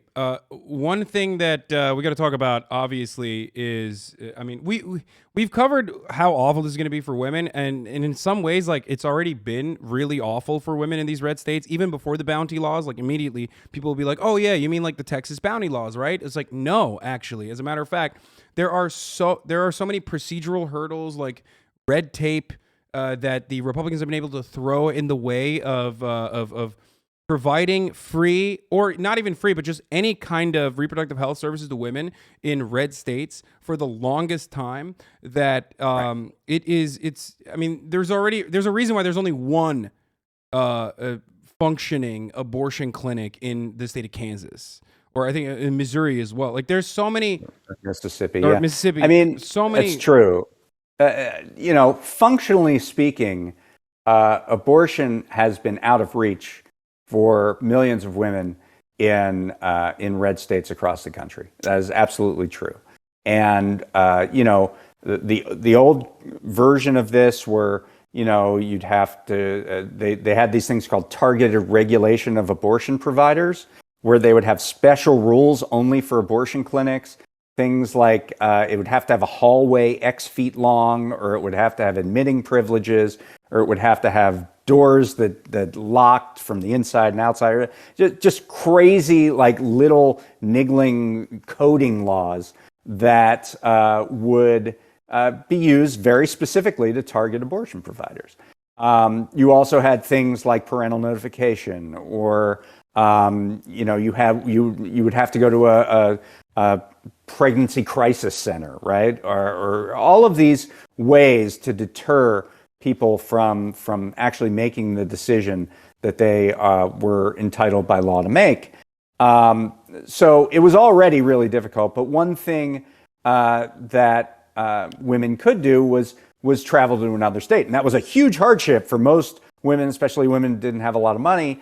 But at least they could do it. Now what we're seeing with this looming ban that's coming down, and which will trigger, I believe in 26 states, a ban on abortion, including in many states like Michigan and Wisconsin, which had laws on the books before 1973 that now will be reverted back to. So whether or not their legislature or their governor, these are two places with Democratic governors, whether or not they'd agree with it, it's going to revert back to what the state was before 1973. So that, number one, is going to expand the number of states that are going to make this functionally illegal. Number two, we're starting to see more aggression around states trying to prevent women from leaving their own state to get an abortion.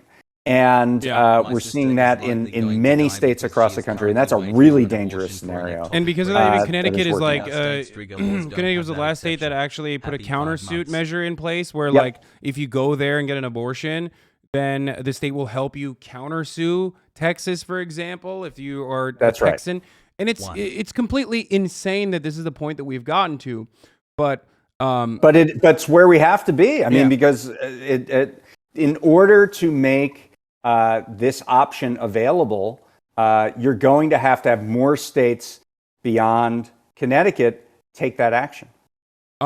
So, David, what can the Democrats do, though? Because so far, we have heard from Joseph Robinette Biden, let's go Brandon. He said multiple times now that he is, one, not even remotely interested in abolishing the filibuster, and two, you're just going to have to vote for pro-choice candidates at the state level. It sucks to suck, but you just got to vote harder. Now, I'm of the mindset, or at least I thought, that we already did our job, and that this was, kind of their moment here, their moment to shine a little bit. I mean, we did our job. We did our job in even fucking Georgia, and for some reason, they still need more, I think. I mean, at the moment, it's not just that there aren't 60 votes in the U.S. Senate to codify Roe, there aren't 50 votes. Because the last time they put this up, Joe Manchin voted no. And as we know, Joe Manchin is the president. So you only have 49 votes at most for these laws, and you certainly don't have 50 votes even under this environment for the ending the filibuster. And then you have Susan Collins and Lisa Murkowski out there who are claiming to be shocked that Republicans on the Supreme Court lied to them allegedly about this. But they're not going to do anything about it either. Yeah. I mean, I believe the last time that the Senate voted on this, and the Senate is going to vote again, so we're going to get at least a count, but it's not going to do any good. I believe the last time the Senate voted, Collins nor Murkowski voted to codify Roe, as far as I remember. It's just crazy that you can live on a floating boat on a river and make such dangerous choices. It's just so as far as that's concerned, I don't see a lot of promising stuff happening at the federal level. So at the state level, I think it's incumbent upon states that elected large Democratic majorities, states like California, where the lawmakers are saying all the right things, that we're going to welcome women into this state, and we're going to give them an environment where they can make their own choices for their own medical care, to be as aggressive as possible on the policy side to make sure that happens, whether it's adopting something similar to the Connecticut law or adopting some sort of funding mechanism to get women in other states into a place where they can have an abortion legally. We're going to need stuff like that. We're going to need a lot of mechanisms supporting, and then what you can do on a personal level, as you just said, you can support groups that are working towards this independently without, that don't have a governmental mechanism, but groups like the Abortion Access Front, or I'm sure you can name 20 of them right now, but those groups are going to need a ton of support. And it's the independent groups. I mean, Planned Parenthood has tons of money. I mean, God love them, but they have tons of money. It's the independent groups that are working on the ground in these very hazardous conditions that are going to need the support right now. Absolutely. So one thing that I've been stating, now you're a lot smarter than myself. You've been around for a lot longer. You know what's going on in, the hallowed halls of Congress. I am of the mindset that, and I was briefly talking about this in maybe more colorful terms before he came on, but I was talking about how the Kevin McCarthy and the Republican Party in unison collectively lost their fucking shit over Madison Cawthorn, talking about cocaine orgies or whatever. But we can't get the Democratic Party to react in a similar capacity to people like Joe Manchin, who are consistently playing the rotating villain, or towards Kristen Sinema. They support them. I mean, what did we just talk about with Cuellar? I mean, I used to say, he hasn't been called into the teacher's office the way that, or the principal's office the way that Cawthorn was. No, they go out there and they run campaign rallies for him. So I have suggestions. I'm gonna give you. I'm gonna fire off suggestions. You can just give yes or no. Okay, on how to whip these votes. Okay, specifically. Yeah. For Manchin, Sinema, maybe even Maggie Hasan, or whoever the fuck is going to play the spoiler role in the rotating villain cast. Number one, actually use a real physical whip. That has some negative historical connotations that I don't think you want to get into. All right, maybe not a whip. Okay, something without historical connotations, but it's just the term is whip, so it works perfectly there. Okay, like the big shepherd's cane, like at the Apollo, maybe. Something like that. Use one of the, how the Taliban, they'll use what do they call it, a switch? They use that maybe. A club, I don't know. That's one. So, a ruler. Okay, so that's one. But seriously speaking, I've talked about throwing them off committees for a very long time, or at least threatening to do that, and it's not something that the Democratic Party wants to do.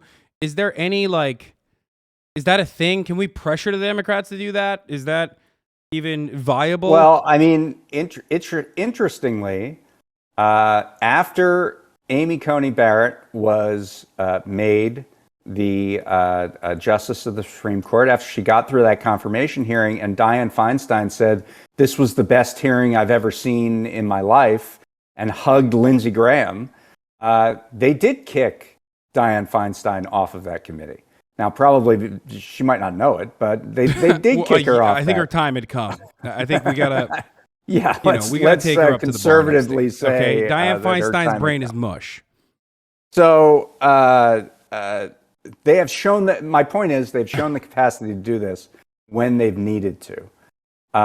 So you can only say that they don't have an interest in doing it when it comes to these wayward votes, people like Manchin or Sinema. Now, maybe there's a fear, at least on the part of Manchin, maybe on Sinema's part, that they would bolt the party. I don't believe that. If you take away their vote, they would bolt the party. No shot. You don't think so? No shot. Joe Manchin is Joe Manchin because he's a Democrat in West Virginia. No one would give a single shred of a fuck about Joe Manchin if he was just another annoying Republican senator. Everyone would be like, okay, fuck off. You're just as annoying as the rest of them.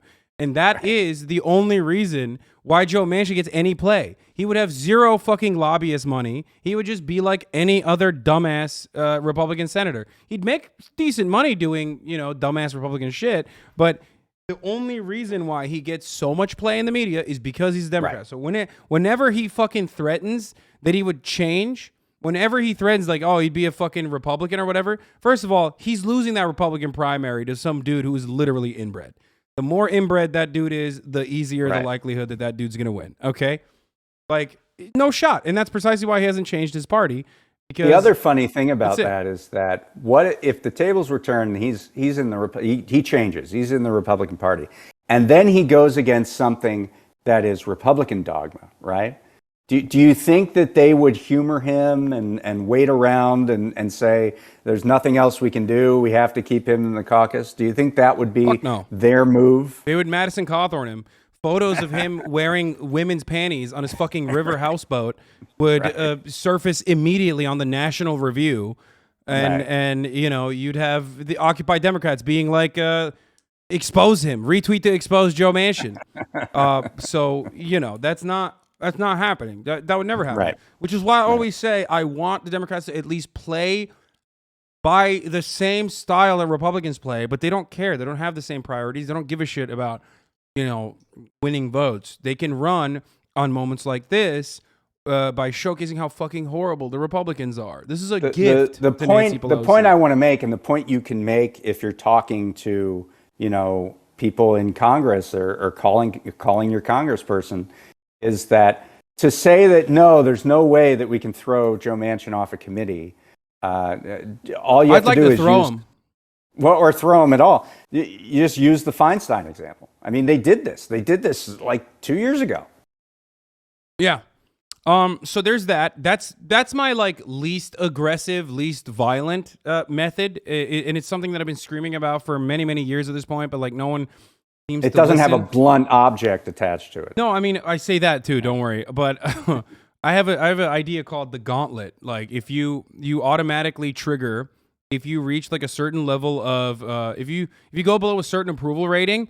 That means a champion can beat the shit out of you in your state. We pick someone who's roided the fuck up, and you get to get your ass beat on the floor of the Senate, straight the up octagon or something. Yeah, no, literally, you have to go to the gauntlet. That would literally that threat of proletarian violence would, I think, in my mind, lead senators to at least respect the wishes of their constituents. Way more than their corporate benefactors, I think. Look, they won't even go to town hall meetings anymore, let alone the octagon. No, that's why it has to be a law. I'm pushing for it. Anyway, so that's the gauntlet, but that's, that's something that I personally believe would make American politics more entertaining. C-SPAN, we could do pay-per-view. That would make $1 billion. I would spend endless amounts of money to watch some big, bulky, roided fucking ex-coal miner guy just absolutely beat the doors off of Joe Manchin in the floors of the Senate It's like everyone is like clapping. Well, I mean, we came close to seeing that on January 6, 2021, didn't we? Yeah, it was. Yeah, that was.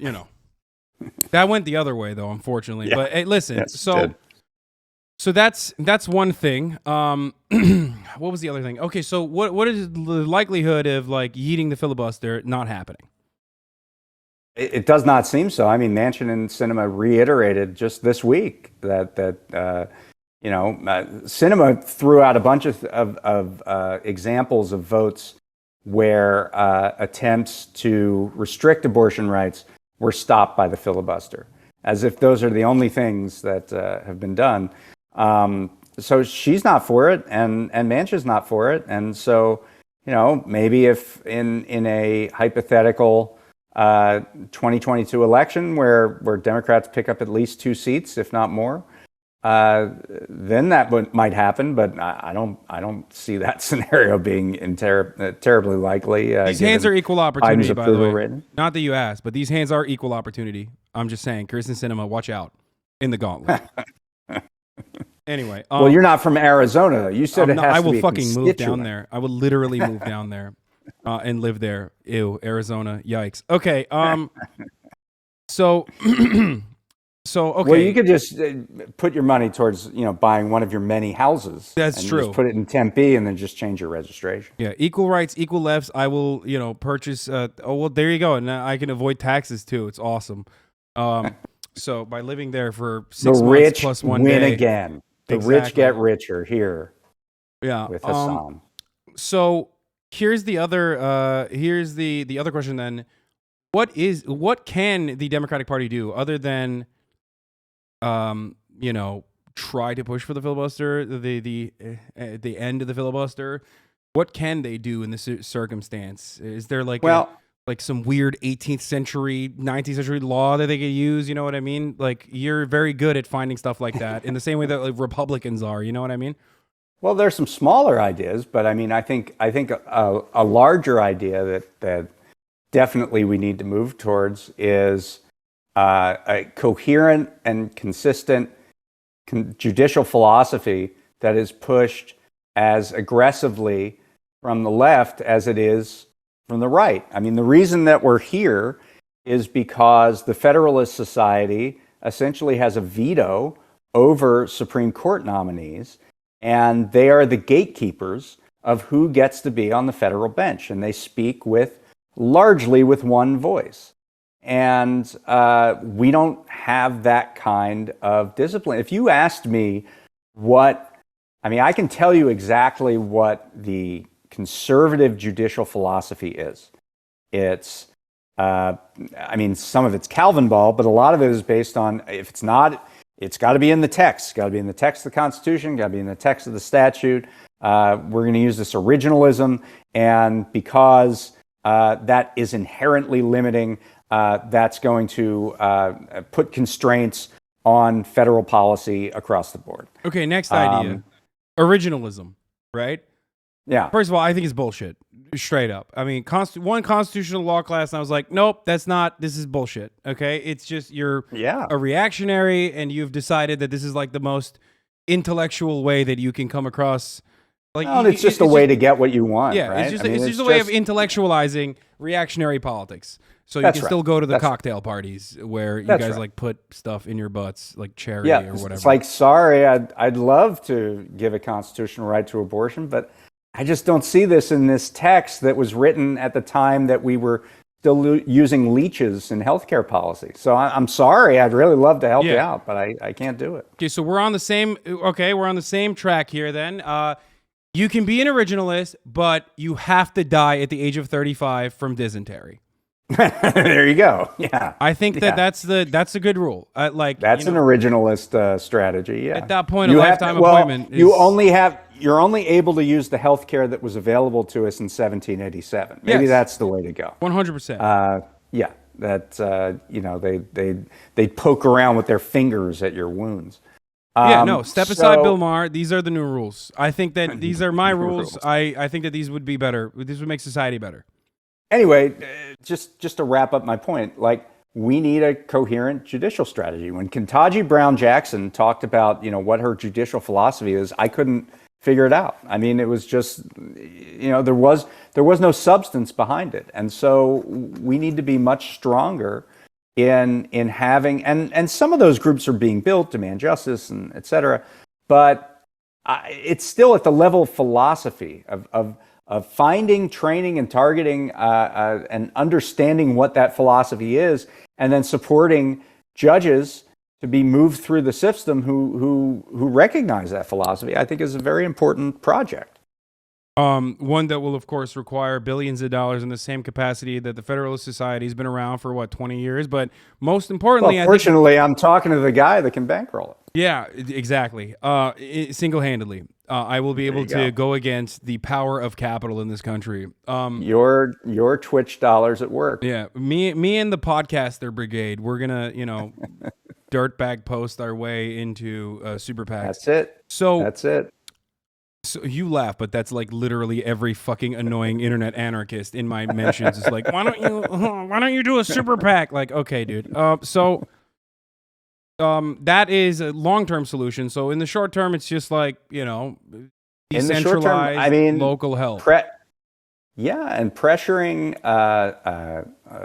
for more access, pressuring, there was this thing, a horrible way that it was imposed by, I think it was Amazon, that said they're going to have a fund for women in their company that can be used for reproductive health. Of course, it excluded the workers at the warehouses who actually need that help. Yeah. But pressuring around that front, that this should be a part of a benefit package. Pressuring, companies should know that if they're going to locate in states where women are second-class citizens, the women who they want to get to work for those companies should talk to the hand. So I think there are going to be some changes around society around this. I think for many years, the conservative viewpoint on these kinds of issues, judicial issues. Now, obviously there are many more judicial issues beyond abortion, and the thing that this court loves more than anything is corporations. And so we need to talk, when we're talking about the judiciary, we need to talk about their corporate rulings too. But I think for many years, the intensity on the right on these so-called hot button issues, social issues, issues around the courts, the intensity has been much greater on the right than on the left. And what we're starting to see in polling just around this issue in the last 48 hours is that intensity is now greater on the left than is the right. And it needs to stay there. It's because that's the the only way for it to be fixed. That consistently polls with 70% favorability. It's mind-boggling that they were able to. But that intensity wasn't there. It was 70% support. But yeah, we have this. It's a right. We're not going backwards. We don't have to worry about it too much. And now that's flipped, and people just realize, even though they should have realized this a year ago when the court took the case, that they were obviously going in this direction. To see it in black and white, to see it in a draft opinion makes it real. And so now we're starting to see that balance shift, and that's where it needs to stay. That intensity needs to stay up. Yeah, but unfortunately, the only thing that Democrats are willing to do in this situation is just tell people to vote harder, which I do think could eventually backfire on them. I know that they're probably seeing this as like a gimme, a really good opportunity to campaign. If my emails are any indication, Nancy Pelosi has not shut the fuck up in my emails about asking me for more dollars. I will never give you money, Nancy Pelosi. Yep. Strangely enough, when we asked her if she still supports Henry Cuellar, she didn't get back to us. I mean, of all the emails she's been sending out, she has not sent the email that says, I am rescinding my support of Henry Cuellar. No, because you know her position. And that would be the email that would do the most for her credibility. Yeah, she's spoken about that. I think she always says like, I have to support the incumbent.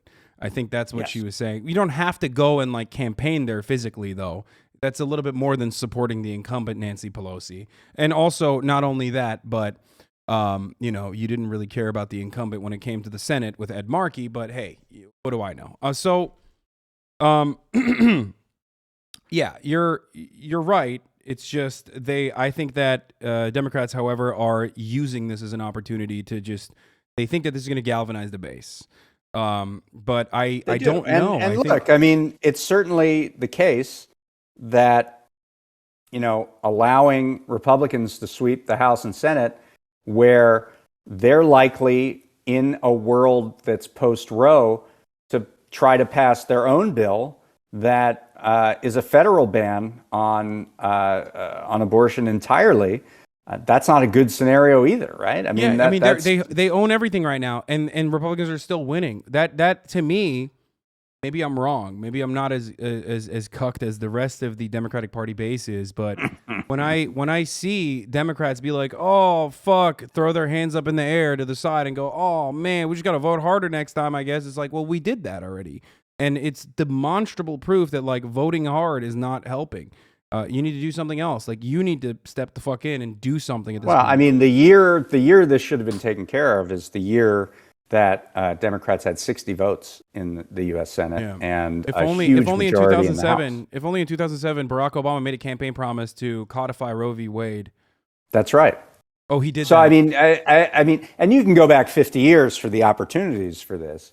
But that's a big one. That's a big one when they had the opportunity, they had the votes for a pretty decent amount of time, decent interval, and they didn't think ahead. They didn't.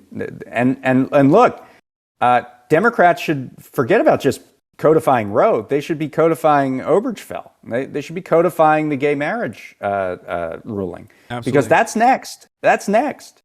And so if they wanted to do something positive right now, they would start, countering the court with a bunch of bills.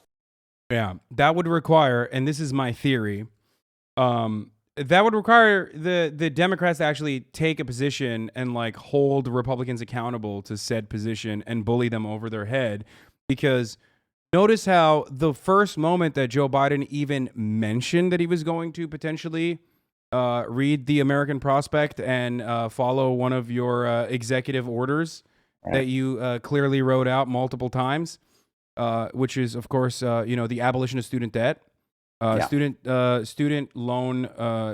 debt loan relief was something that he even briefly brought up, and immediately Republicans were like, nope, we're against that, fuck that, and the talking points started flying because that's what reactionaries do. They need something to react to. They need something to fight against. And when there is nothing that the Democratic Party is putting on the table, there's no progressive legislation that they're fighting for because they've completely given up, then Republicans are going to use every fraction of power that they have, specifically in the state legislatures that they have completely dominated now, to roll back rights even further, and then get the Supreme Court to, take a states' rights position.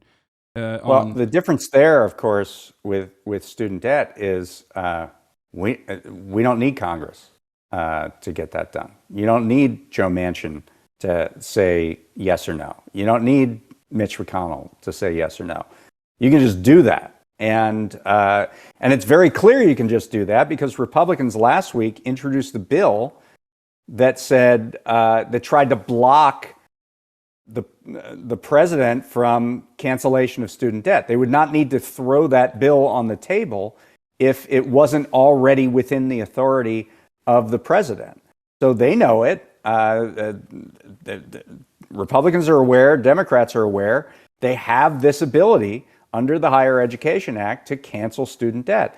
And we've been sitting here waiting for over a year trying to figure out not only whether or not Biden will do it, but what he will actually do. Is he going to cancel a token amount, $10,000 per individual? Is he going to cancel $50,000 per individual? Is he going to put some stupid means test on it? Even though most of the people who they have to. You're kink shaming. They have to. There has to be a means test. most of the people who have student debt will make under that means test. It's a pointless provision in terms of what it would actually do.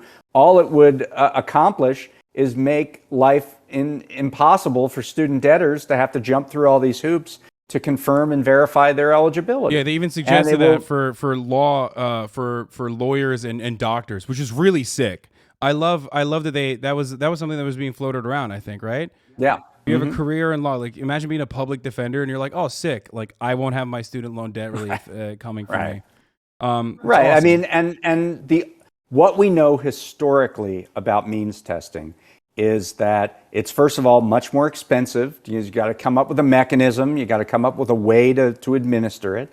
And the second thing is that it ends up hurting the vulnerable people that you're most trying to help, because those are the people that can't go over that hurdle, go over that burden of the verification of the eligibility.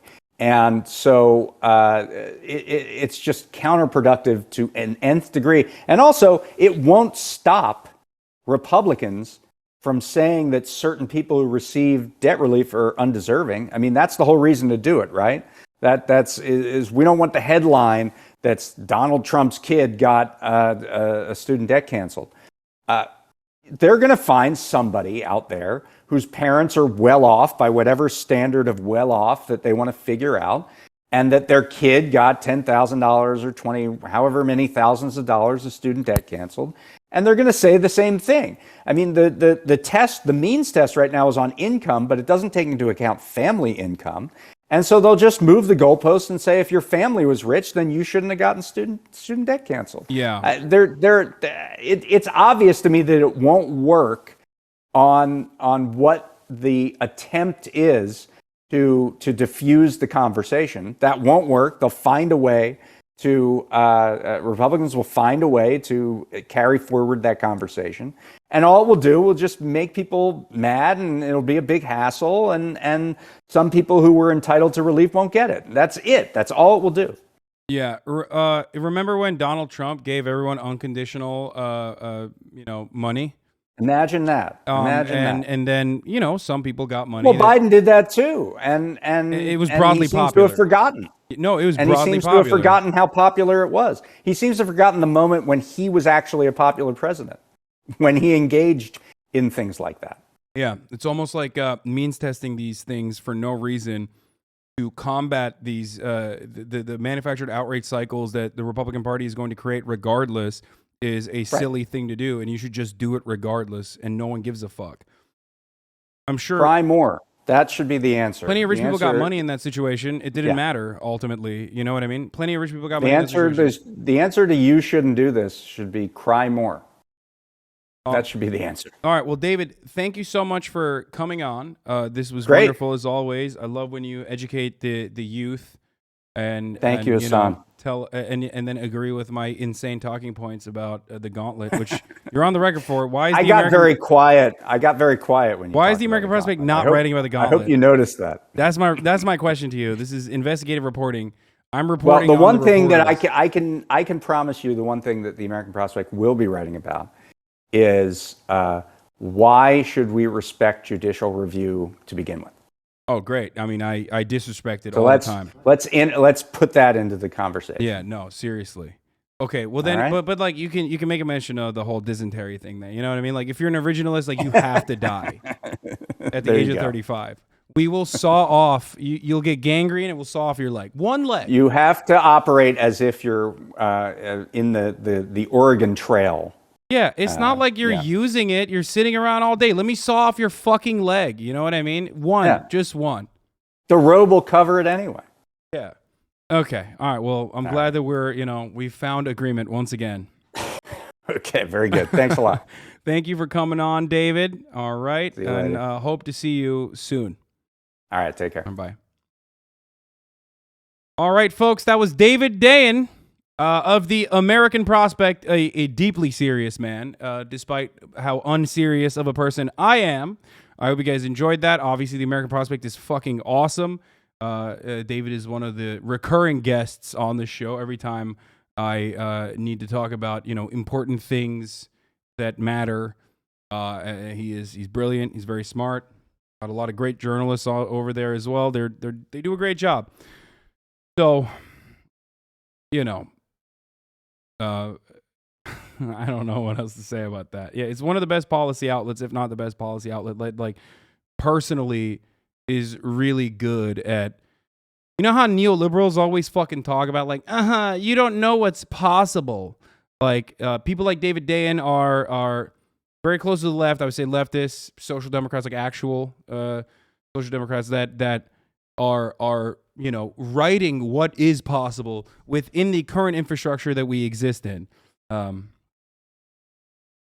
yeah, that is definitely not safe for work. Madison Cawthorn link. Shut the fuck up. Are you serious? Are you serious? New Madison Cawthorn video and he's doing a sex thing? Wait, stop! Oh, fuck yeah, dude. Get the fuck out of here. What? What? What? Dude, what? Stop it. Is it NSFW?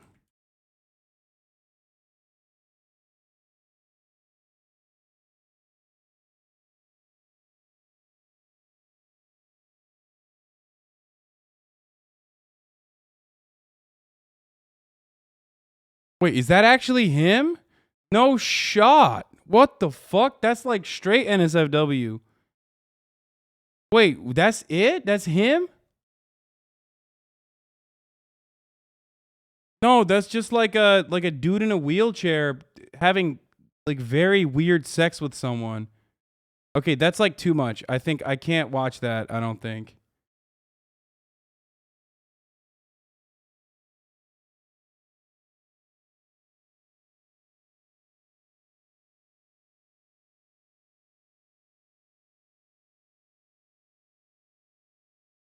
What? I'm gonna fucking lose my mind. Wait, what? The person who leaked that video is a follower of mine. That's kind of crazy. That's kind of strange.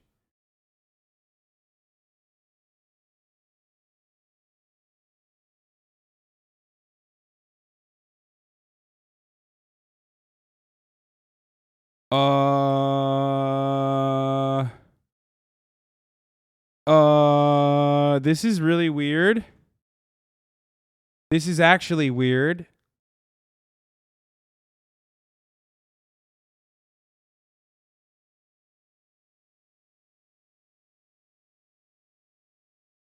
He's naked, roughhousing someone.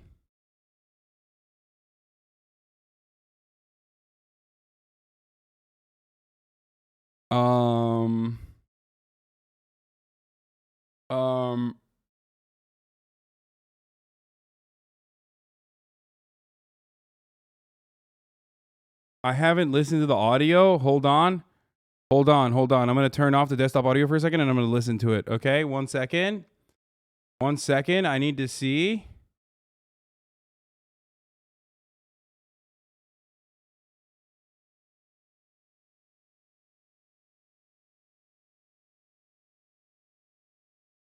I'm listening to it.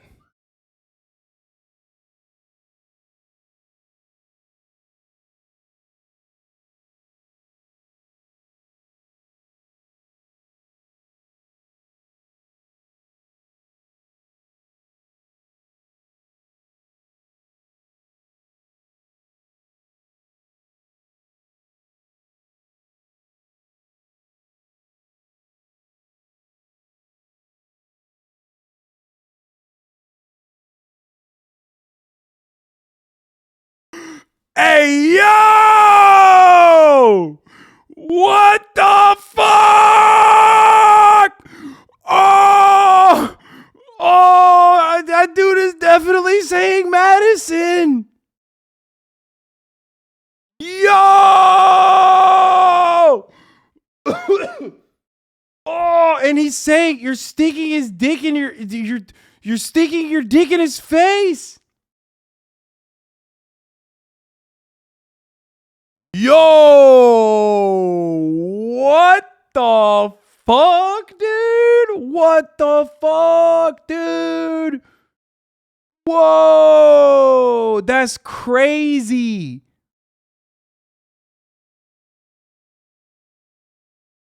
Okay, show it, you coward. I can't. He's naked, dude. What the fuck? He's just straight. By the way, for the record, I still don't think Madison Cawthorn is gay. I watched that till the end, and I do not think. No. He's literally doing like. He's just fucking doing like frat bro shit. Like he's doing cishet guy being super gay with his cishet friends. He's trying to beat the bottom allegations so bad. This is exactly what I was talking about. Which, by the way, I mean, he still might be bisexual, but he is horsing around. Occupy Democrats gonna go insane, dude. Occupy Democrats about to post that video with a Pornhub link and be like, expose this. Oh no, dude.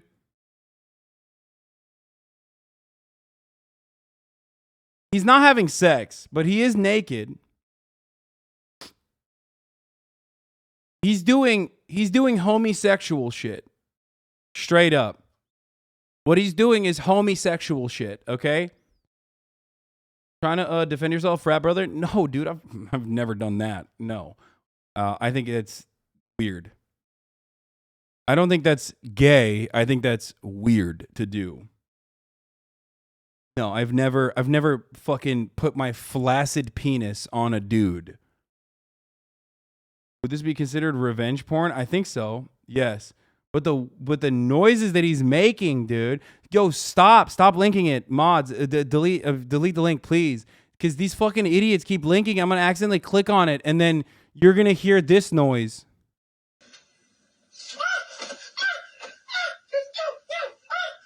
Okay? And that's not, I'm not. That's not sex, by the way. They're not having sex. They're not. Like, he's fucking around.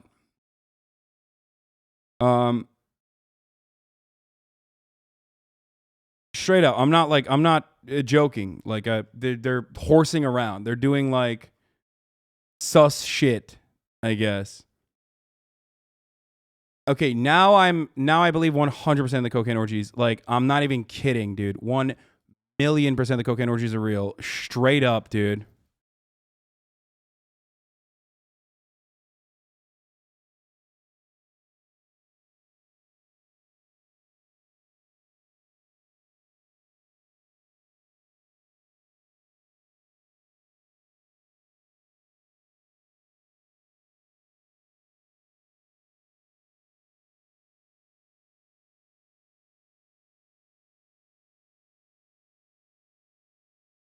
I mean, I don't know what else to say. Like, so the debate is still up. The video is insane. Is it able to be kind of intrigued about how he can move his body so much? I mean, it's not. Like, he's fit, dude. He's a fit guy. Dudes will say and do the weirdest shit when their friends are on the phone, so they think sex is going on in the background. He got a dumpy on. Do you agree? I agree. Yes, he does have a dumpy on for sure. Becoming honest on, I hope. But if we're being real, like, reacts are back in a big way. Dude, the joy in my fucking face, dude.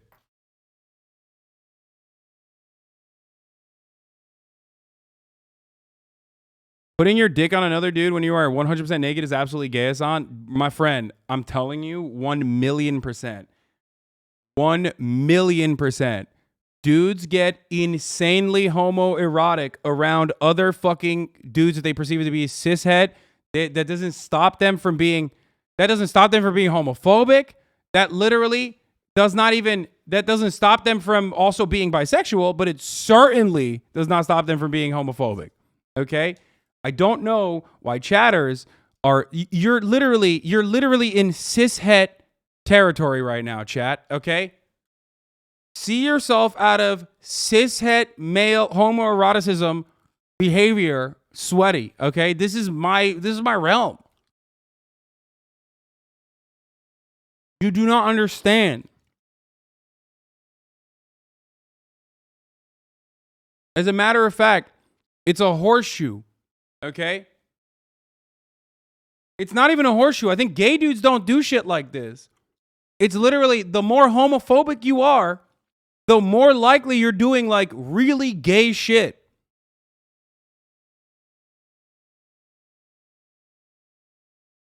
The question is, do gay people do weird shit like that instead of sensual touching? No, dude. Fucking gay dudes don't do shit like that. They do that consensually. Because the act in and of itself is supposed to be a sexual one. And that's what they're simulating in that situation, is like doing it to someone who doesn't want it. You know what I mean? Can you get David back on to discuss this?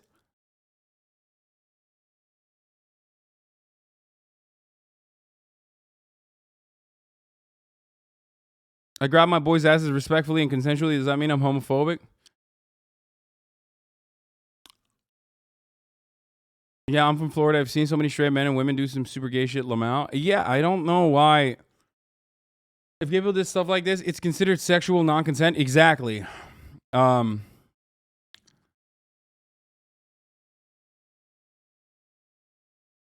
This is borderline revenge porn territory. No, yeah, 100%. I mean, 100%. I can't even finish the video. Hold on, I gotta rewatch it. 1 second.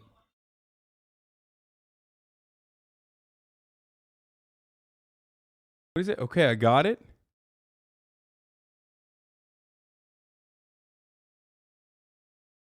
Oh no, he says, okay, I'm done. In the end. Here, this is why, this soundbite is the reason why I'm saying it's not like, there's a third person in the room filming them naked. You can see his wheelchair. He's humping another dude, okay? And doing this sound while he's humping the dude.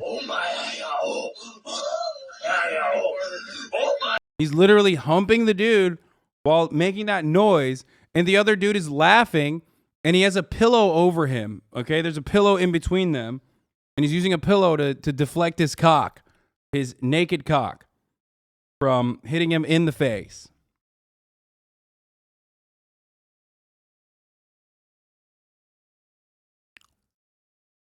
I remember in college just walking into my roommate's butt ass naked to freak him out, but nothing like this. Sounds like sex to me, brother. No, they're not fucking, like actually fucking, dude. What? You only think that that's what sex sounds like if you've never had sex, okay? Oh, it's a joke. Okay, Fizz. I don't know. For a second, it seemed. Chatters don't know this is the straightest frat boy. Dude, I'm telling you. I have no dog in this fight. I don't give a fuck if he's bi, if he's gay. He could be the gayest man on the planet. Who gives a fuck? I don't care. What I care about is the truth, okay? And the truth is, and I'm telling you, a lot of you have like never been around dudes in organized sports or anything like that. But this is classic straight guy homoeroticism, okay? Straight up. It's okay that you don't know though, because like it can be a traumatic experience regardless. Your reaction clipped? What the fuck?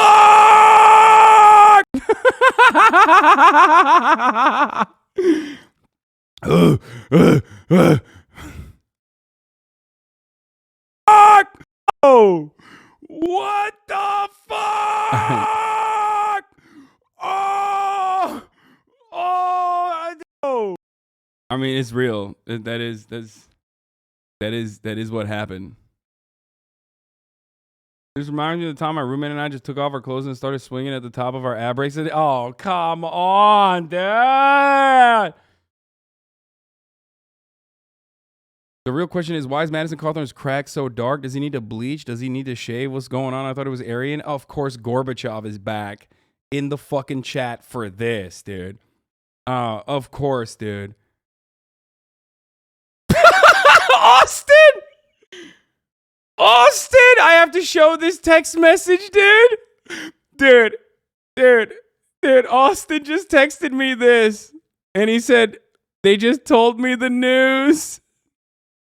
It's George W. Bush. It's George W. Bush's 9/11. No shot he came up with that joke on his own. Someone in the Discord. Someone in the fucking Discord. No. Someone in the Discord came up with this. He's not this funny on his own, okay?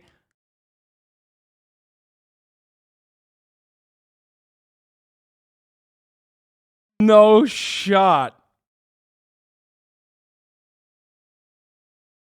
He came up, Mr. Show, a second.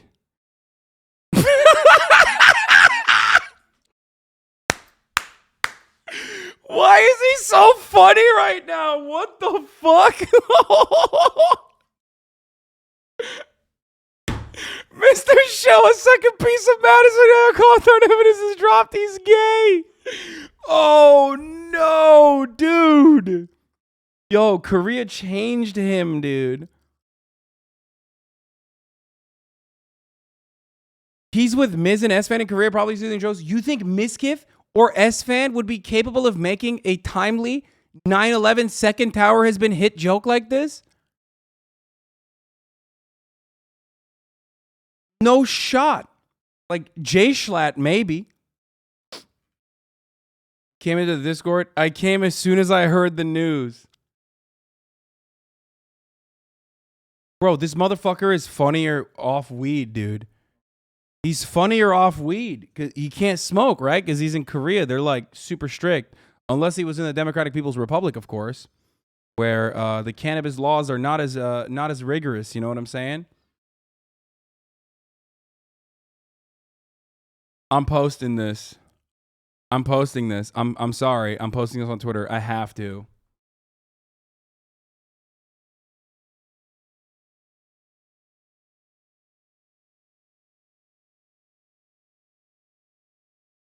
Because it's a gay topic, he's in his element. Dude, this is... Dude. That I'm so proud of him. Something actually shifted in him when he had some good ones on the phone with me yesterday. Dude, this is surprising, okay? Austin, give me a call right now. Give me a call right now, bitch. You won't. Give me a fucking call right now, Austin. I know you're in here.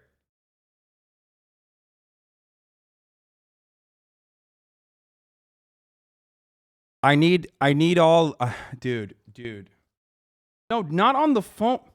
Bro, why are you calling me on the phone? Call me on the fucking Discord. Okay, sorry. What the fuck?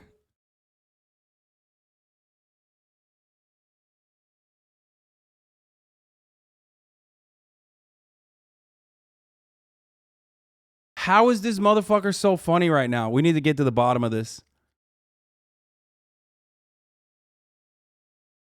International calls? I mean, that doesn't matter. He's fucking caked. He's caked. Much like Madison Cawthorn. Oh! Also, for real, though. Like, he is... Madison Cawthorn is a dumpy, dude. Straight up. I'm not afraid to say it. I'll only speak the truth on this broadcast and nothing but the truth, so help me God. Madison Cawthorn is fucking caked up, dude. What's up, Austin? Dude, what's up? Dude, call immediately. I woke up. I don't know. My spider. They woke me up immediately when the news. You just have spidey senses, dude. What is going on? Why are you so funny? Can we just first start talking? Dude, about I don't know what the fuck happened. I don't know what's going on. It made. I don't know. To be honest, I'm always this funny, but I'm not usually this politically incorrect. And so it's 8 o'clock in the morning. And usually, I'm a little bit more inappropriate when I'm tired. You know what I mean? I'm kind of out of it, and so I'm posting the second piece of evidence. No, wait, am I gonna get canceled for this? No fucking shot. It's funny as fuck, dude. Oh no, I'm gonna get canceled by the radical right. Dude, no, yeah. What did they? First of all, the radical right hate. I mean, I guess they don't hate Madison Cawthorn right now, but like they're the ones who are fucking canceling him right now. Why? Because he fucking leaked the truth about cocaine orgies, Austin. That's why. Here, I'll post your... I won't post your main. I'll post your fucking alt account that you use more anyway. Wait. What? What about my... Oh, no. Wait, people are saying I stole the joke. Who did I... You definitely stole it. No shot. You fucking... No, I swear to God. Somebody may have I didn't steal it. I swear to God. I swear to God. Bro, it's wild how witty you are right now. I'm so proud of you. Are you? I'm so fucking proud of you. Oh no. I don't know if I know the repercussions of this tweet. Why are you? Oh, dude, I Already don't know if you should blasted. tweet I it. blasted you harder than Madison Cawthorn blasted his friend. Wait, but what the hell's going on? Like, what the fuck is going on? I literally. Did you watch the video? No, I didn't watch. You the haven't video. seen the video yet? No, I just. Okay, I just we're started- doing a live reaction. Hold up. Wait. Sending it to you right now. Watch this Okay, video. okay. All right. What's going on? All right. Hold on.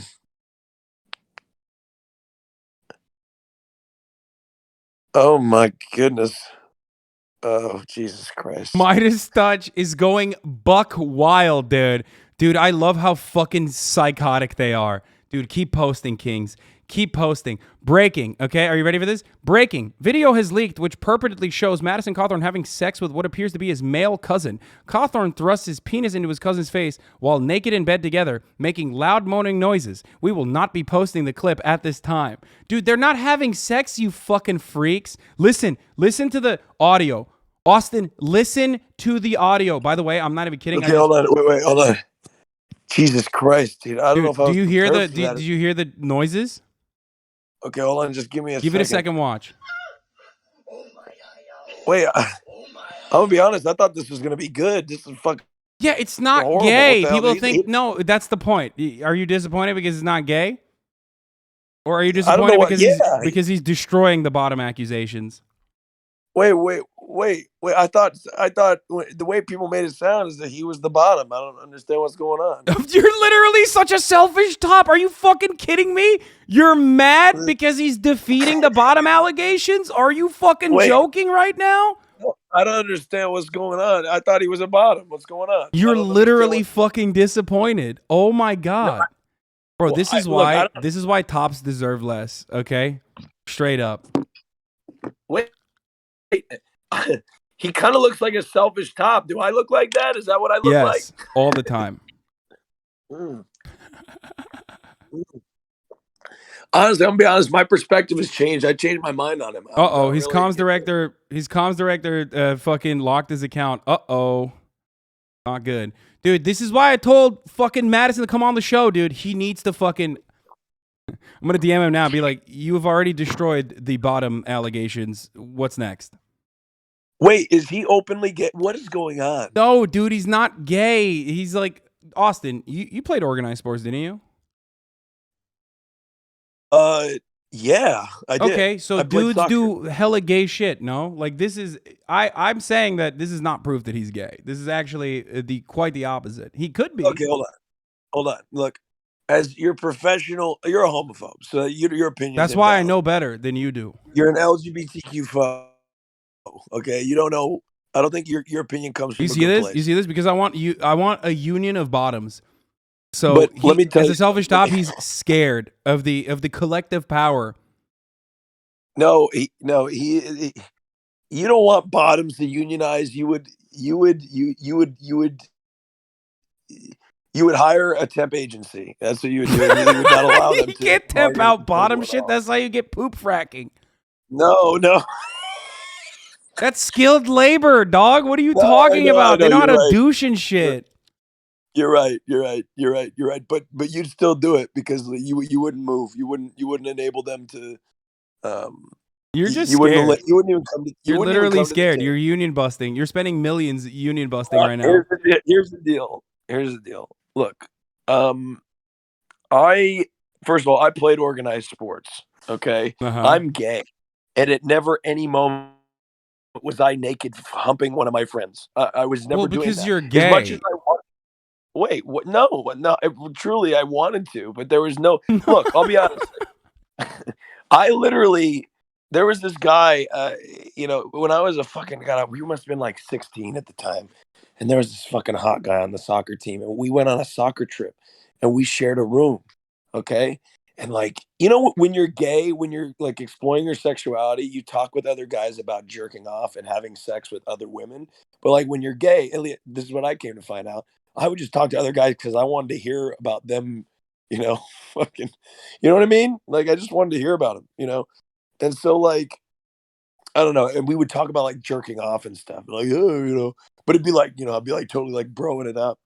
And, you know, the hope was as a gay guy that like we would just jerk off together, but it never happened. But yeah, I don't know why this has turned into this, but okay, my point is no, this. but, My yeah. point is this. Straight dudes do this stuff because of homophobia. They might have a little bit of internalized homophobia. That could be, you know, something, but this is something that straight dudes do. I think it's weird. I've never been a fan of this kind of behavior. I think it's like really fucking strange shit. Okay? Are you kink shaming? What? What? Straight dudes fucking dry humping each other's faces? Like, I think it's weird. Well, like, what? Do you think they should just fuck or something? Is it always like just cut to the shit? No, I think that they shouldn't do. I think it's not normal to like non-consensually rub your fucking penis on someone. Oh, this is non-consensual? Yeah, I mean they're fucking they're horsing around, but Oh, this is just kind of it. Look, I'll be honest. It's a little off the beaten path. You know what I mean? I mean it's not a even little- dry humping at this point. It's just straight humping. It's wet humping. You know, like I don't. It's a little bit.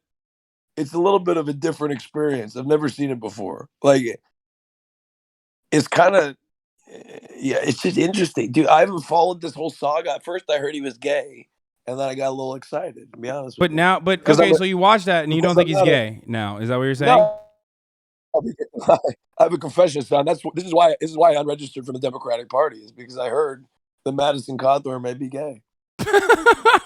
Shut the fuck up. That's why I'm a registered independent now. Oh my god, are you trying to get canceled, dude? No, I'm kidding. I'm kidding. Wait, all right. You already got me canceled by fucking tweeting my 9/11 joke. Yeah, you're done. You're done, dude. I have prided myself. I have not made a 9/11 joke in my 10-year career, and now I'm canceled because of it. What if the unedited video actually has him saying no homo? What would you do then? Hold on, let me listen to the noise here. Oh, I you need to haven't listen. listened to the noise? Okay, if you listen to the noise, you'll understand. Hold on one second. Let me open up my. Hold on, just a second.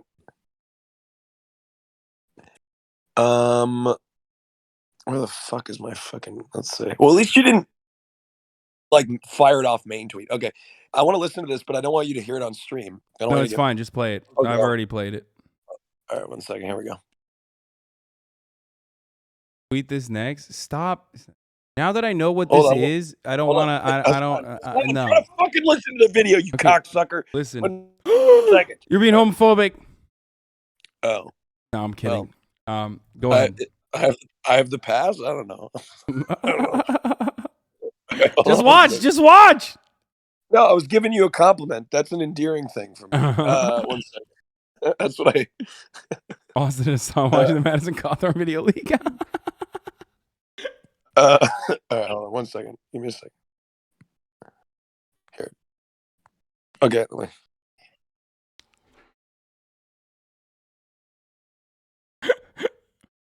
One second. What the fuck?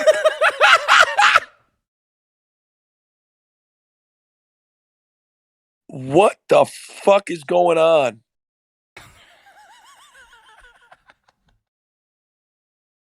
What in the fuck is going on? What the fuck are the straights are look at this meme. What do you like? You like that?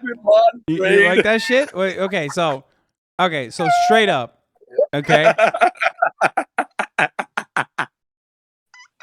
Oh, this is so good. Austin punching the air right now because Madison is topping.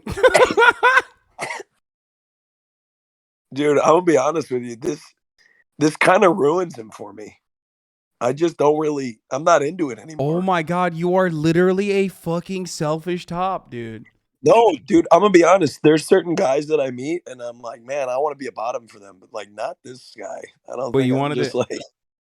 You Like, wanted where to, the fuck- you thought you might have is it because his ass is not fucking is it because his ass is too hairy? Is that what it is? Well, I mean, kinda, and he he sounds like a fucking hyena. What the fuck is he doing? Because he's not actually fucking. Well, why not? And you know what I mean? I thought he was actually fucking him, to be honest with you. No, he's not. Harry ass crack, and he hits the guy first before humping Lamau. Yeah, because he's not like. It's his cousin. Yeah, Jesus Christ. I think it is. Right. I think it might be his cousin. Yeah, that he's like horsing around with. Oh my God. He might after this. God. He might actually lose. Donald Trump endorsed him. Jesus Christ, man. Donald This Trump is might fucking drop nuts. the endorsement after this. This is like. It's fucking 8:30 in the morning. It's fucking 8:30 in the morning.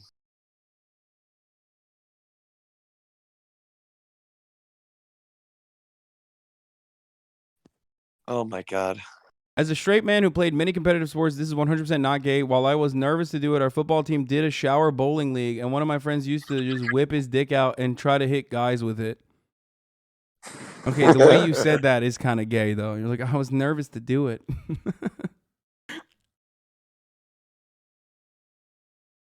But yeah, no, I do think that I am firmly in the Madison Cawthorn is straight camp. At least with the current information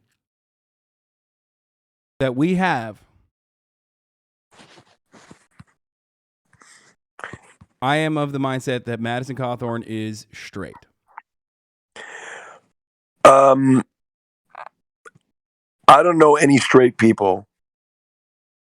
Period. Why did you stop there? Look, I don't know any straight people that are humping their friends or cousins. Dude, naked. you literally know me and Will, dude. I mean, not naked. Wait, you guys do this? Not naked. Wait, you guys do shit. this We do gay shit all the time. Like this? No, not to this degree. I think this is strange shit. But Like, not strange in like a gay way. Strange in like Hasan, how the fuck are you putting yourself in this category? What the fuck have you guys been doing while I've not been around? What do you mean? We like fucking what I hump mean? each other all the time. What are you talking about? What the fuck are you talking about, Hasan? Don't hump each. I've been a. What the fuck are you talking about? Oh, Madison Cawthorn just dropped. Madison Cawthorn response just dropped. He said a new hit against me just dropped. Years ago in this video, I was being crass with a friend trying to be funny. We were acting foolish and joking. That's it. I'm not backing down. I told you there would be a drip drip campaign. Blackmail won't win. We will. Wait, so he admitted the authenticity of the video? Yeah, of course. Okay, look. Madison, bro, no homo. But like, I never have done that. I'm gay, and I've never done that. Austin is sad he wasn't a part of me and Will's gay shit. Is that what you're saying? No, I'm not his type. I'm not Austin's type. I just think it's a little with your cousin. I just think it's a little. I don't know if weird. that's his cousin or not. Shit. I don't know if that dude in the video is his cousin, but the previous one where like someone grabs his dick, was his like someone like fake grabs his cock was his cousin.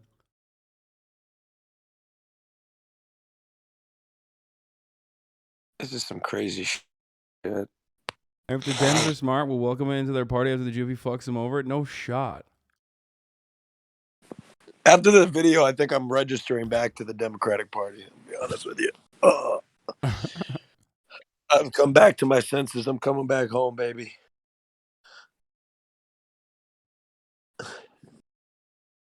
I'm like texting Ethan about tomorrow's show. We're starting Leftovers again. And hold on, I gotta send him this. I gotta send him this thing. Hold on. It is wild that the person who leaked it is a follower of mine, and he doesn't have that many people he's following. So that is kind of strange. But hey, what are you gonna do? You know, it is what it is.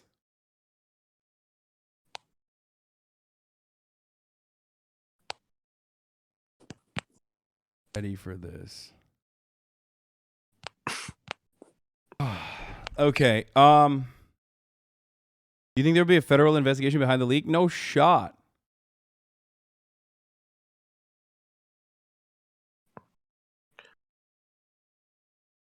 I kind of want to respond to him on Twitter. Wait, why did you get all loud for a second? What, you're going to respond to him on Twitter and be like, disappointing form? Not good. Let me teach you how to do it. Why the fuck were you fucking him sideways? That's what I want to know. Dude, that's just how he's doing it. He just knows more than you do, dude.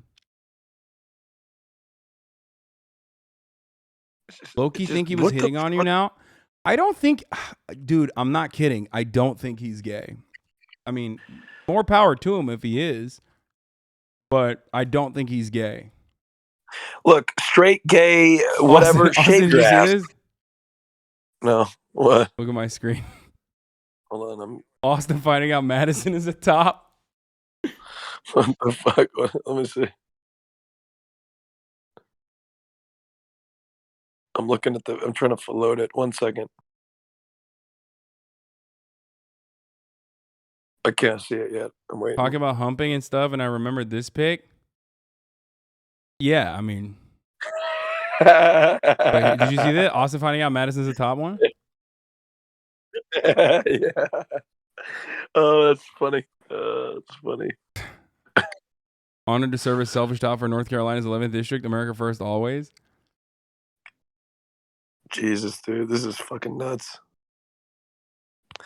Okay, so this is Austin's Iraq War.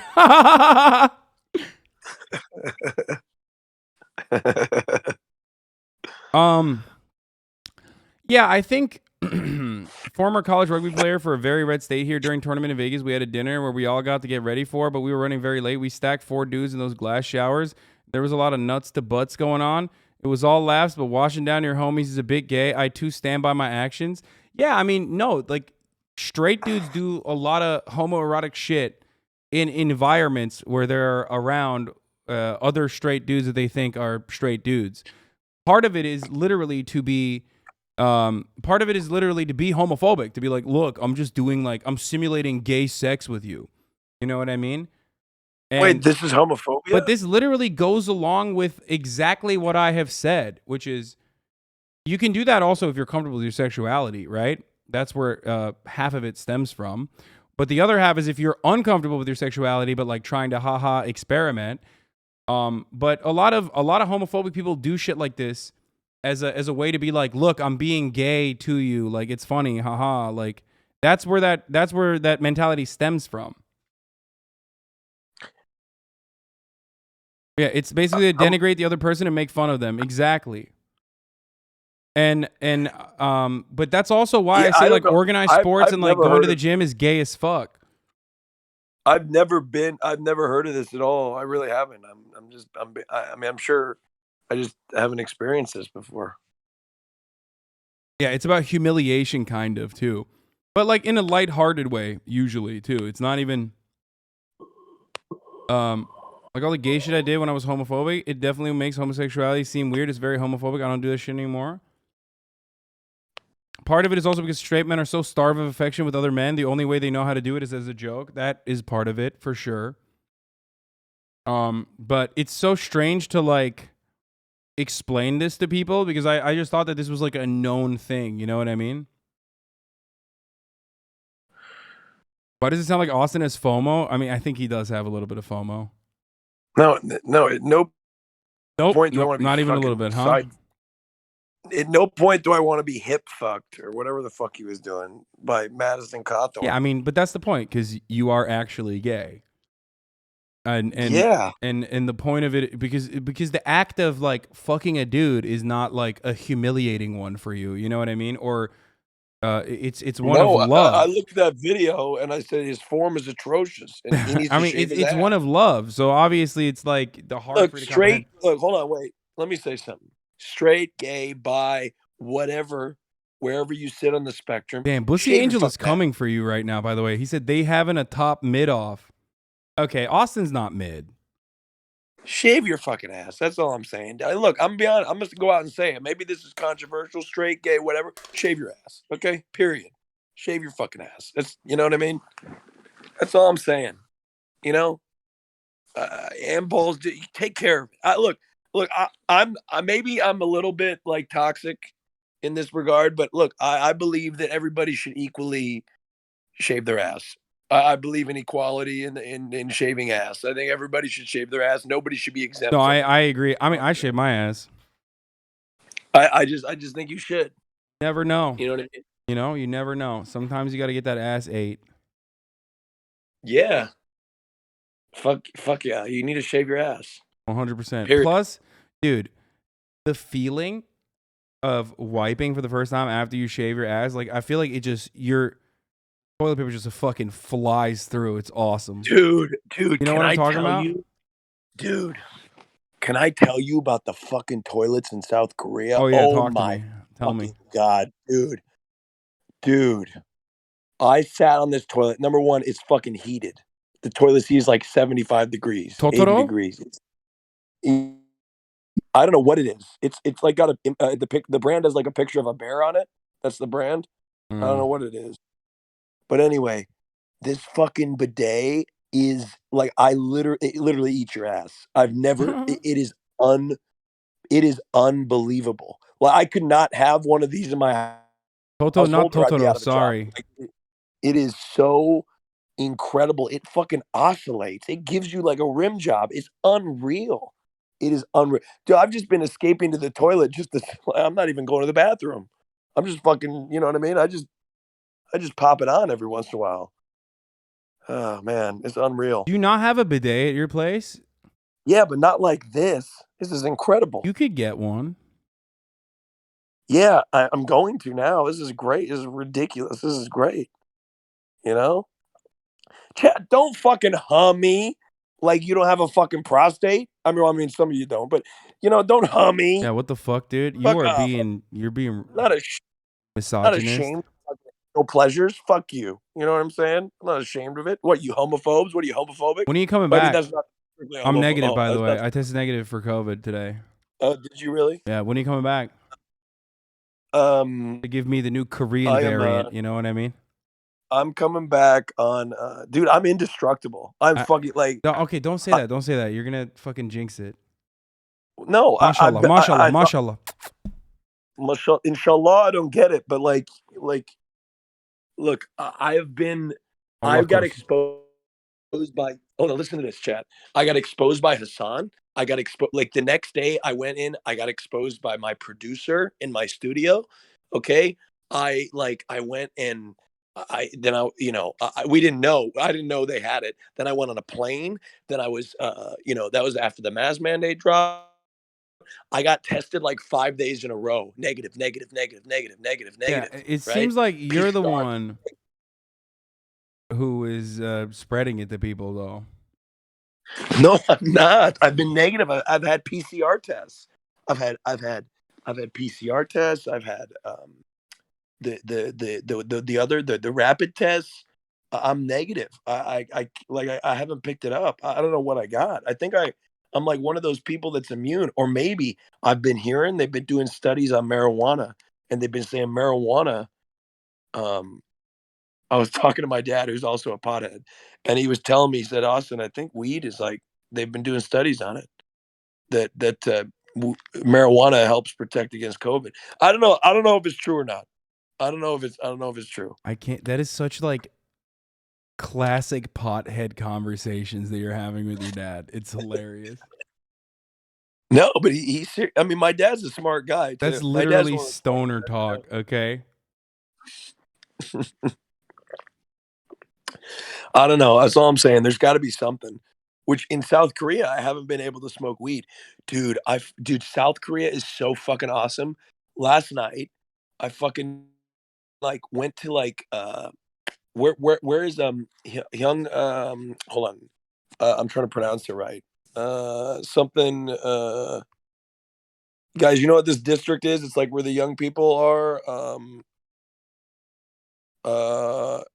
Something Young Day? No. Hyundai. Something. No, it's like the party district. Hongdae. Hongdae. Yeah. Hongdae. Hongdae.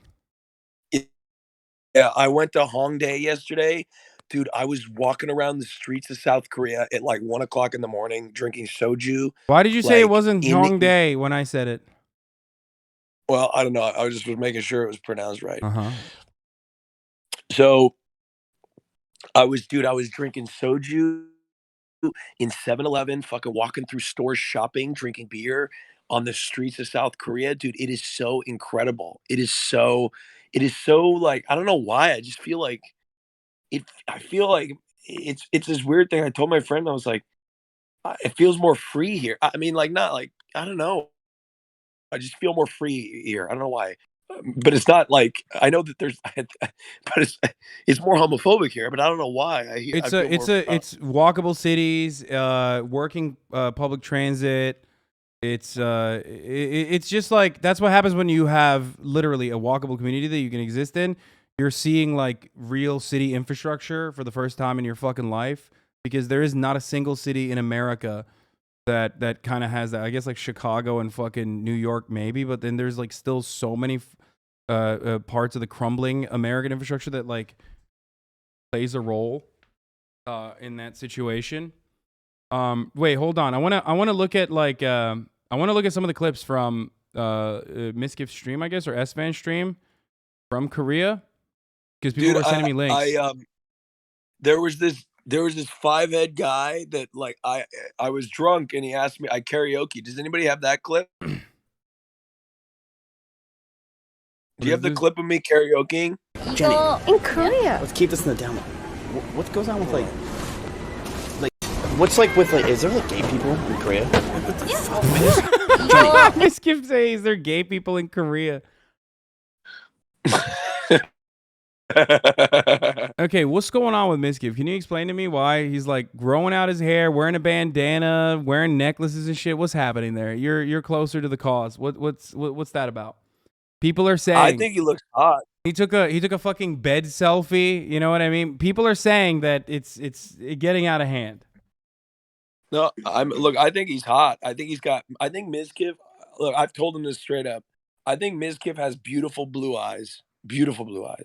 Gorgeous eyes. He's got great eyebrows. And like, if he just fucking dressed dressed well, like he'd be killing the game. He looks Seriously. a little yassified, you know. He's like, did you see this? Did you see this? Did you see this? What? Look at this. What's that about? Let me see. Is he in his Hasan era or what? What's happening there? I'm looking.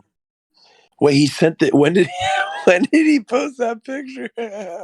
Like, Mom, I want to get Hasan, and Mom's like, we got Hasan at home. He must have done that on purpose. He had to do that on purpose. There's no shot, dude. He's killing it, dude. I'm be honest with you. He's killing it. What's going on there? Should I be worried or what's up? Dude, can we just talk about this picture? What the fuck were you thinking taking this picture? Dude, that photo is great. What the fuck are you talking about? How are you of all people gonna say that's bad, dude? That's like, I was thirst trapping so fucking hard. I was feeling myself, Austin. For who? Who the fuck were you Just thirst in trapping general, for? dude. Sometimes you gotta throw it out there. You know what I mean? Just sometimes you gotta yeah. fucking boom, blammo. But look, what the fuck are you thirst trapping? Your shoulder's not even in the. Wait, what do you mean? That's picture. not the full I can't photo. see This is the full photo. All right, let's see the full photo.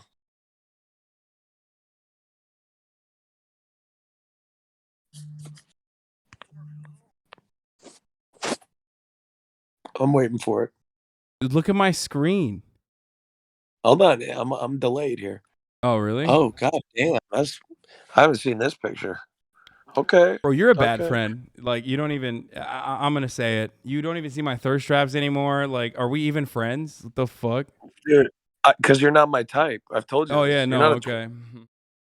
Look, I literally had a conversation about you at the table with somebody yesterday. I said, look, Hasan's not my type, but he isn't conventionally one of the most attractive men I know. But you're not my type at all.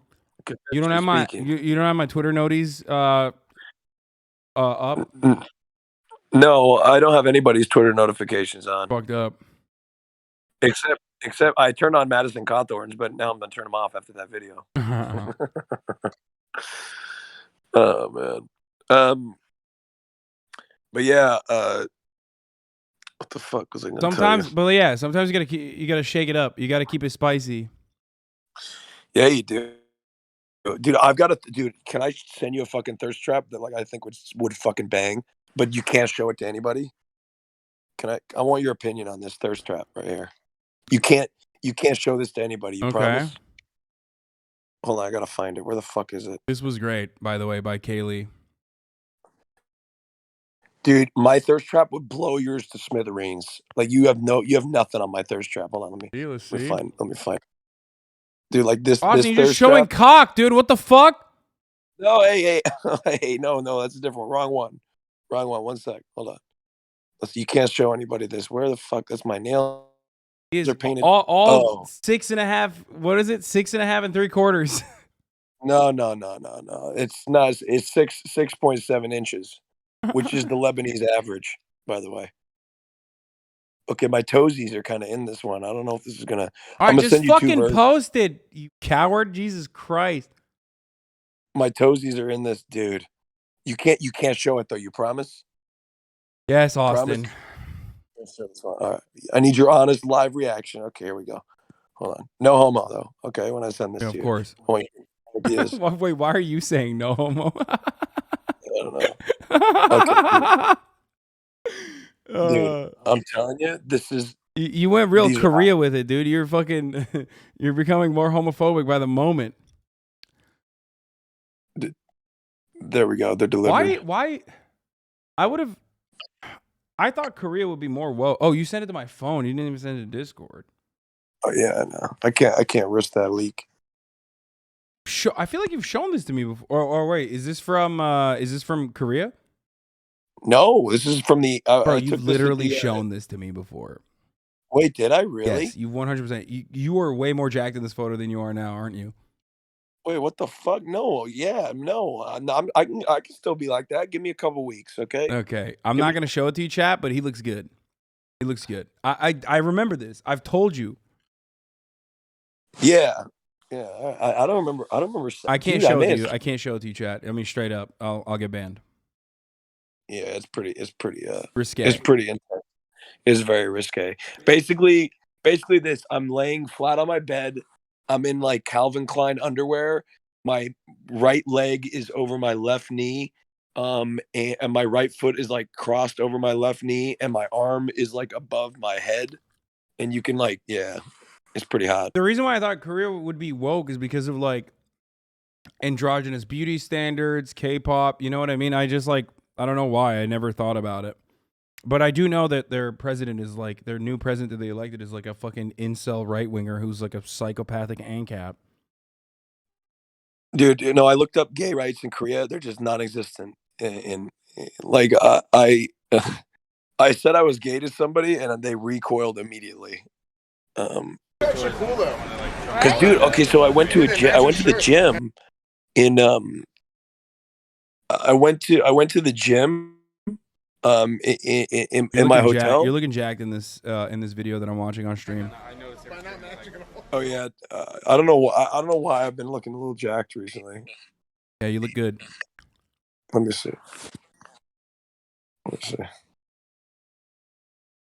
Yeah, dude, I do look big in this video, don't I? I mean, this is a ridiculous fit, chat. I don't know why you're. Yeah. Wait, I want to see what this is. Hold on. I'm only like okay, so 100 Thieves. She literally just watches me and Ray, so it's 50-50. No, she watches me sometimes. She doesn't watch Hasan. That's all that matters. I love Hasan. Do you watch Hasan? Nobody who has any degree of sanity watches Hasan. Are you kidding me? I watch Hasan all the time. Like I said. What the fuck? Why are they shitting on me, dude? What is this bullshit? Was I shitting on you? No, you weren't. You were defending me. Thanks, King. Wait, what were they shitting on you for? They were. S-Man was saying nobody with any degree of sanity watches Hasan. Oh. You know? Oh yeah, I saw that. I remember that moment. I mean, you were there, Austin. Oh yeah, I know, and then I defended you. That's what the case thing of vilifying you as a meme. Yeah, I bet it's their fucking fan base doesn't take it as a meme. That's probably why they fucking hate me so much. What the fuck? Now I'm beginning to see it. But every time there's election coverage, everybody's tuning in to Hasan Piker for premium election content. I see what's going on. Oh, you were singing? Let's see. I was doing. Oh yes, Elvis Presley, right?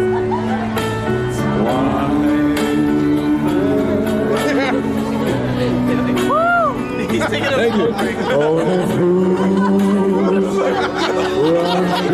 Literally, that's why I've been saying he has so many viewers who take it seriously. Yeah, they're fucking dumbasses. What are you gonna do?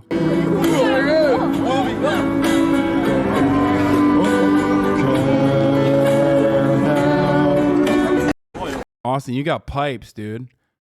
LS is a gay streamer who lives in Seoul.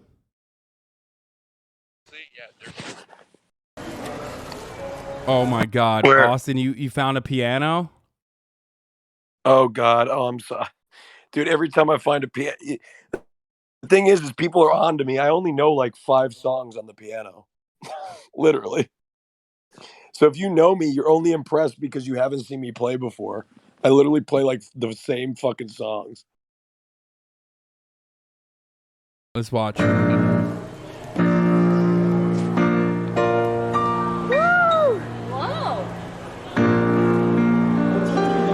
You always play that. You always.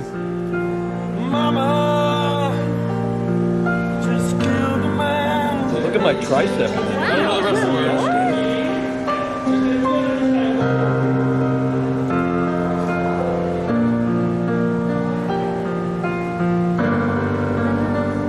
You singing, Hot Chubby?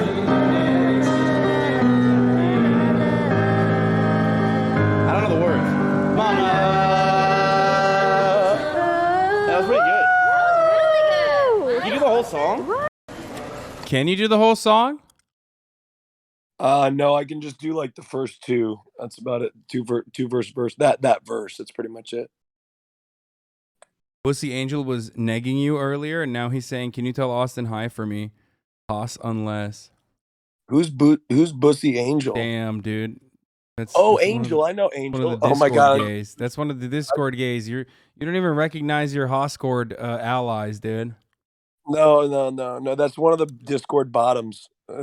Yeah, I mean, with a name like Pussy Angel, huh? What? Why the hell did you do that for me? What the hell? Yeah, what the hell? You just drink. I skipped my class. Wait, to come here. I couldn't it's get- kind of wild to see how many. Are there a lot of fans in Korea? Like, are there a lot of like Emaru, Miskiv, S-Fan fans in Korea? Hey, what about AustinShow fans? What I mean, the I'm fuck? not asking if there are a lot of fans of you out there, because like, let's be real. Come on. No, there are. Dude. There People are come up to- really. Yeah, wait, dude. You realize I got recognized? I get recognized a lot. I'm just fucking with you. I People know who I am. People on my, they recognize me for being on your stream, or like, what do you call it? Or I wouldn't think or I have some- fans in Korea. That's surprising to me. Yeah, no, it's crazy. It's crazy. Oh yeah, oh dude, I fucking had a palm reader read my palms. It was fucking insane. Yeah, what He was- happened? Dude, he read my palm, and the first thing he said is, "You're not very good with women." That's the first thing he said. I mean, And then he nailed it. He told me you're gonna work. You work a lot, but you work very little and make a lot of money. That's what he told me. No He said that shot. too. Okay, that Swear to fucking. God. Swear to God. Okay, Swear to- dude. I don't think I question. I thought he may have pre-watched, but like, dude, I'm serious. It was pretty good. I was bought in. Where the Okay. fuck is my? Anyway, Hasan, I want to let you get back to your stuff. I'm probably gonna go take a little nappy poo. All right, do 'Cause it. Have fun. When are you back? I'll be back next week. Like, in LA, I'll be back like in like a couple weeks. All right, I'll see you when you're back. Okay, we'll see you guys later. Take care. All right, bye, Austin. Oh, watch my. You won't even be live when I'm streaming a maid cafe later on. You know what I'm saying? Oh wait, really? You're gonna stream from your fucking channel? Yeah, dude, it's gonna be like wow. You're gonna do an IRL stream from your channel? That's crazy. and it's gonna be like fucking 2 or 3 in the morning Pacific. I'm proud of you. I'm proud of you. I'm excited. Yeah. All right. All right. Peace out, guys. Peace, dude. All right, that was Austin goes to a palm reader in Korea. Let's see what he says. I gotta pee too. 이렇게 올라가기 때문에 이 친구는 노력은 조금 했는데 결과가 대박이다. He said, you will earn a lot of money with very small effort. Oh. Yes! Yes! It's true. So many guests today. I know. Oh wait, what was I Ready? What the hell? So God, cute. My cameraman's popular. This is from Gray. Wait, should I open it? Yeah. So if you want to say goodbye. What the heck? Oh, some 안녕. Korean money. Oh. IRL Dono. 안녕하세요. Oh my god. Dude, what? What That's the heck? Cute. So cute. Dude, people who know me just drink on the streets. Yours give you gifts? What the heck? Oh my god, so cute. That's so cute. Is that money? Yes. That shirt is not that bad. I like the shirt. 이게 뭐였죠? 애정운이 약하다. What does that mean? It's shorter. It means What like is he saying? What's shorter? you're like, not lucky 인기가 to 좀 떨어진다, love. 예전. It's like less popular among women. Oh. Hey,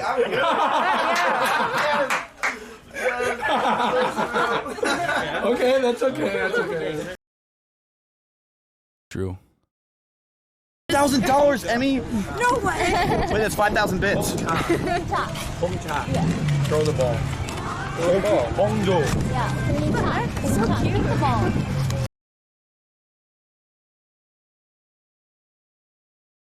ball. I have also found out something while we were watching that the Madison Cawthorn stuff.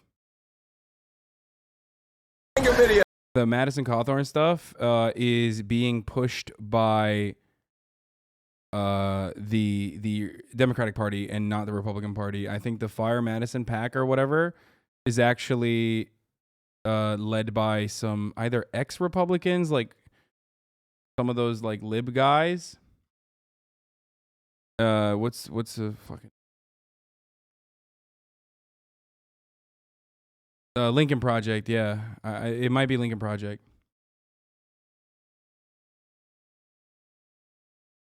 But anyway, hold on. Let's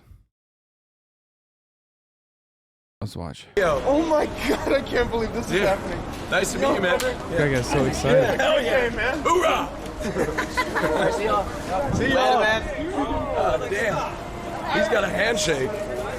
Holy shit. Are you Nick? Nick. No, but he didn't know my name, but he was really excited about it. Wait, what? You're the guy from You're the guy. You know, we're Minx and Schlatt. That's how he knew you? Yeah, he knew me from the Jenga video. But I must have been the star of the show, because, Yeah, that's pretty impressive. you know. So you could just Jenga video. Oh, brother, you're in their crosshairs now? What? In Korea, they have a nice tradition of asking each other politely before playing the top of the hour ad break. Fucking Christ. Okay, dude. Oh, you won't even let me do this. Why do you care so much about Madison Cawthorn? Shouldn't you be worrying about Roe v. Wade being taken down? Stop covering this liberal. Please, we have so much important shit like cover the top of the hour ad break. Dude, I'm begging you for real. Okay, dude. It's a double, too. Not even a single. I just got fucking rolled and smoked, dude. You had to hit me. You had to hit me with the 2-time. You know what I mean? With the fucking 2-time. Okay, with the twofer. The repeat. I see what's going on. And let me tell you something. I don't like it. Okay? That's right. The double tap. Top of the hour is a 6-second ad break. If you no longer want to see those ads, all you need to do is subscribe. Do that for $5. You can do that for free with the Twitch Prime. Okay? Twitch Prime is, of course, free as long as you have an Amazon Prime account connected to your Twitch account. Here's the 1-minute ad break now. What do we got? Viewer comes back. Oh my god! She brought more stuff for them? That's crazy. He's amazing. You're crazy. Thank you. 안녕하세요. 안녕하세요. What's your name? 이름이 뭐예요? I can speak English. Nice job, jackass. Where are you from? I'm from Korea, but I go to international school, so I live in. Your English Austin was down bad for a miss kid. is phenomenal. It's better than mine. I'm really shaky right Don't now. be nervous. Don't be nervous. It's so nice of you. Wait, to who do you watch? I watch both of you guys, and Oh. I sometimes watch her too. No, you don't watch me. You don't watch me. Ugh. Platonic. You lost Austin. We lost Austin. Sorry, we're flirting. No, we're not. This is platonic. Austin is looking ripped. He's looking jacked. Average misgift viewer, offline miss chatter. She's an exchange student. Oh, that's pretty cool. So there's nothing over here? No, there are stuff over there. Some stuff. So you're lying to me. Oh my God, that car. Oh, the bar, my favorite bar. Your favorite bar's over there? Who are you here with? 3 of my friends. This is a misgift fan for real? That's like an actual misgift viewer? That's what misgift viewers look like, dude? What?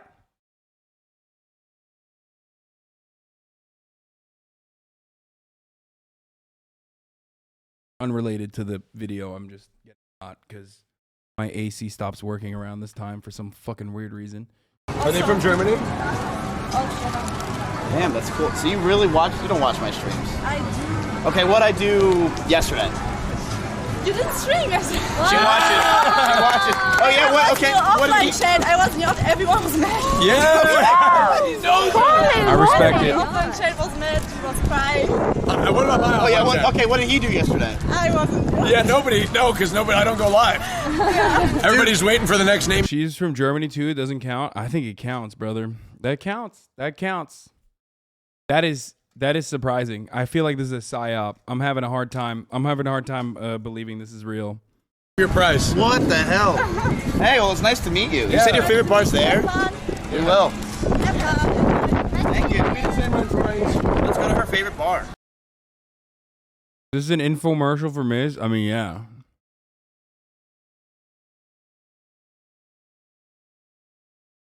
Come to Korea. You have to tell me you or our community looks like that.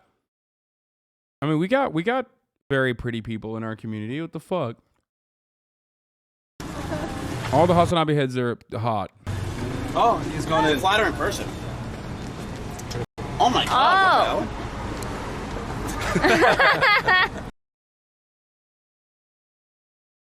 Why are people saying copium? You guys are the fucking weirdest people, dude. I can't even fucking I can't even compliment my own chat without chat literally being like, "Nah, I look like shit, dog. Fuck you."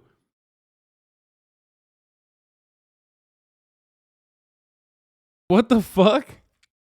Chat is so horned up to just be like, "No, you're wrong," so aggressively that like you won't even have me say, you won't even agree with me when I say like you're attractive. What the fuck is wrong with you?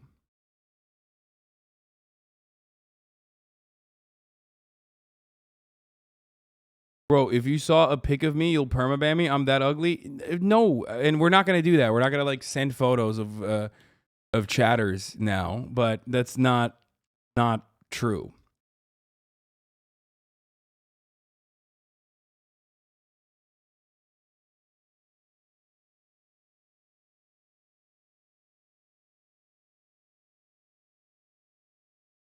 Thank you for your support, King. What is this? Star Wars Day, May the 4th. Oh, come on, dude. Really? Yo, don't do me like this. The only thing I soy face for like this is Madison Cawthorn pumping his bros.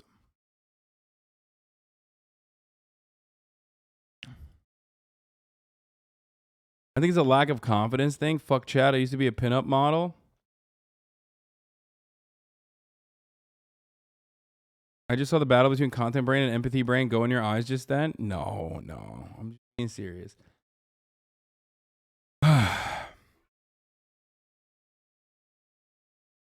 Okay. That was what a wild ride that we went on, like Madison Cawthorn riding his homies.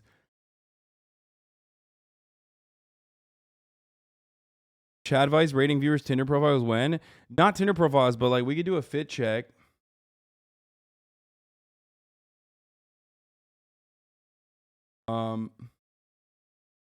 Wait, did I run the hour at top of the hour? I did run it. Hold on. I just want to make sure that I did. And I sure did. I did. We did. I'm a Madison lore need. Actually was his cousin. No. We don't know if that dude was his cousin in that one. But the one touching his pee-pee was his cousin. We are going to main takeaway from a Cawthorn video is that he's a furry. He was wearing a furry tail butt plug.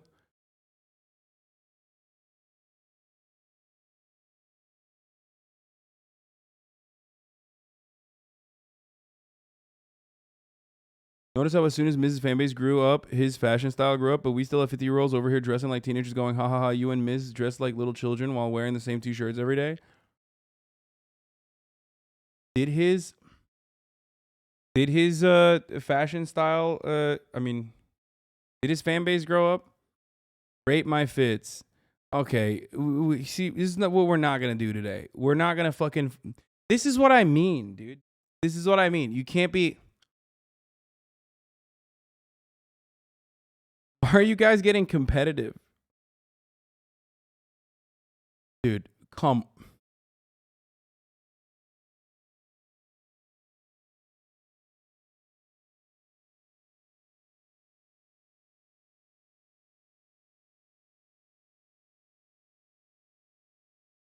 Insane, dude. This is what I mean. The internet is so fucking ruthless. The reason why I don't want to do fit check stuff like this is because I worry that the same psychopathic weirdos that, you know, think this is appropriate to do to me are going to do that to you as well. And you yourself are the psychopathic weirdos in the chat. You know what I mean? It's just like insane. You fucking see... You see one photo of someone on stream immediately mid.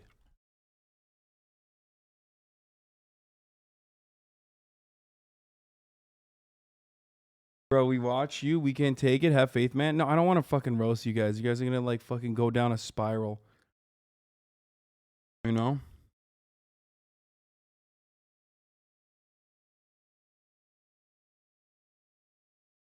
I want to do it, but like I want to make sure that if we do end up doing like a fit check, that people aren't being fucking ridiculous. Only I get to be ruthless, and when I am ruthless, I am doing it in jest. You know what I mean? You don't get to be ruthless, and I want to be able to communicate that before we try something like this. You know what I mean? I have a wife, so I'm legally not allowed to judge. Yeah, that's how it works.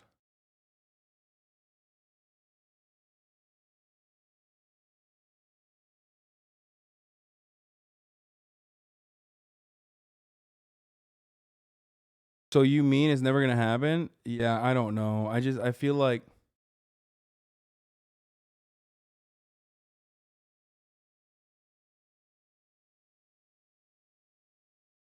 unconditional positivity towards community members. Got it? Yeah, exactly. Be nice.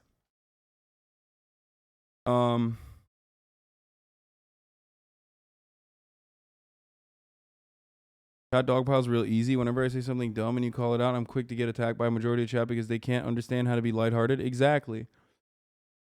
And I think that it's my fault because I'm aggressive. You know what I mean? I'm like really fucking aggressive. So I think like kind of behavior, I like,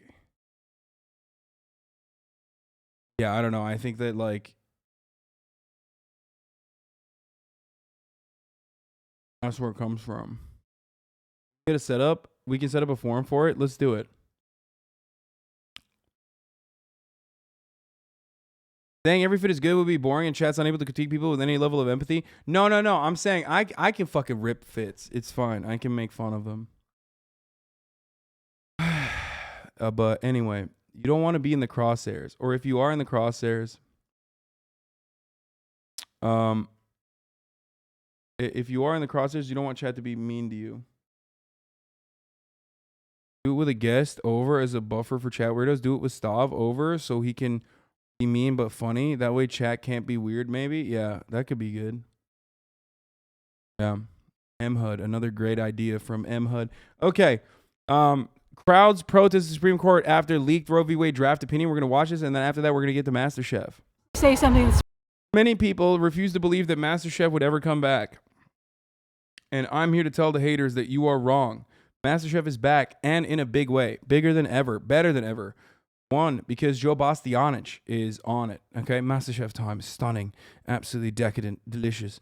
I also downloaded Vampire Masquerade, the BR, after seeing the fucking Poggers Shroud video.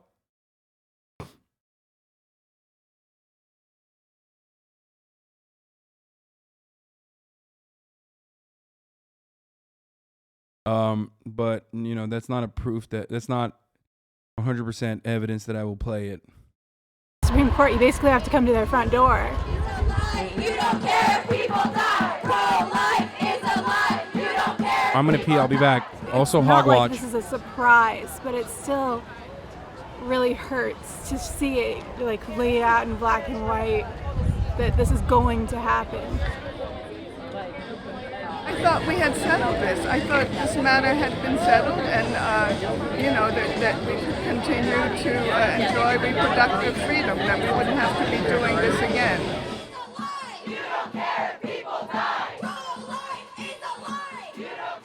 My name is Kimberly Mohabir, and I am an abortion provider. I was actually out here last night with my friend.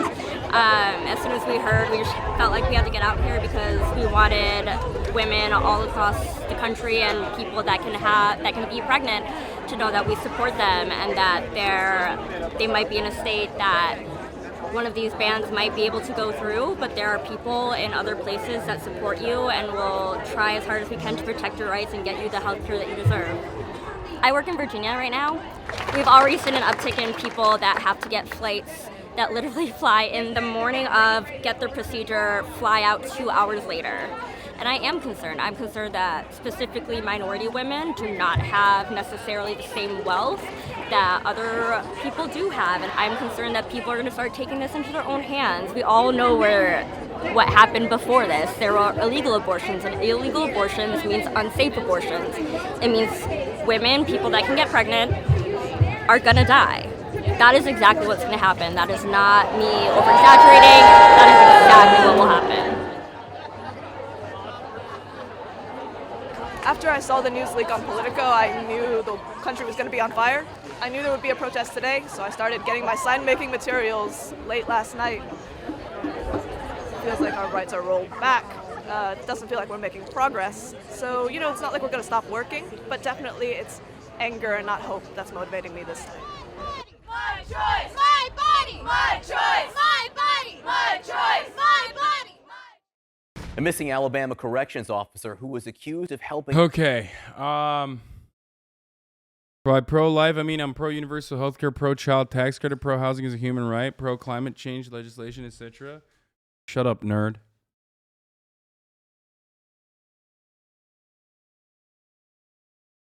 When I say I'm pro-life, I mean I'm pro-birth. Forcing women to do birth. That's what I'm into. This dude does not look like John Hamm. Why are you guys saying John Hamm? I don't know if I think the MasterChef crew is unionized. So do you really think you should be promoting non-union content? I don't know, man. Just a thought.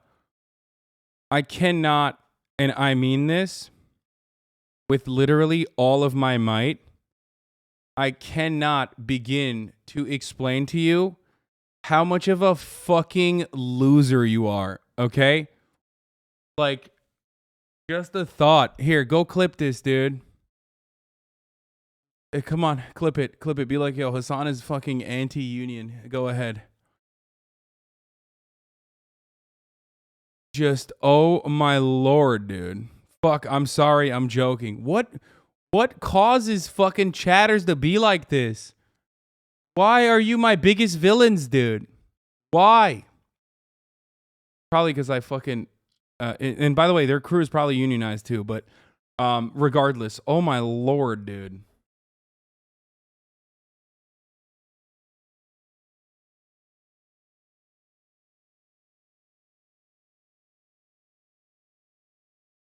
Okay, where is the fucking MasterChef playlist? Does anyone have it? Anyone have MasterChef playlist? Very nice, right. Pages about Libs not getting jokes. Also, Hasan doesn't get any jokes.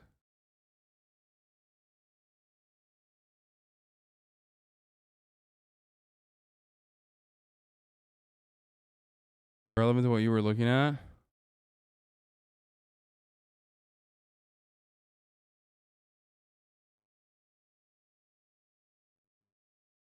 Nice. XQC my fucking boo-boo. Thank God. XQC my boo-boo. Very nice. He's back. I just showed the bench bureau abortion clip to my dad and he laughed and he gave you his blessing to fuck my mom. Wait, what? What the fuck? Okay. Okay. A MasterChef writer responded to you yesterday? Bro, this isn't like... I know this person. This is Jay. I've known him for years, dude. Oh my God, you're almost at the season. As I started writing for the show, I'm on pins and needles. That's crazy.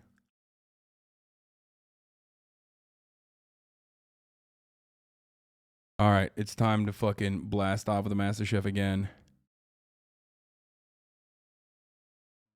Back-to-back day.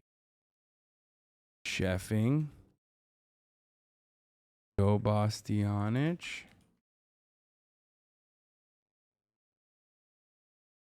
Can't gamba on a scripted show?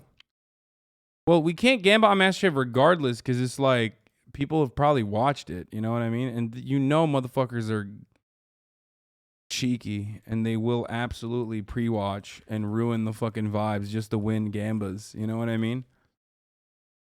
Like people get fucking so aggro with the mods. They get so aggro with the mods whenever like a mod will like fuck up a gamba or something. Like they just go crazy. So they would definitely... Oh, I also tweeted from the bathroom. I said, POV, you've just been informed about the gauntlet. Look at David's face.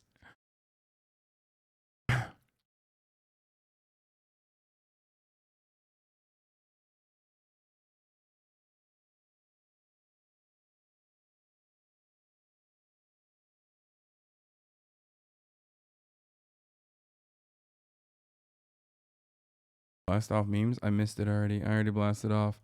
Gordo meta Hasan. What the fuck is this, dude? We got a fucking... Oh, Jesus. Stars and bars, baby.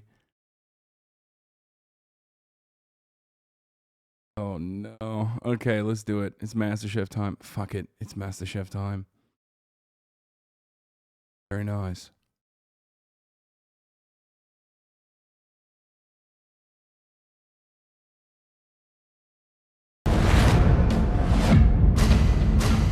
This season of MasterChef, everything has changed. Everything. Everything. Because this season, the judges do battle. Every home cook we bring here to the MasterChef kitchen is competing for a MasterChef white apron. Each of us have just 8 aprons. Just 8 chances to find America's next MasterChef. If a judge chooses a home cook to wear one of our aprons, we become their mentor. Previously, Graham is gone, unfortunately. Our search for America's next MasterChef began. One of us is going to become your mentor. Who's it going to be? 15 home cooks impressed us with their culinary skills. Great job earning a coveted white apron. Tonight, only 9 aprons remain. This is going to be tough. As the last home cooks scramble for a place in the competition. That is one of the best things I've ever tasted in this kitchen. And What's he doing? We battle it out. There is a massive decision to be made. Choose wisely. To find. Fucking Christ, dude. Family's fried chicken recipes. You've had my dad's tandoori chicken. It's kind of unreal. You know what it is. My name is Farhan. I'm 25 years old. I live in Chicago, Illinois, and I'm a third-year dental student. Okay, we got... My dad has owned a series of restaurants, and that's really where my love of cooking came from. This is my spice cabinet. I love to combine... Bro, homies are no longer going with the working class aesthetic, okay? You got immigrant families. Wait, you already watched 1 and 2? I missed it? It's fine. They're just picking candidates right now anyway. This is episode 3, I know. Watch 1 and 2 last night.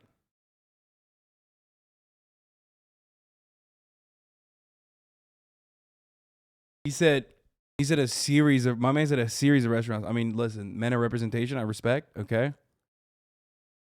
American dishes and change things up by using Indian flavors. And I think that's what's really gonna set me apart. My name is Jerron. I'm 25 years old. I'm from Louisville, Kentucky, and I'm an English teacher. Out of 7 siblings, I'm the first person in my family to go to a 4-year college and graduate. Growing up in a rough neighborhood, cooking for me was a way out. And that's exactly the opportunity that I want to provide for my students. Let's get that chicken, bro! MasterChef is gonna give me the platform to show America what Indian food is all about. Welcome, guys. Oh, my goodness. Indian could really be the next Tex-Mex. I was All it wrong. needs I to thought it happen was is it needs to be He's not. packaged in the perfect way, and I'm the person to do that. Both of you, welcome to the MasterChef kitchen. Thank you. Now, to take a place in the MasterChef competition, you only have to impress one of us. And if you have what it takes to get more than one offer, then it's up to you to choose who you want to be your mentor. And if you're smart, you'll pick me. So it looks like we have a fried chicken cook-off coming our way. Fried chicken challenge. Yep. Wait, what? What? Bro, they have to be getting him to say those lines, okay? There's just no, okay. You have 45 minutes on the clock. Time starts now. Let's go, Farhan. Let's turn do it it, up. baby. Making that Mumbai marinade. What about you, brother? I hear you. I'm over here making my brine for my Nashville chicken. We gonna turn it up. You know, it's funny, there's a lot of camaraderie between both of them. They're nice, likable guys. Yeah. But here's the deal. I need a home cook with killer instincts, creativity, heart, and want to take risks. My aprons are going to people who already have great palates, abundant food knowledge, and real technique. I don't know how to cook. in the kitchen. Entirely different from me, let me tell you. I'm looking for students. As long as they're willing to learn, I'm willing to teach them everything they need to become America's next MasterChef. Farhan, Yes, sir. what's in there? This is actually my dad's secret tandoori chicken blend. Wow. I've adapted it to be buttermilk instead of yogurt, and it's my mom's cilantro coconut chutney. And we're gonna fry that up on a buttermilk biscuit. So it's my family story coming to America on a plate. Your story sounds extremely similar to mine. I love to hear it. Trust me, Aaron, I've been watching you on TV since I was a little boy, so this is a dream come true for me. I appreciate it. Good luck. Thank you. Gentlemen, 25 minutes remaining. Yes, chef. Thank you, Chef.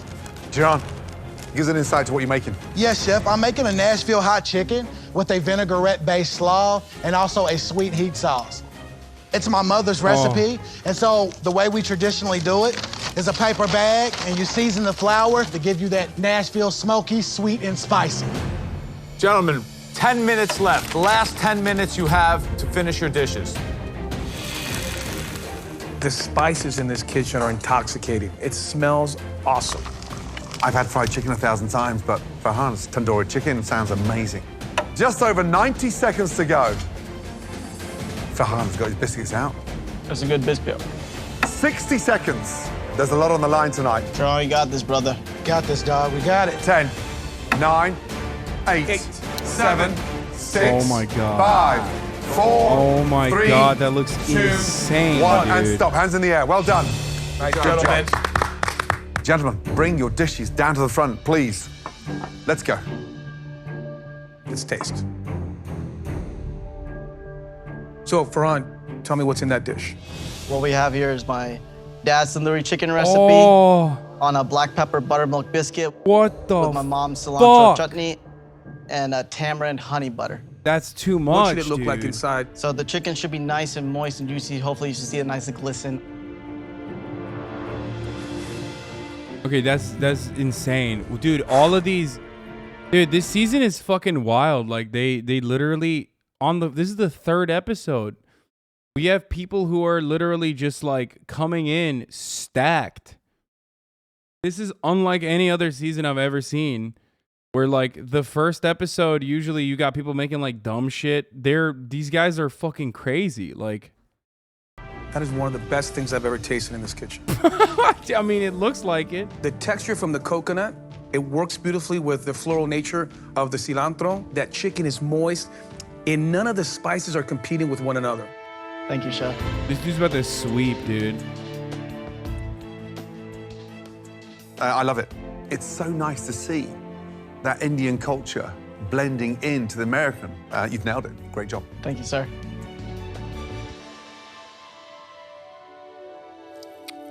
This is the best dude we've seen so far. Good dish. Let me think about it. Oh, shut the fuck up, Joe. He's like, it's too ethnic for my taste. Jerome. Good dish. Young man, describe the dish, please. This is a Nashville hot chicken with a green cabbage and a red cabbage slaw made with a vinaigrette and a sweet heat sauce.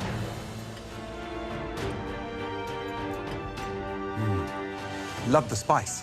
It's got that heat and that sweet. And the fire. Thank you, chef. I just would have loved to see a little bit more finesse on plating it. Yes, but yeah, your mum taught you well. She did. Thank you, chef. Thank you.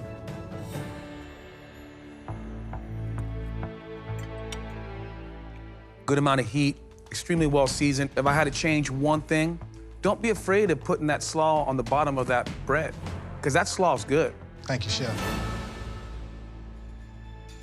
You feel you have to spice to others' taste or to your own taste? So for me, chef, I spice to others' taste. But when you eat a Nashville hot piece of chicken, you expect it to be hot, chef. It's good. Thank you, chef. But this dish is good, too. I want someone who really wants it. I'm hungry.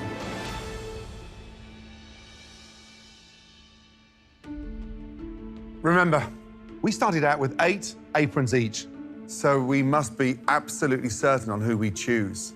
You both could leave here tonight with an apron, or you may both end up empty-handed. All 3 of us might offer you an apron. If that happens, it's down to you guys to decide who you want to mentor you throughout this whole competition.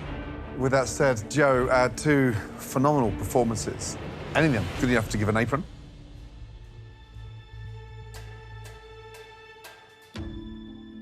Wow.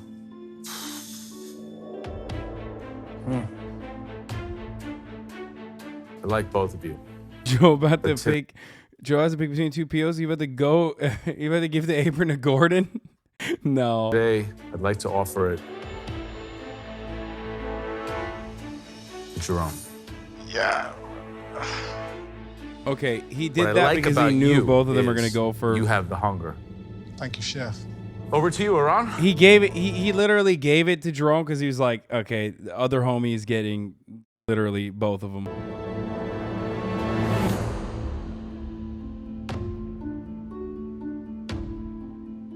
I'm gonna offer this apron to you, Farhan. Don't let me down. Smile, brother. Good job, bro. Home cooks. It's not over. Someone else might offer you an apron.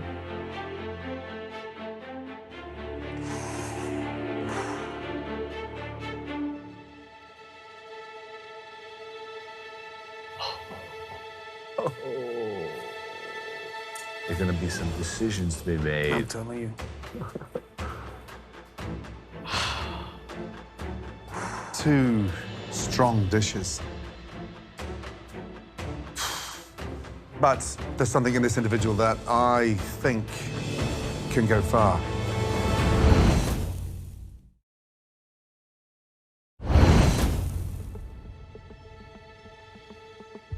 Two strong dishes. But there's something in this individual that I think can go far.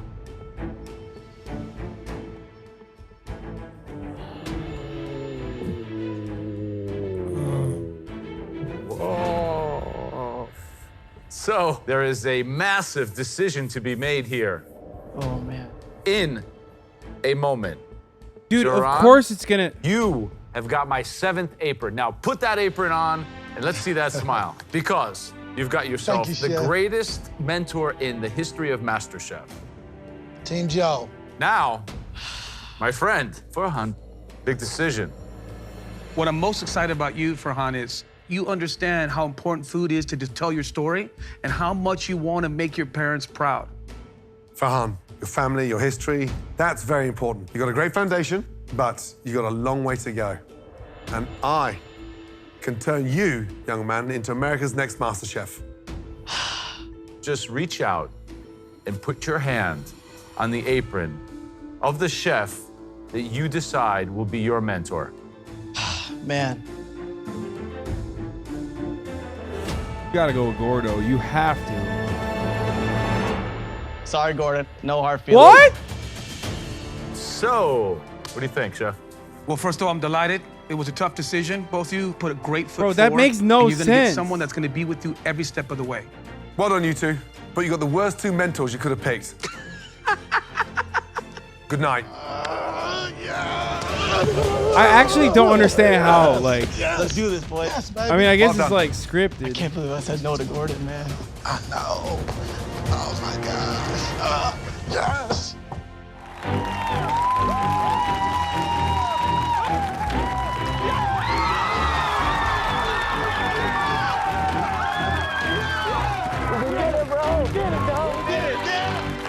I'm so happy for you. Who did you get? Aaron and I just had an instant connection. We both bonded over the immigrant story. He's done for Mexican food is what I want to do for Indian food, and for me, this is it's a dream come true. I love you so much. I love you too. I'm so proud of you. If you're cooking any form of ethnic cuisine, Iran is a much better choice. I mean, I guess that is true, because, like, Gordo is literally allergic to any spice. Today is the best day of my life. Right. I'm on cloud 9. I'm speechless. Nothing can take me down right now. Man, that dish is good. He's just getting started. I got the next MasterChef right there with me along this ride. Yeah. I have a 2-seat car, buddy, and he's riding right next to me, all right? Into the sunset. Thank you, guys. I'm ready. You got me ready. Up next, 3 home cooks who put their twist on Gordon Ramsay classics. I have a lot to live up to. I can't fail. Go hard or go home. I'm Ty. I'm 42 years old. I'm from Laurel, Maryland, and I'm an assistant professor. This is a slam dunk, right? I'm 6'3", and for 9 years I lived and breathed basketball. Oh that my was God. my life. Ready? Basketball has taken me all across the country and internationally as well, which has given me the opportunity to taste foods I never would have imagined. Cooking is a way for me to bond with my family. You got it, Mom. Thank you. I'm ready to give it my all, and I want that apron. Whip these people into shape. Yep, like I'm the gonna kids. do There it. we Yep, go. we got it. I'm Alicia. I'm 30 years old. I'm from Grand Rapids, Michigan, and I'm a daycare owner. Come on in. I take care of all 2-year-olds, so my life is crazy. And this, my friends, is where all the magic happens. I cook for my kids, I cook for my daycare kids, I cook for my husband, and my style of food is comfort food, so it will warm your soul. My food is like a big old hug. I love you. That's right, man. Getting to cook for Gordon Ramsay. Just like me. I can't Just tell like you me how for excited real. I am. My name's Derek. I'm 34 years old, and I'm an aviation systems engineer from Peoria, Arizona. I'm a self-taught cook, but I've actually been to quite a few of Gordon Ramsay's restaurants and been so inspired by the dishes that he made that I've turned it into this amazing love for cooking. Good to see all 3 of you. Thank you, Chef. I'm gonna prove myself in the MasterChef kitchen to everybody in America, especially Gordon Ramsay. Right, welcome. Now, 3 home cooks, each doing a Gordon Ramsay signature dish in the MasterChef kitchen. Wow. You 3 are either brave, foolish, or both. probably. Gordon has just 3 aprons left. If you get an apron from Gordon tonight, it'll be a miracle.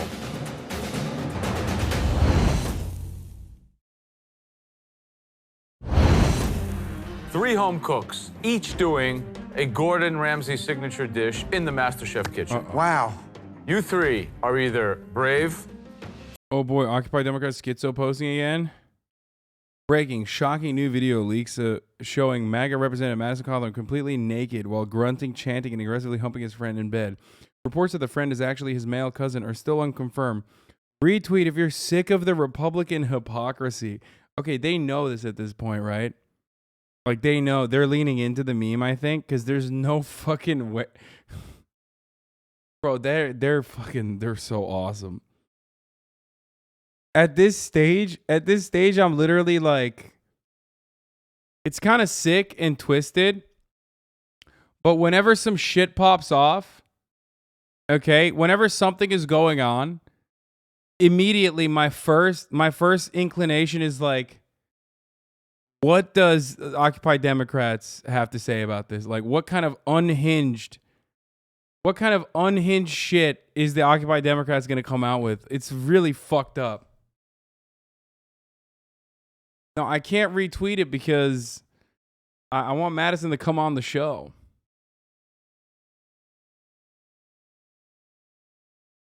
They want to say the F word so bad. Oh, dude. Before the end of this year, they're going to say the F word.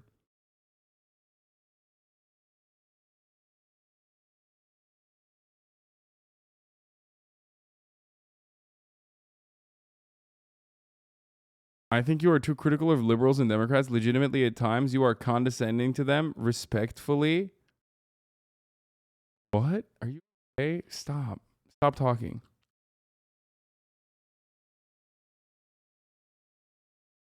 I just got home from work to see the Cawthorn video, and I must say, I wish he'd do that to me. Okay, dude.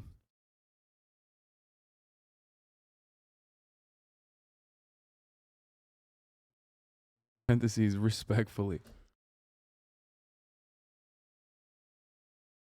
Coming on the show is on here and he came on his cousin? Okay, dude.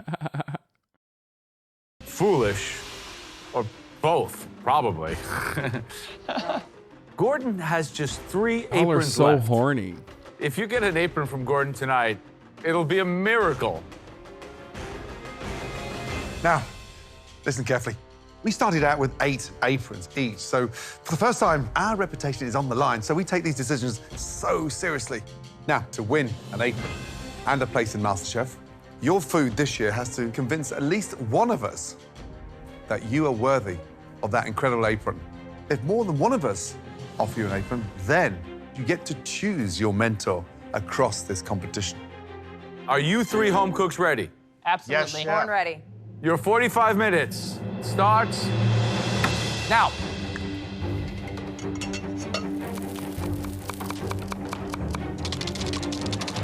So, 3 home cooks walk into this kitchen with the bravado of replicating 3 of your signature dishes, Gordon, but they're gonna interpret your dishes with their own flair. I mean, I've never seen anything like this before, ever. It does make me slightly anxious because these guys tonight are doing it on their own and in 45 minutes. I mean, it is a tall order. How are we feeling, guys? Feeling good? Heck yeah, I got Ready this. for this? Ready. We're 10 minutes in, 35 minutes remaining. How's it going? Doing all right, a little behind. Let's get it. Okay, Alicia, tell us, what is your dish? Today I'm making a fish and chips. It's called Oh My Cod with a lemon aioli dipping Wow. sauce and also a tartar sauce as well. That's very dangerous. The batter, the fries. Why fish and chips? My husband can eat anything that's fried, smothered, and covered. I met him and he was way too skinny and I fattened him up 40 pounds. 40 pounds on your husband? 40 pounds, yes. She's a feeder. Let's go, It's like guys. Cutie Cinderella. Dirk, what is your dish? It's a rendition of Gordon Ramsay's sticky toffee pudding with dates. Do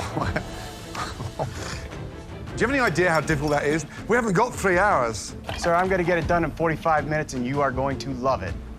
This thing takes months to master. Why try that now tonight with such short time? Sir, this is a dish that I fell in love with it at one of your restaurants. Is you going to try to imitate the master, or are you going to try to reinvent it?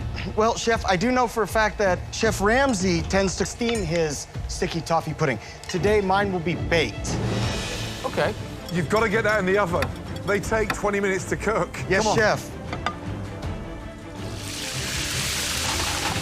Ty, give us an insight to the dish. My family, we like to come together over food, and typically we have really big cookouts, and we love burgers. So I am making a grilled lamb burger with an olive tapenade sauce, a Mediterranean cucumber and tomato salad with a Greek vinaigrette. A lamb burger is so unforgiving. What fat did you put in the middle in order to help it? I use the panko and milk breading to kind of combine it and make it a little bit more moist. Best of luck. Thank you very much. Just under 20 minutes to go. A lamb burger. We always speculate on what's the most difficult dish. Tonight, we can get the answer. Gordon, what is the most difficult dish of the three? Oh, without a shadow of doubt, the sticky toffee pudding. Oh, that's starting to caramel. You know, Joe, it's a finesse, unctuous, rich dessert that takes time to rise, time to cook, and more importantly, that incorporates those dates. You know, it's a bugger to get right. Derek, his biggest problem is if they're undercooked and he starts to tip it out, plop, plop. I don't know if mine's gonna You're wrong for that. Burger, thicker the burgers, the better, dude. You're crazy. Alicia, I mean, look at the fish. The fish is out on the tray. So what's going to happen in the next 3 or 4 minutes? That the batter's going to go really soggy, and it's going to be a mess. I would not be cooking the fish before the fries. How you doing, Ty? I'm doing good, yep. Trying to close it out. How about you? I love thick burgers, dude. You're wrong. You're wrong for this one. If they're still in the oven, those lamb burgers are overcooked. They are big, so I'm just hoping that she takes them out and lets them rest. Derek, 2 minutes to go. Yes, Chef. And yours are still in the oven? Yes, Chef. And there's no toffee on there? No, Chef. Are you mad? Yes, Chef. Is it time to change your plan? Or change your pants?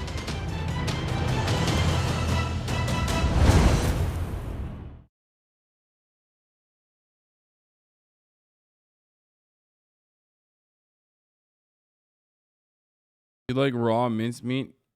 What is going on? What? 2 minutes to go.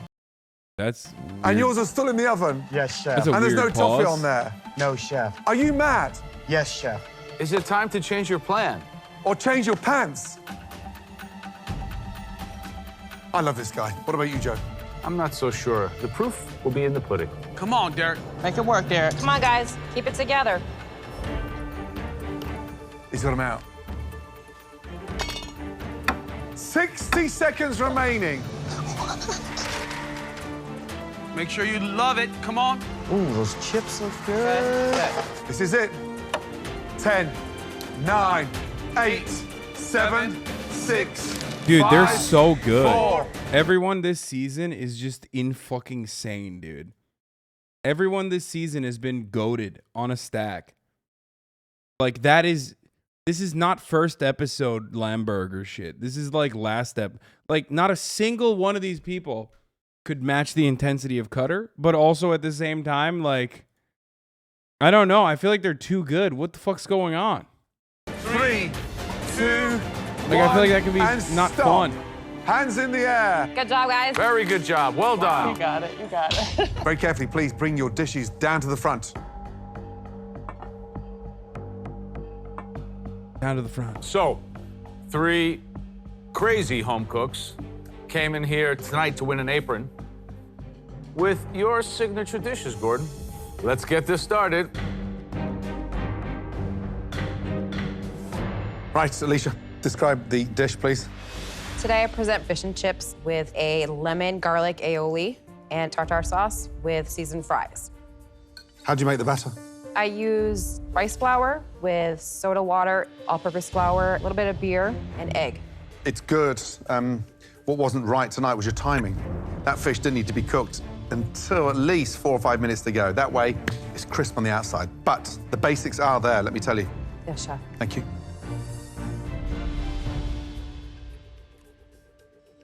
Excellent sauces. Thank you. Gordon's signature dish is fish, burgers, and a dessert. Is that signature just McDonald's? No, his lamb burger, well, the real signature dish he has is a beef Wellington, but I don't think they could do that in that short period of time, so they didn't try to go for it. But yeah, no, I mean, those are his dishes. Dude, this is fucked up and kind of controversial of me to say because I love Gordo as like a character. But I think his, you know, I've been to his restaurant. It's all right.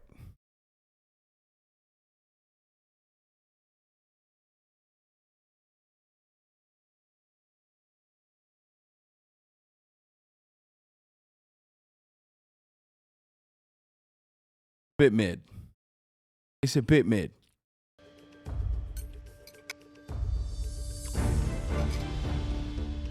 The batter needs help, but the fish is well seasoned and flaky and moist. The tartar sauce is really herbaceous and fun. Well done. Thank you, Chef. Derek, describe the dish, please. Today I have made you a sticky toffee pudding with dates and a caramel topping.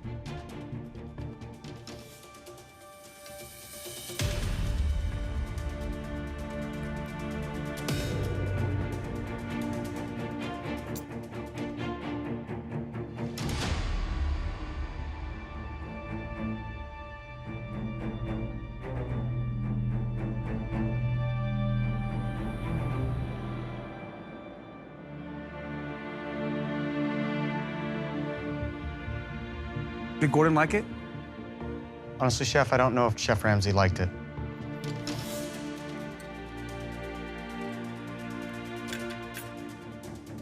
The beauty of this particular cake is it has to be seasoned well. And you did that with the spice mixture in there. It's rich, and you got to be careful with that. Yes, Chef. Thank you.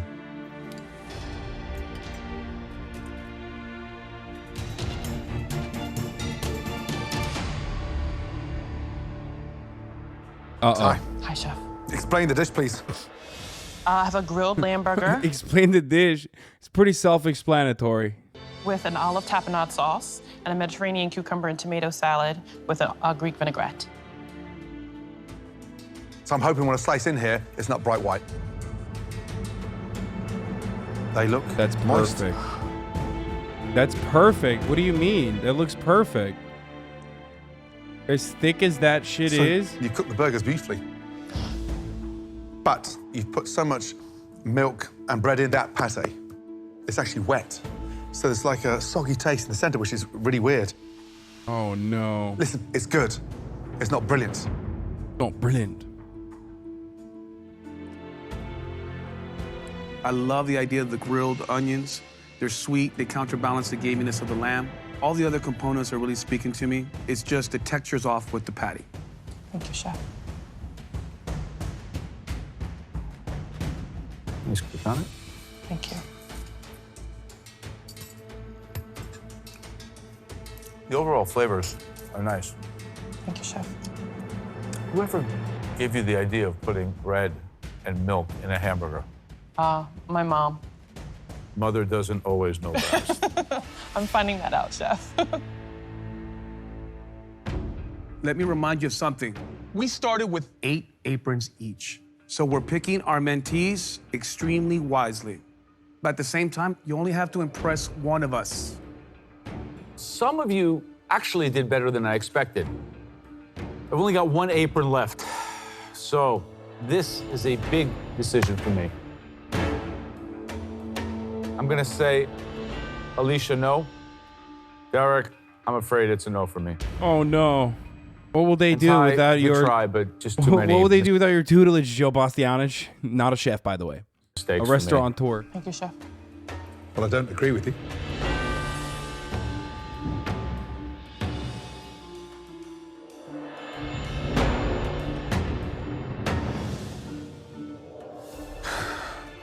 I do have an apron. Do you have an apron? Very nice. True. Very fucking nice. 3? What? What? Oh, he's just blasting him.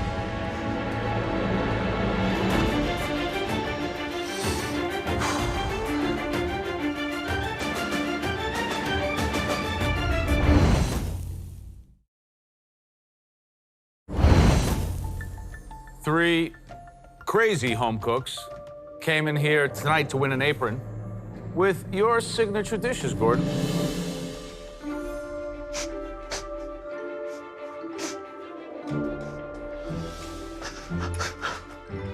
What are you doing? What? Bro, he literally can't. He can't pull back. Like, he can't troll. The dude is crying, dude. He's literally crying, and he reminds me too much of my little brother. I'm gonna fucking lose it. If he trolls him, I'm gonna be pissed off. That was amazing. That was as good as mine. Keep on cooking like that. You are going far. Why the fuck? Why the fuck does Gordo... Dude, he is such a male manipulator, dude. Typical toxic male manipulator trait. Typical motherfucking West Elm Caleb ass, British ass behavior, dude. Okay?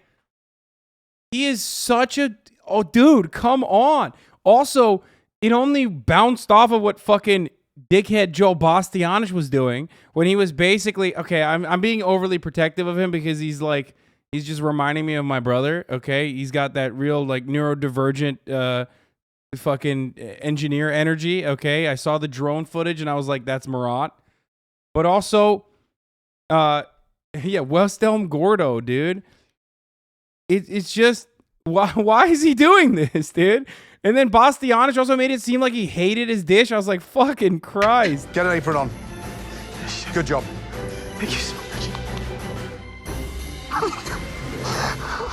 Wow.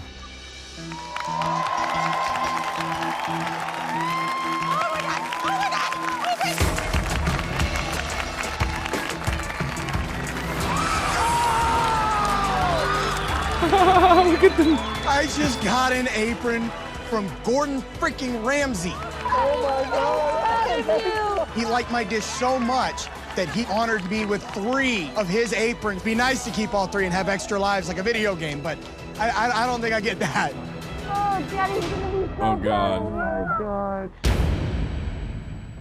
So, Aaron, are one of these 2 home cooks worthy of one of your aprons? Bro, the thing I will never understand is how are you going to be in Twitch chat and then call someone a fucking spastic? Like, you're literally in Twitch chat, dude. What's wrong with you? Like, you're a Twitch chatter. Like, we're all in this together, okay? You need to understand. Like, you can't be... Like, in some ways, you can't be ableist because we all got the same thing going on. Like, how are you just going to...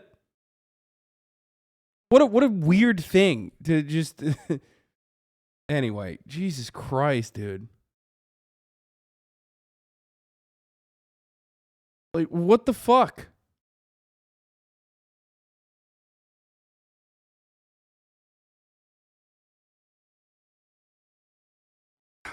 Anyway, whatever. It's so weird to do that.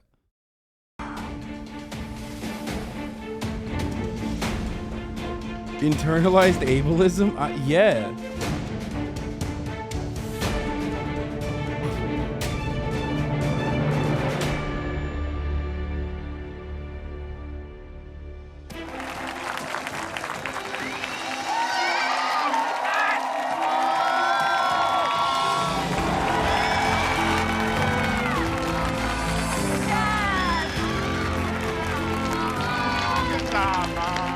Even though I'm disappointed not to get a MasterChef apron. We're proud of you, Mom. Derek and Alicia are great cooks, and I hope one of them wins the next MasterChef. As Alicia and Derek join the top 24. Wait. Oh, wait, this is not a spoilerino. God damn it. This is like when they do it like a spoiler, but it's actually not a spoiler. You know what I mean? It's a classic. Gordon and Aaron have just 2 aprons each, and Joe has just 1 final apron remaining. Oh my God, it's really Welcome. real. Come on down. And with so few spots left in the competition, The stakes are high. You're battling, we're battling. the bar has been raised. No! This time, there is no room for any excuses. Only the most skilled, Sal's pasta looks spot on. confident, I am doing lobster baked soup. Sounds wicked good. It is wicked good. and creative home cooks I'm impressed. I would hire you in a second flat. Thank you, Chef. earned a place in the MasterChef kitchen. Lindsay. Thank you, Chef. Stephanie, Thank you, Chef. Thank you, thank you. boy, do I see potential. And Sal. with Joe handing out his final apron, Gordon and Aaron are left with just one apron each. Uh-oh. As the final home cooks of the night compete It's for not the spoilers. It's not spoilers. It's not spoilers. This is a speed run. They just like run through some of the candidates. 2 remaining spots in the top 24. I'm Junie. I'm a disability analyst from Raleigh, North Carolina. Hi. I would consider myself a middle-aged suburban housewife trapped in a gay man's body. With my cooking, I always try to draw inspiration from dishes that I've had Okay, he's when I awesome. was young. About 6 years ago, my mother was deported to Mexico. It was tough. Everything around me was just a mess. So when I'm cooking, that's my happy place because it always reminds me of her. It just makes my heart warm. I think that if my mom could see me right now, she would be so proud of me. I love you. I'm so proud of you. Oh my God, this is the dream, right? Austin would love My him. name is Nick. I'm 29 years old and I'm from the Cayman Islands and I'm a model. I think a lot of people are shocked. They're like, you're a model. I didn't even know you eat, much less cook. And I'm like, dude, I'm from the islands. What do you mean? We have to cook. It's like mandatory. This is the kitchen. This is where the magic happens. I live, eat, breathe Caribbean food. I represent the Caribbean, and we're very chill, but I'm gonna bring the heat. I'm gonna walk out of there, and I'm gonna have that apron on, and I'm gonna represent Texas. I'm Shara, I'm 48. I'm about to pop off like Chet Hanks right now. Holy shit. Born and raised in Austin, Texas. My cooking evolves around Texas and what I learned growing up with my family, because they all love to cook. Don't mess with me in the kitchen, because I've won a lot of recipe contests. This home chef knows what it takes to win. Muy caliente! My name is Ashley. I'm 28 years old. I'm from Opelika, Florida. I decided to leave my teaching career behind a few months ago in order to pursue my dreams of cooking. My own mother has looked at me crazy for leaving my job and career behind. Welcome. Come on down. But there is nothing that's gonna hold me back from being the next Master Chef. Welcome to the MasterChef kitchen, all of you. Tonight, all of your signature dishes are hot, spicy, and hopefully good enough to win an apron. 2 aprons are still available. Joe's already given out all of his aprons, but Aaron and myself each have 1 left. Which means we have to be very, very meticulous in our choices. All right, so your 45 minutes starts now.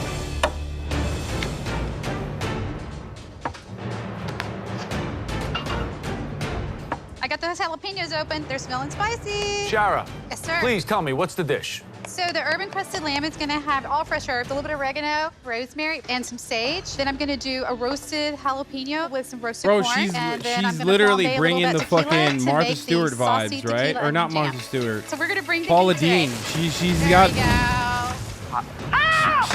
She's giving unproblematic Junie, Paula talk to me Dean. about what you're making. I'm making the chile relleno. I have been a vegetarian for over 10 years. Not So Martha Stewart. what I'll be stuffing it with today is gonna be potatoes, sauteed onions, garlic, broccoli, manchego, and various spices. We've had some extraordinary vegetarians participate in this competition over the years. Doesn't mean that I don't know how to handle some meat, because I've handled a lot of meat in my days. Guys, just under 20 minutes to go. Come on, you've got this. Nick, give us an insight to what you're making. I'm making a Cayman-style lobster with turmeric and dill rice. How are you going to incorporate the spice? I fried the Scotch bonnets whole, and that's where the heat is going to come from. Gotcha. One of the most powerful chilies on the planet. Oh, but it's the most flavorful, and the heat is going to give me that apron. Uh-oh, Great. don't do it. Don't do it. Check it out, Don't do it. Both Joe and fucking Gordo are like painfully white, dude. They cannot handle fucking heat.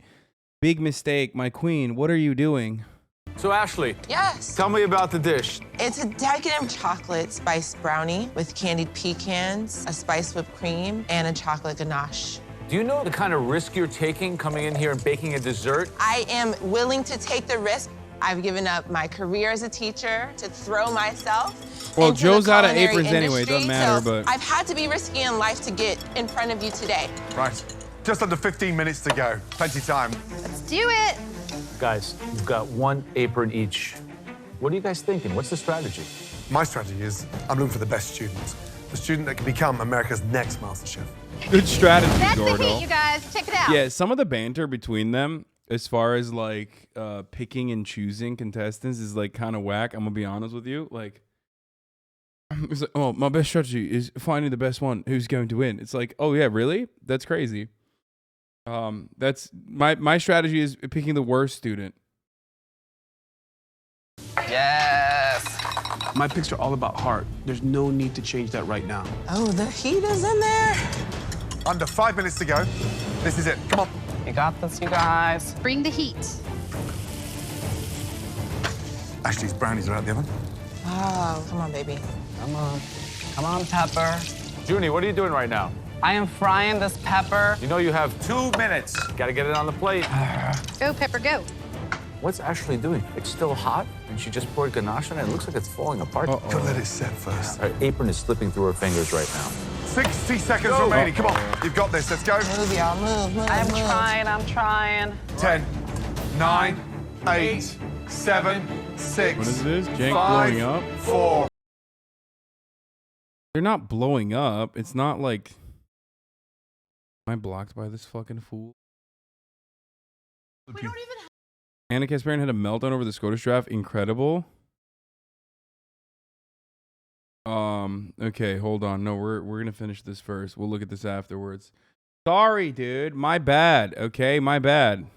3, 2, 1. And stop. Hands up in the air. Well done. Good job, guys. Oh, my God.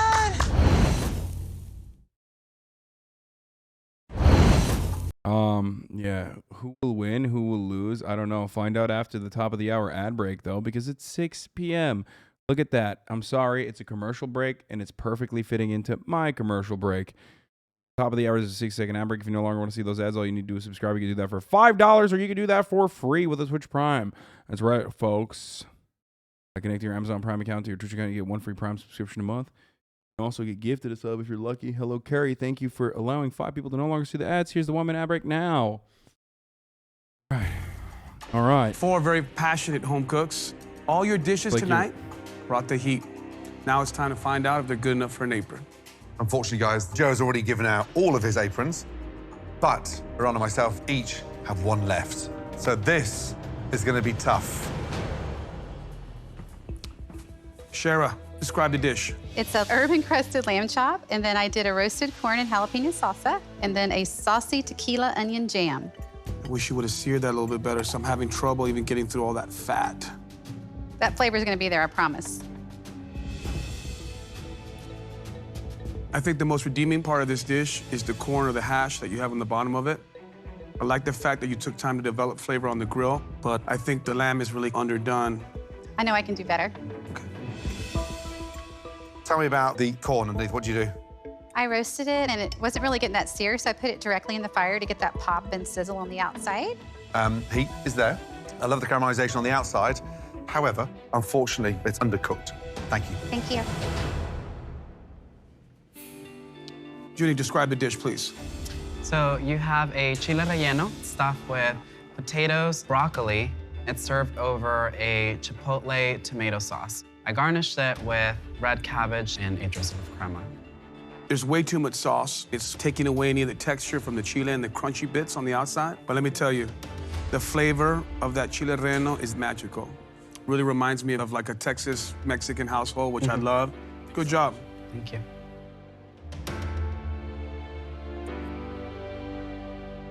The chili relleno is done beautifully. Heat is there. Sauce is delicious. However, the presentation just showed a bit of finesse. It's like putting on your clothes. Dress up, smart. Do the same to the plate, and you elevate the dish. Understandable. Thank you. Thank you, chef. Nick, describe the dish, please. So it's Cayman-style lobster with turmeric and dill rice, bell peppers, and some Scotch bonnet in there. And then you added bacon as well. Exactly.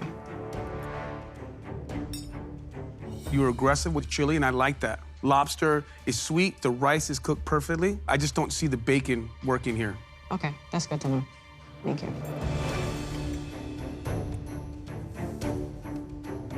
So, lobster's nice. It's cooked beautifully. However, the dish needs a broth. It needs something to counteract that heat. I mean, we don't normally make it. Called it, dude. I'm telling you. Like, don't do it. Don't fucking do it. Don't do it to my queen, please. Not my fucking queen. Please don't do it. With a broth? Right. But I can totally make a broth. Unfortunately, this is a competition, and I have to judge you on what you put on a plate. Yeah. Thank you. So, describe the dish, please. I have my Maya chocolate spice brownie with candied pecans and a decadent chocolate ganache. And the pecans, what do you do? I toasted them and then I candied them in melted sugar and some salt. The brownie's delicious. Let's get that right. Thank you, chef. You just want to dive in there, but it needs something tart. A spoonful of creme fraiche to counteract that richness. Yes, chef. Delicious. Miss Ashley, what kind of chili did you use? I used cayenne and I used chili powder. You did a great job of balancing the heat, because I'm getting on the back palate, which is wonderful. But I think it's a little sloppy. I think you rushed it. Okay. I think you have to let all those wonderful ingredients set. Yes, chef. And then you'll get a better product at the end. Yes, chef. Thank you.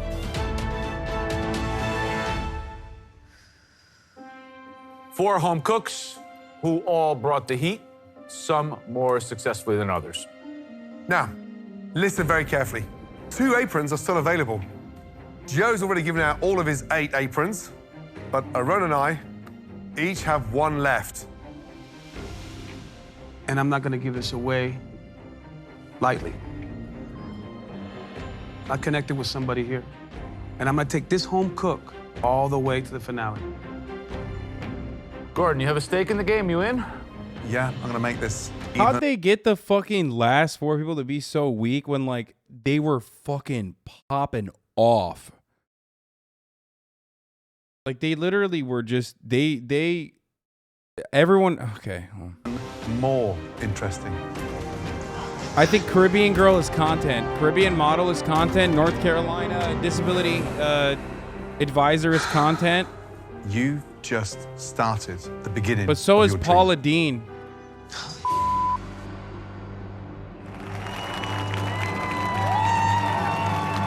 You know what I mean?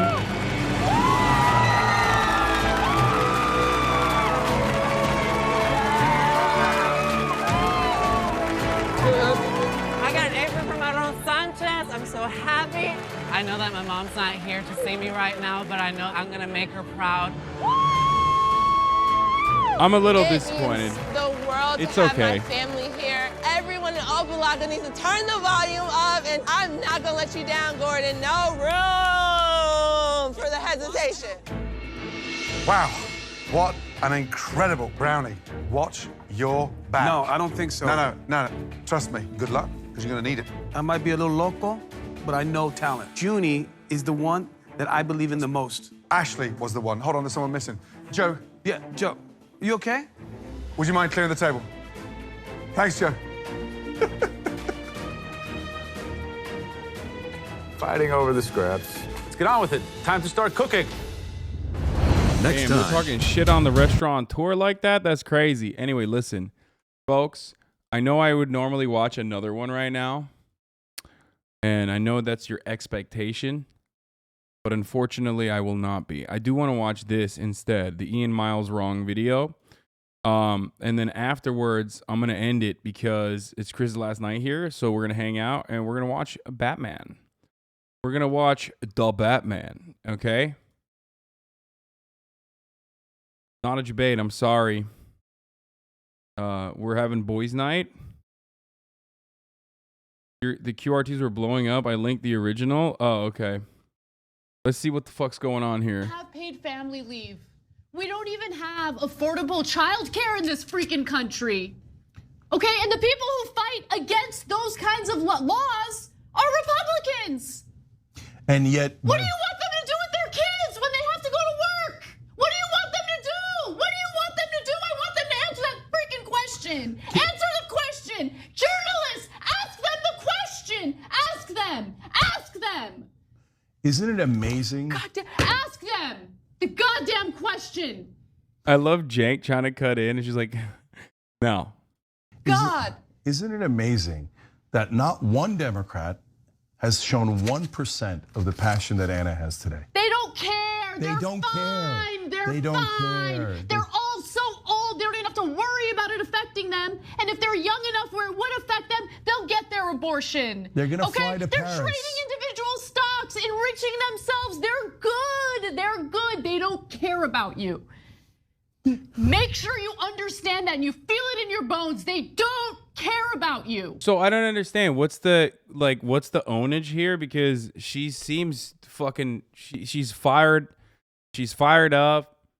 She's popping off. Is it because like she's a woman and she's yelling? Is that what it is? Like what's the, it's like this video is like a W compilation. You know what I mean? It unironically comes across like they thought, like it comes across like Ian Miles Wrong was like, oh, this will get everybody going. Like, what a hysterical woman or some shit. But like, yeah, she's emotional for understandable reasons. That emotion is angry, right? Like, I mean, I get mad like this all the fucking time. And you don't see people fucking popping off in the same way, being like, look at this fucking idiot. Because when I show rage, it's like appropriate. It's considered to be like masculine. I get mad like this all the fucking time. It's just, yeah. Anna is obviously passionate about this issue, this subject. Frustrated. She's been covering the fucking news for, years now, almost 20 fucking years. I stand by every word, fuckboy. That's awesome. That's fire. Why? What would they? What? It's the Jimmy Dore folks that hate TYT and hate that they supported Dems in the squad. At least that's what they see on my timeline.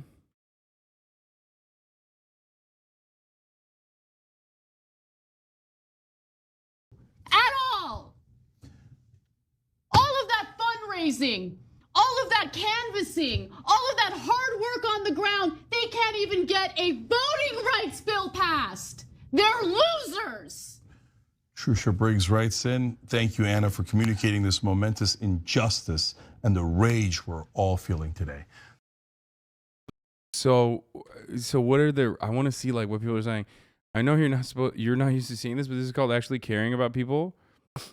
Really weird that you found empathy to be such a foreign concept. So what are the people like? People were popping off saying like she sucks.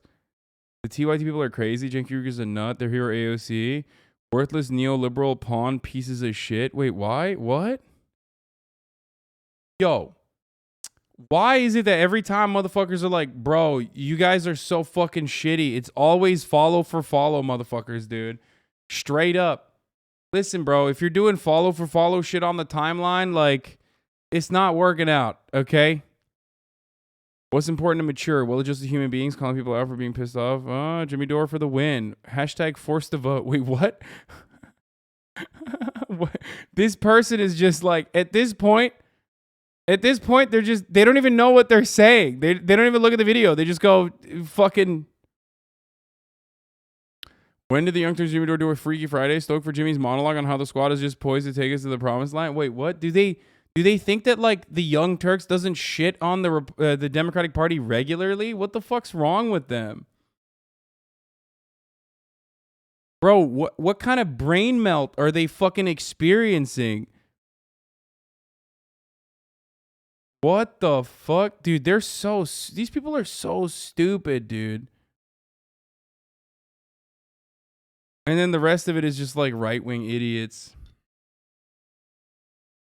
My Lord. I don't know what to do. There's just so many. I just don't know. I don't know what to say. There are so many fucking weirdos on the internet. That's just it, I think.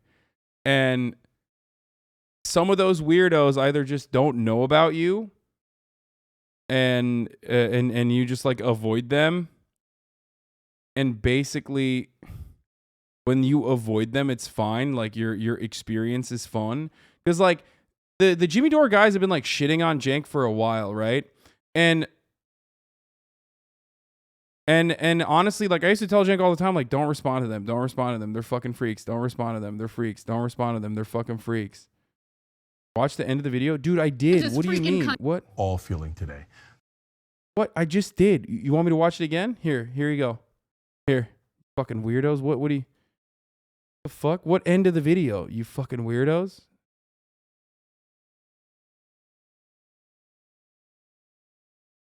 No, and now I realize, like, I respond to them all the fucking time. It's just so bad.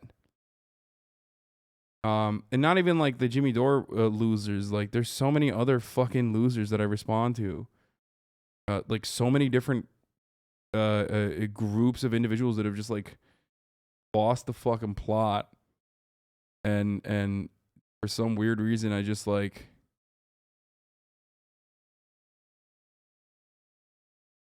I really should stop.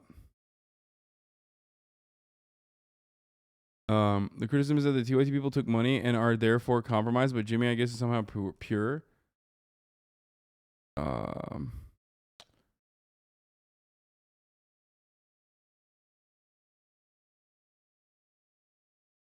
Start responding to the positive post. I am. Are we still doing MasterChef today, King? No, we're done for today. Actually, I just wanted to look at that last video. Here's the last 3-minute ad break now.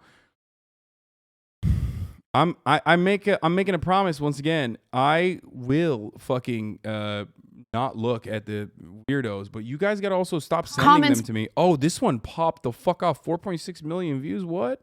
Might be strong, but it's how I genuinely feel. I don't care that you're a Christian. I don't care what the Bible says. Like, I feel like it's a clown show, like sitting here trying to decipher what your little mythical book has to say about these very real political issues, right? I don't care if you're Christian. In fact, I will fight for you to have your religious liberty and practice your Christianity. I believe in that. I don't believe in Christianity, which means that you do not get to dictate the way I live my life based on your religion. I don't care what the Bible says. You have every right in the world. All those women who identify with your religion have every right in the world to not get an abortion, to not take birth control, but they do not have the right to dictate my life and what I decide to do with my body. I don't care about your goddamn religion. I'm so tired of having nonstop conversations. I feel like this, but also on top of that, I feel like this for fucking, you know, originalist interpretations of the Constitution. It's like made up shit. About what the Bible says. You live your life in the way that you interpret the Bible. Again, I don't care, but you don't get to take the Bible and tell me, well, the Bible says this in this chapter in this verse. I don't care. I don't care. I don't believe in it. And I have the right, based on our Constitution, to not believe in it. These the Constitution is treated like the second Bible? No, they do. It is. Calvinist freaks have fucking turned it into like the American Bible. We treat the we treat the Constitution like a Bible. It's super dogmatic the way we look at it. The textualist or originalist interpretation of said Constitution is completely psychotic. It's just, you know, there's no difference between a fucking Supreme Court of the United States justice and a fucking crazy mullah, you know what I mean? Not like a one with good takes or anything like that. It's just straight up Wahhabist fundamentalist mullah Andes over here being like, this is how it's supposed to be, and it's not.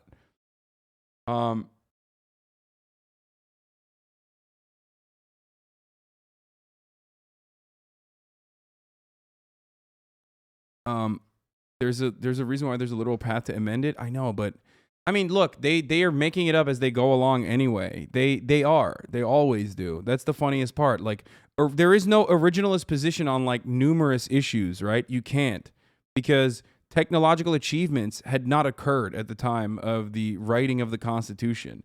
So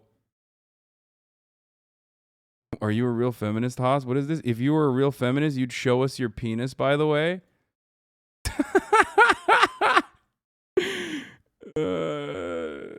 It's so dumb. See, why can't people just quote tweet me like this with jokes, okay? Or maybe they're serious, but with jokes regardless. Like, how about that going forward instead of whatever the fuck this shit is, where it's like you need to literally fucking kill yourself right now. Shut the fuck up. Like, it's so clearly a fucking joke. Anyway, a lot of people do. You just scroll past the good ones. You aren't in your slut era till you post hog. I'm not doing that. The Air Force is unconstitutional. They do. You focus on the other ones? No, I'm focusing on the funny ones. Unless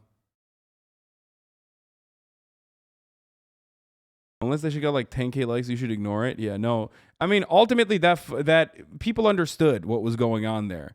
Because you have to be fucking blind to like the 700 other tweets from the entire past 2 fucking days of 48-hour news cycle where I'm like raising funds for abortion providers and talking about it, to exclusively just look at my thirst trap joke that makes fun of myself.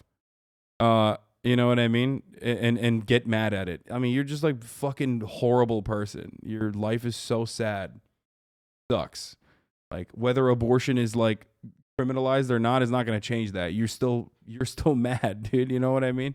It's still the dog shit life for you. If that's the type of shit that you get mad at, guess what, dude? I'm going to be honest with you. You know, your life sucks. And has nothing, and I mean nothing to do with me or the way I fucking post or anything like that. You're just a sad, pathetic person. You have to not address it because it only validates them? Yeah, I know.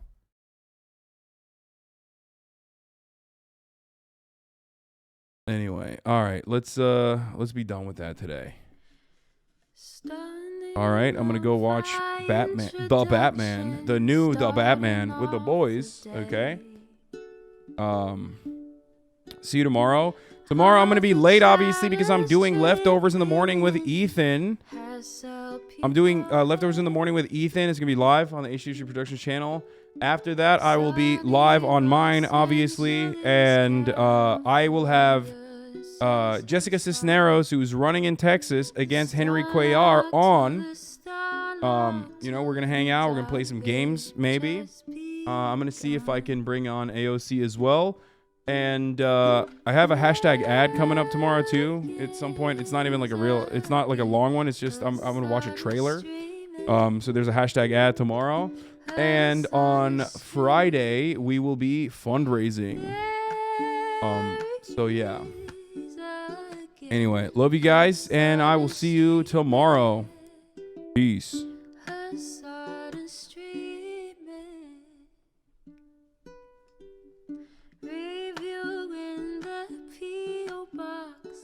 Uncle Uger's face. Sudden discord at your prop. Great names take embrace. Tiny Bernie Sanders, LGBTQ Air Force. The whole left at your fingertips. Ane at your door. H3 crowded debate, the Young Turks online show. 3 full fucking years of this, plenty more.